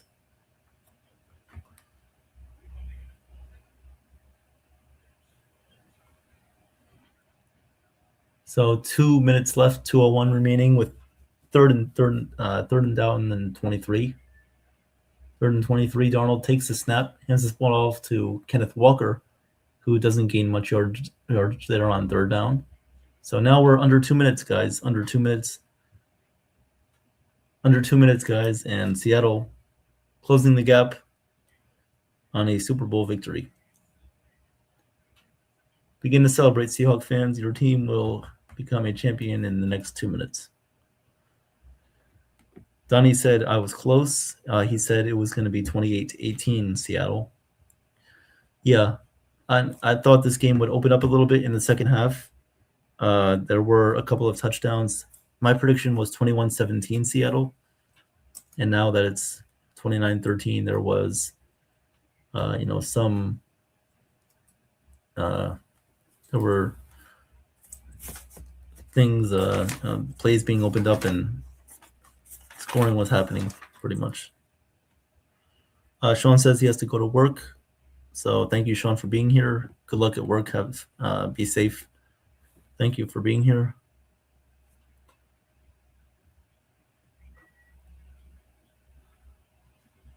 Let's do our final ad read of the night. This break in the action is brought to you by Page Laundromat under new management, a friendly staff at 240 Page Avenue at Staten Island, New York. And hey fans, make your Disney dream come true. As a trusted Disney Universal vacation planner, Lauren will help you plan an unforgettable vacation tailored to your family needs and budget. Contact Lauren today at elnegerval at mickeystravels.com, at elnegerval at mickeystravels.com, or call 1-609-491-3416, 1-609-491-3416. You'll be glad you did. Tell Lauren that NY Yankee Mania sent you. Tony says Drake May will learn, especially playing in the Super Bowl. Yep, he will learn from this and get better. Yep, congratulations to Katie. Congratulations to Katie. Seahawks gonna win this one for you. So congratulations on that. Very well deserved. Very good year for Seattle. There was a reason why they were the number 1 seed coming into the playoffs. You deserve all the celebration you want tonight.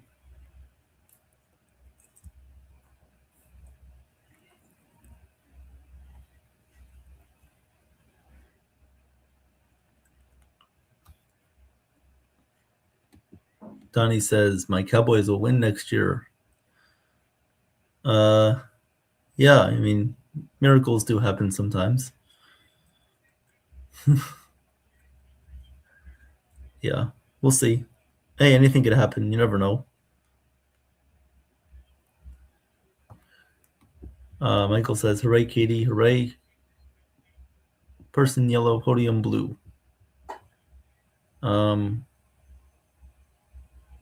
Chef Nick says, Houston Oilers for next year, my prediction. Yep, Houston Oilers.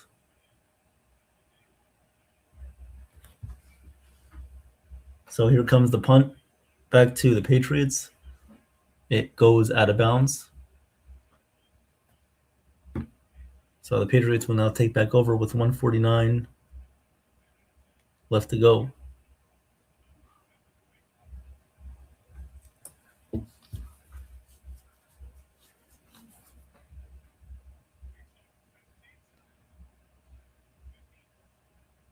So good punt there. The Seahawks special teams has been amazing all night. Big part in why they have won this game, especially early on when it was 3-0.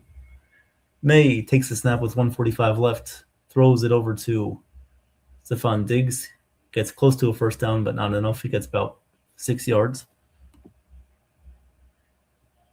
2nd and 4. May takes the snap, looks, fires to his left. That's caught by Austin Hooper for a first down. Gain of about 5 on the play. 1:20 left to go. Clock is rolling. No timeouts left for either team. If the Cowboys resign Pickens, best offense in the NFL. Yeah, I agree. May throws, caught. First down for Mac Hollins. First down for the Patriots. 1 minute left to go. 1 minute left.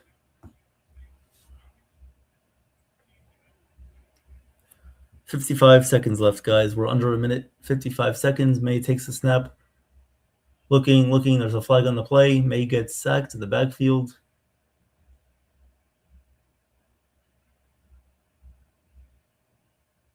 And what's the penalty? It's going to be offsides on Seattle. So the Patriots will move up 5 yards on an offsides penalty. 47 seconds.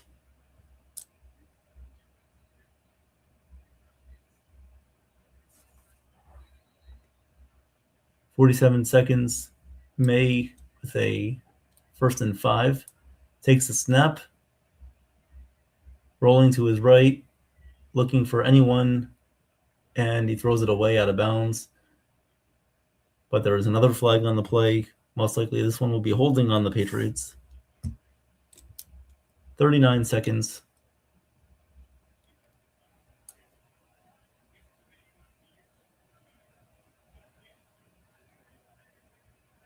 And the penalty is going to be illegal use of hands to the face on Seattle. That's on number 27, Tariq Woolen. So that's on number 27, Tariq Woolen is committed of the penalty there.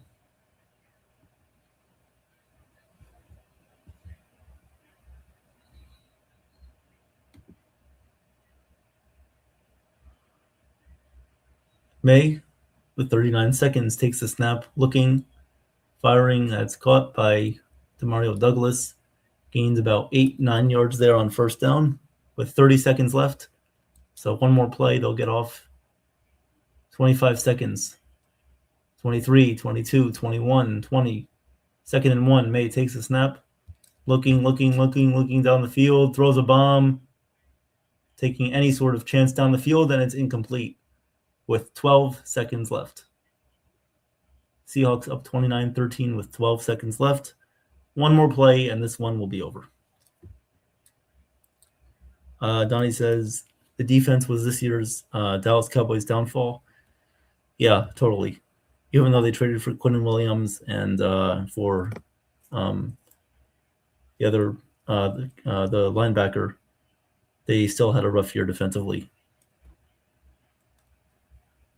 May takes the snap with 10 seconds left, throws a little screen pass to Travion Henderson, gets a first down past the 50, 45-40, 45-40 to the 35, and now the 30, and 1-0. It is over. Super Bowl 60 has concluded. Congratulations to the Seattle Seahawks. They win they win Super Bowl 60 by a final score of 29-13. And congratulations to the Seahawks and their fans. Great performance today by them. And that's it. That's it for the NFL season, guys. A winner has been crowned, and now we are moving on to the baseball season. So congratulations to the Seattle Seahawks and their fans, especially Katie, for always being here. You are well deserving of a championship, and they got one. Let's hope the Yankees are next. And that will do it. So the 2025 NFL season has concluded. Seahawks are your winners. How you doing? Great. Great job, man. Great job. Fantastic. Thank you. Want to thank everybody. Wow. This was an amazing stream. To do a Super Bowl basically by himself was amazing enough. And we can't say, wow. Just, the game picked up a little bit in the second half. But Evan made it comfortable in the first half. It was boring, and he was not boring. He poured it out, and it showed in the numbers. It showed everybody was staying here. Nobody was sleeping. Everybody was up and around, and can't thank you people enough. This was great.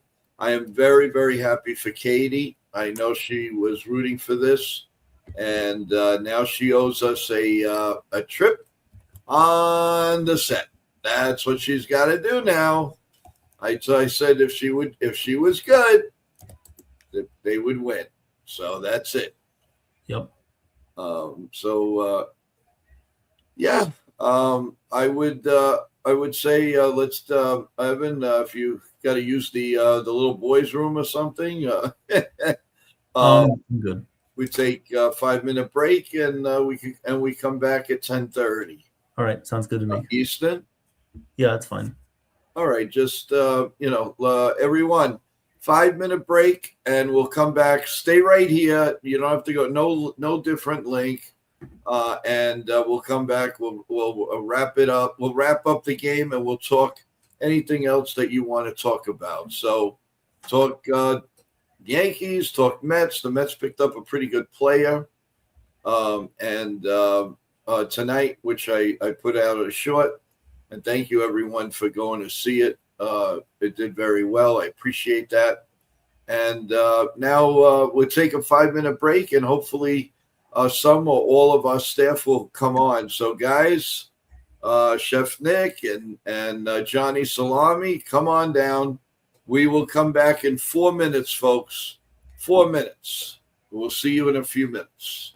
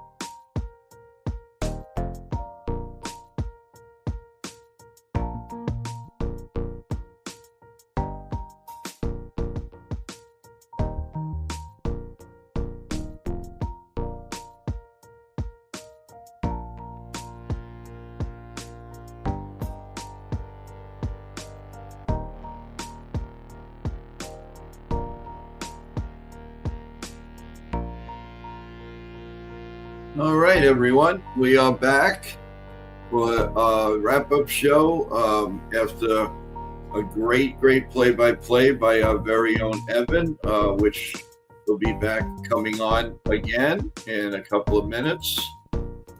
And thank you for a little bit of music. Kept us going a little bit. So how is everybody tonight? Thank you so much for the support. Thank you for subbing, people. We really appreciate it. We got a few subs tonight as we ever get closer to that 1,000 mark, which we're looking to do by, Yankee opening day. So many things happening. Tomorrow we come back to the morning show at 9:30 a.m. We haven't done that in about almost a week. So we're looking forward to that. And a lot of shows are coming up this week. Of course, Thursday, Chef Nick will be interviewing yours truly, and at 7 o'clock, and then at 8 o'clock, we're going to have the a really good Valentine's show, what you can make it for all different kinds of menus for your loved ones. We really appreciate it, and Caterina Michio will be on. Also, and myself, and of course Chef Nick, and you never know, maybe another surprise or two. We're also going to be having a membership show very, very shortly. Everyone, we're going to be doing that soon.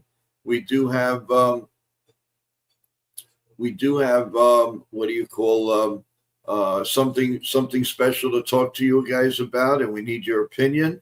So once we do that, we're going to let you know the day that we're going to have the stream. So hang in there, everyone. And as we're ready to bring back the star of the football game, and that is Evan. And also the other star of a Met fan is Jason. How you doing, Jason? Doing well. I just want to say a few words real quick, if you guys don't mind. Go ahead. So first of all, Patriots fans, you guys had a great season. Damon, if you're listening, great season for your Patriots. Mike Vrabel, Drake May, you guys will be back.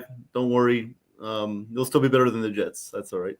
We're better than the Jets. What does that mean? I'm just kidding. You know what it means. Don't get me started. You know what it means. I know.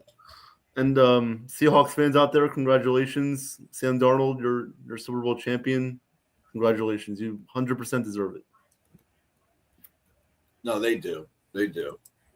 Evan, a couple of words about the game before we do a couple other things. Yeah. So this game was a really fun game to call, even though it was a little bit boring in the first half. You can pretty much characterize boring by however you want, but in my eyes, it was a great defensive battle in the first half, and things opened up in the second half. But overall, I don't think Patriots fans should be disappointed. They came back from a terrible season last year, first season with a sophomore season quarterback and a second-time head coach, and Mike Vrabel. And they did an excellent job getting all the way to this game. The Seahawks, I honestly didn't expect them to make it to the Super Bowl this season, but they proved everybody wrong. They were the 1 seed for the reason. Dominated the 49ers, dominated the LA Rams. So congrats to them. And overall, the football season was a good success this year. I had fun calling some games on the channel and looking forward to doing more in the future.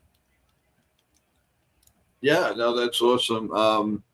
We are now 3 days away from the Yankees opening up in Tampa, Florida. A lot of the Yankees are there now, actually. So we're getting there. That's the beauty of the when we say goodbye to the Super Bowl. The next day usually is 2 or 3 days away, and who knows, we may get some Yankee news very soon too. So stand by for that. The Mets made a nice, quiet pickup tonight, Jason. I want to get your feelings on it. I mean, I've seen this guy play, Mr. Melendez, and he is a speedster. He can play the outfield. He can lead off. So it's pretty funny. The Mets have 2 leadoff hitters. The Yankees don't have one, technically. And I thought it was a nice under the radar for $1.5 million. I thought they did a good job with him. What are your feelings as a Mets fan? Yeah, no, I definitely like the pickup. Provides another outfield option. He could be like a 4th, 5th outfielder kind of platoon guy that you could put into in like a late game situation or in like any type of situation that you need an extra outfielder. He's got good speed. I watched his 2024 highlights today. He has some power in that bat. He could definitely hit the ball definitely further than people think. So he's got pop, he's got speed. He provides versatility in the outfield. He can do a little bit of everything. So I'm pretty excited about the pickup. Yeah, I really thought it was an under the radar trade. Evan, how about you? How do you feel about that trade? Oh, and I think it's a good move for the Mets. They needed some more versatile players on their roster. I feel like another player with speed to go with Lindor, Bichette, and Soto. So he fits well in their lineup. I think he could do well with some of the surrounding pieces that they have. And no, I like it. I like it for them. I think he's only a lefty, right? He's not a switch hitter. Yeah, no, he's a lefty. He's just a lefty. Yeah. Okay. Yeah, he's a lefty, but he's a very good, exciting player. I'm surprised Kansas City just let him. They didn't bother. At $1.5 million, that's a bargain. Yep. I think he's a real good bargain. That's a very, very good pickup for the Mets. Yeah, they have the Mets done enough offensively with all the people that Jason. It's really directed to you because you're the Met aficionado here. Really, no offense, Evan, but I'm just saying, how do you replace Alonso? Let's see, the left fielder, Nimmo, and Jeff McNeil left also. So the team is a little different. It's going to look a lot different. I know they picked up Robert Jr., but I don't know. I don't necessarily know if he's really the way he's been playing. If he's a big update from Nimmo. What are your thoughts on that? Yeah, I think that if Robert can just be if he could just not be useless in the outfield, if he could just be a good, at least an average defender, I think that it'll work out well with the Mets. I mean, I think his batting average is around 190, 195-ish. But honestly, if he could just contribute in the outfield and just provide some good defense, then I think that it will be a good trade for the Mets. Yeah, Donnie Clark is saying Marcus Semien. You got to remember, the man's 36, 37 years old now. Yeah, he is on the older side. He is on the older side, and he's definitely downgrading. The one thing that maybe with Mendez, they got a little better defensively, but the Mets are really short on defense. Yeah, that's true. And with Robert, yes, but the problem is Robert going to stay healthy? Mm-hmm. Is he going to hit enough? And the Mets defense is a lot to be desired.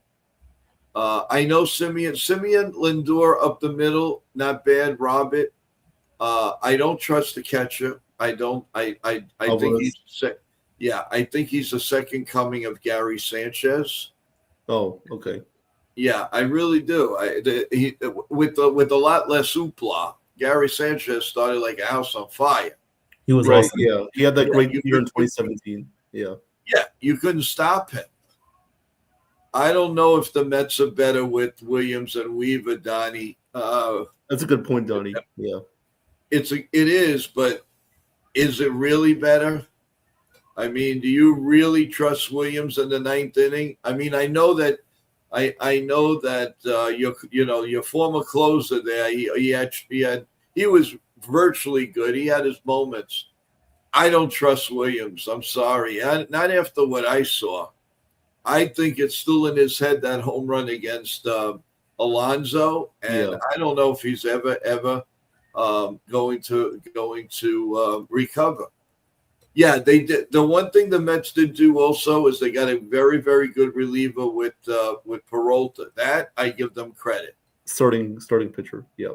Yeah. So no, I know, Donnie. I know you're a Yankee fan. I'm just saying. I'm not saying anything. I'm just thinking that we saw Williams and Weaver a full year, and trust me, it wasn't roses. It was a hard. Weaver really, really cost us the division. He regressed. Wow. There's no question about it. He had guys. You got to remember, he had a 10 ERA for most of the season. 10. Wow, was that high? 10? Yeah, he had a 10 for a few months. I thought it was like. And then he had a little spurt where he started striking people out in the middle, and he brought it down to like 5.75. But oh wow, that was a very, very check out if one of you can do that. Check out what he ended up in an ERA. I mean, unless he did terrific towards the end, which he was okay. He wasn't. I'm pretty sure it was a high ERA. It wasn't Mariano-like, that's for sure. But then again, who is? He had a 3.62 overall ERA last year. But so it went down. It went down. But the highest it was around like probably 7 or 8 at one point in the season. Yeah, Donnie's saying Holmes did better. Yeah, well, they put him in the rotation and they gave him a chance. The Yankees were not going to put him in the rotation. No way. Nope. No way. They were just not going to put Weaver in there. They learned their lesson with Jabba Chamberlain. Look what they did with that poor guy. If they would have left him in the bullpen and stopped with the Jabba rules and all of that crap, Jabba would have had some career in the bullpen for the New York Yankees. Trust me. And then different moves wouldn't have happened. They scrambled once they gave up on him. The Yankees struggled mightily, and then they went to get Chapman, and we all know that story. So are the Mets better? Yeah, but again, it's hard to replace Alonso, and the way the Mets handled Alonso, I think, was utterly stupidity. And if I was Alonso, when he retires and they want to put him into the let's say the Met Hall of Fame, I would definitely turn the other way. I'm sorry. I mean, he really got screwed. I'm sorry. Yeah, he should be playing first base for the Mets right now. All right. The replacements, he's okay, but he's no Alonso. I don't know about Polanco. I really don't know how he's going to do at first base. I think he's going to do fine. I think he's going to do good. Good. I think the problem is, do you have enough protection for Juan Soto? That's the key question. Is like, can these other guys like Simeon, Bichette, can these guys, like step up and really protect Soto as much as like last year? Because like Alonso in front of Soto hitting behind Soto last year, it felt like he had a lot of protection of behind him. Yeah, and so I don't know. I mean, there's a big difference from Alonso to Polanco. Yeah. So you're going to be very, very careful with Juan Soto this year.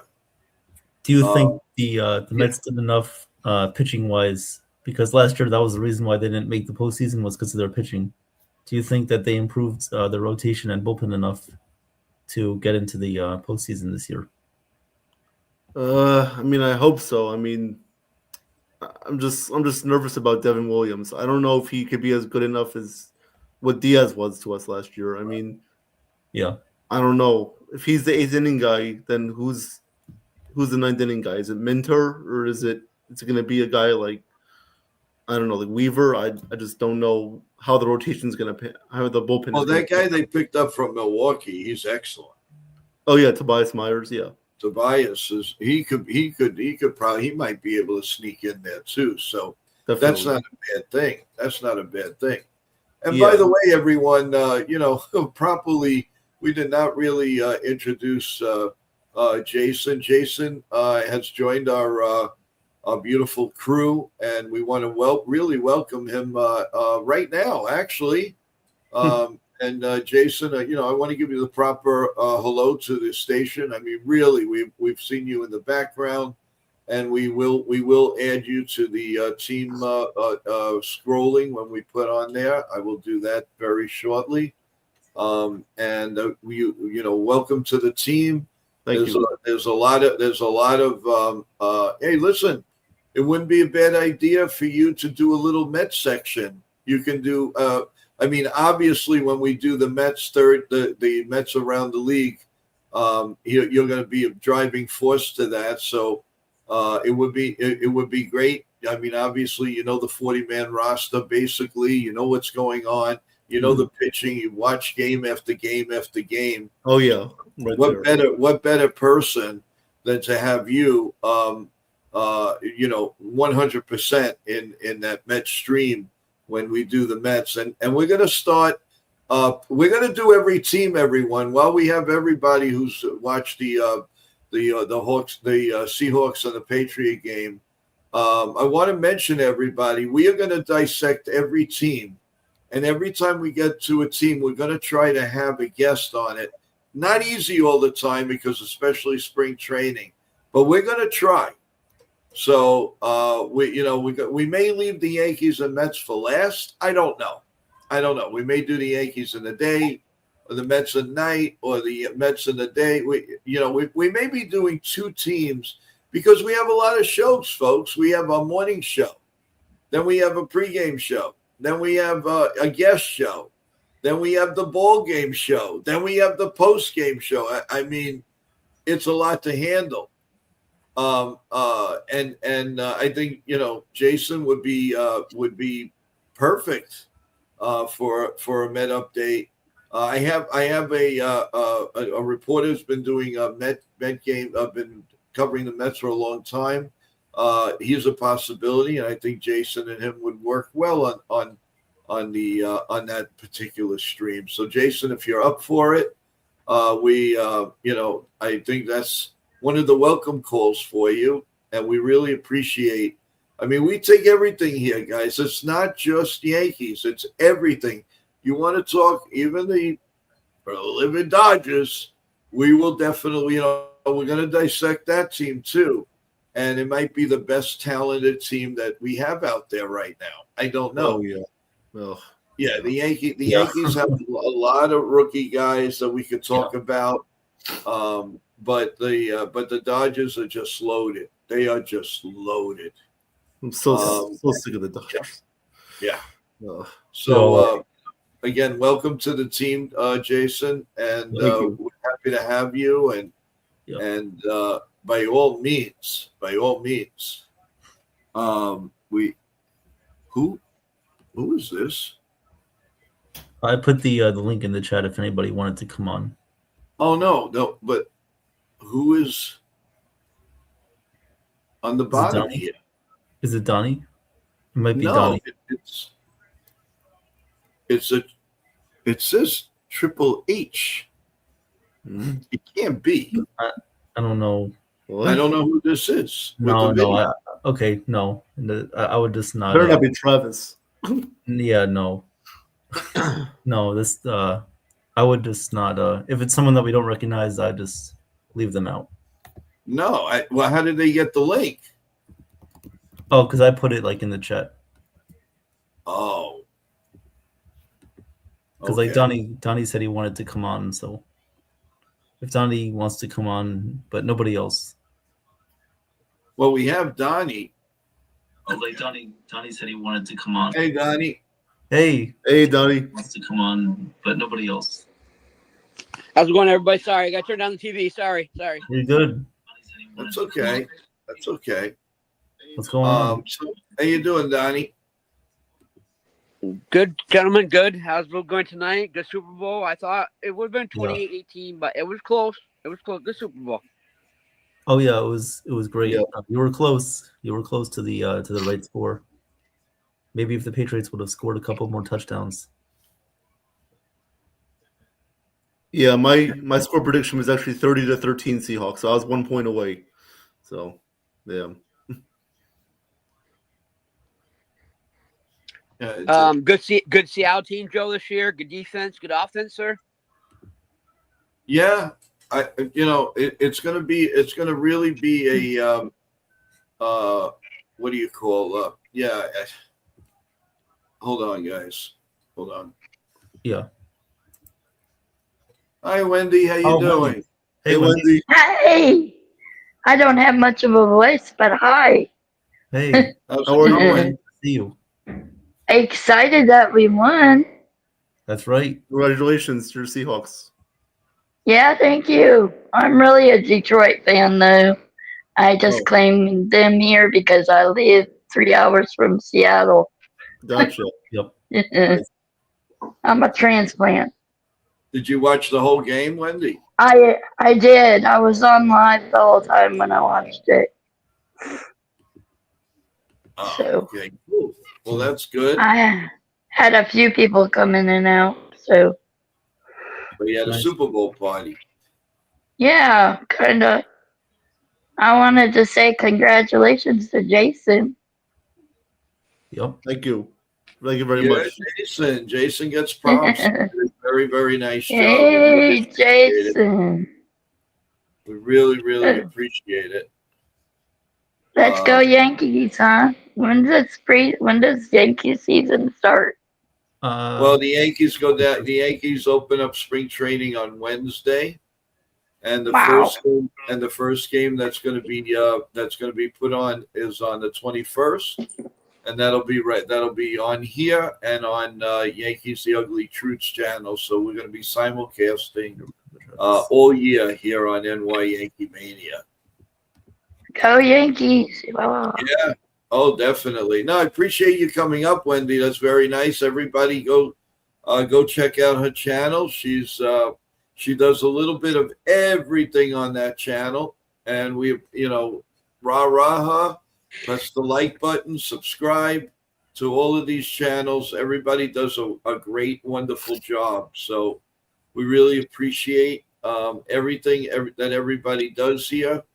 And it's been a very, very long day. I mean, we had the stream before the Super Bowl, then we had the Super Bowl, and now we have the wrap-up show. So a couple of more minutes, guys. I want to get to Donnie.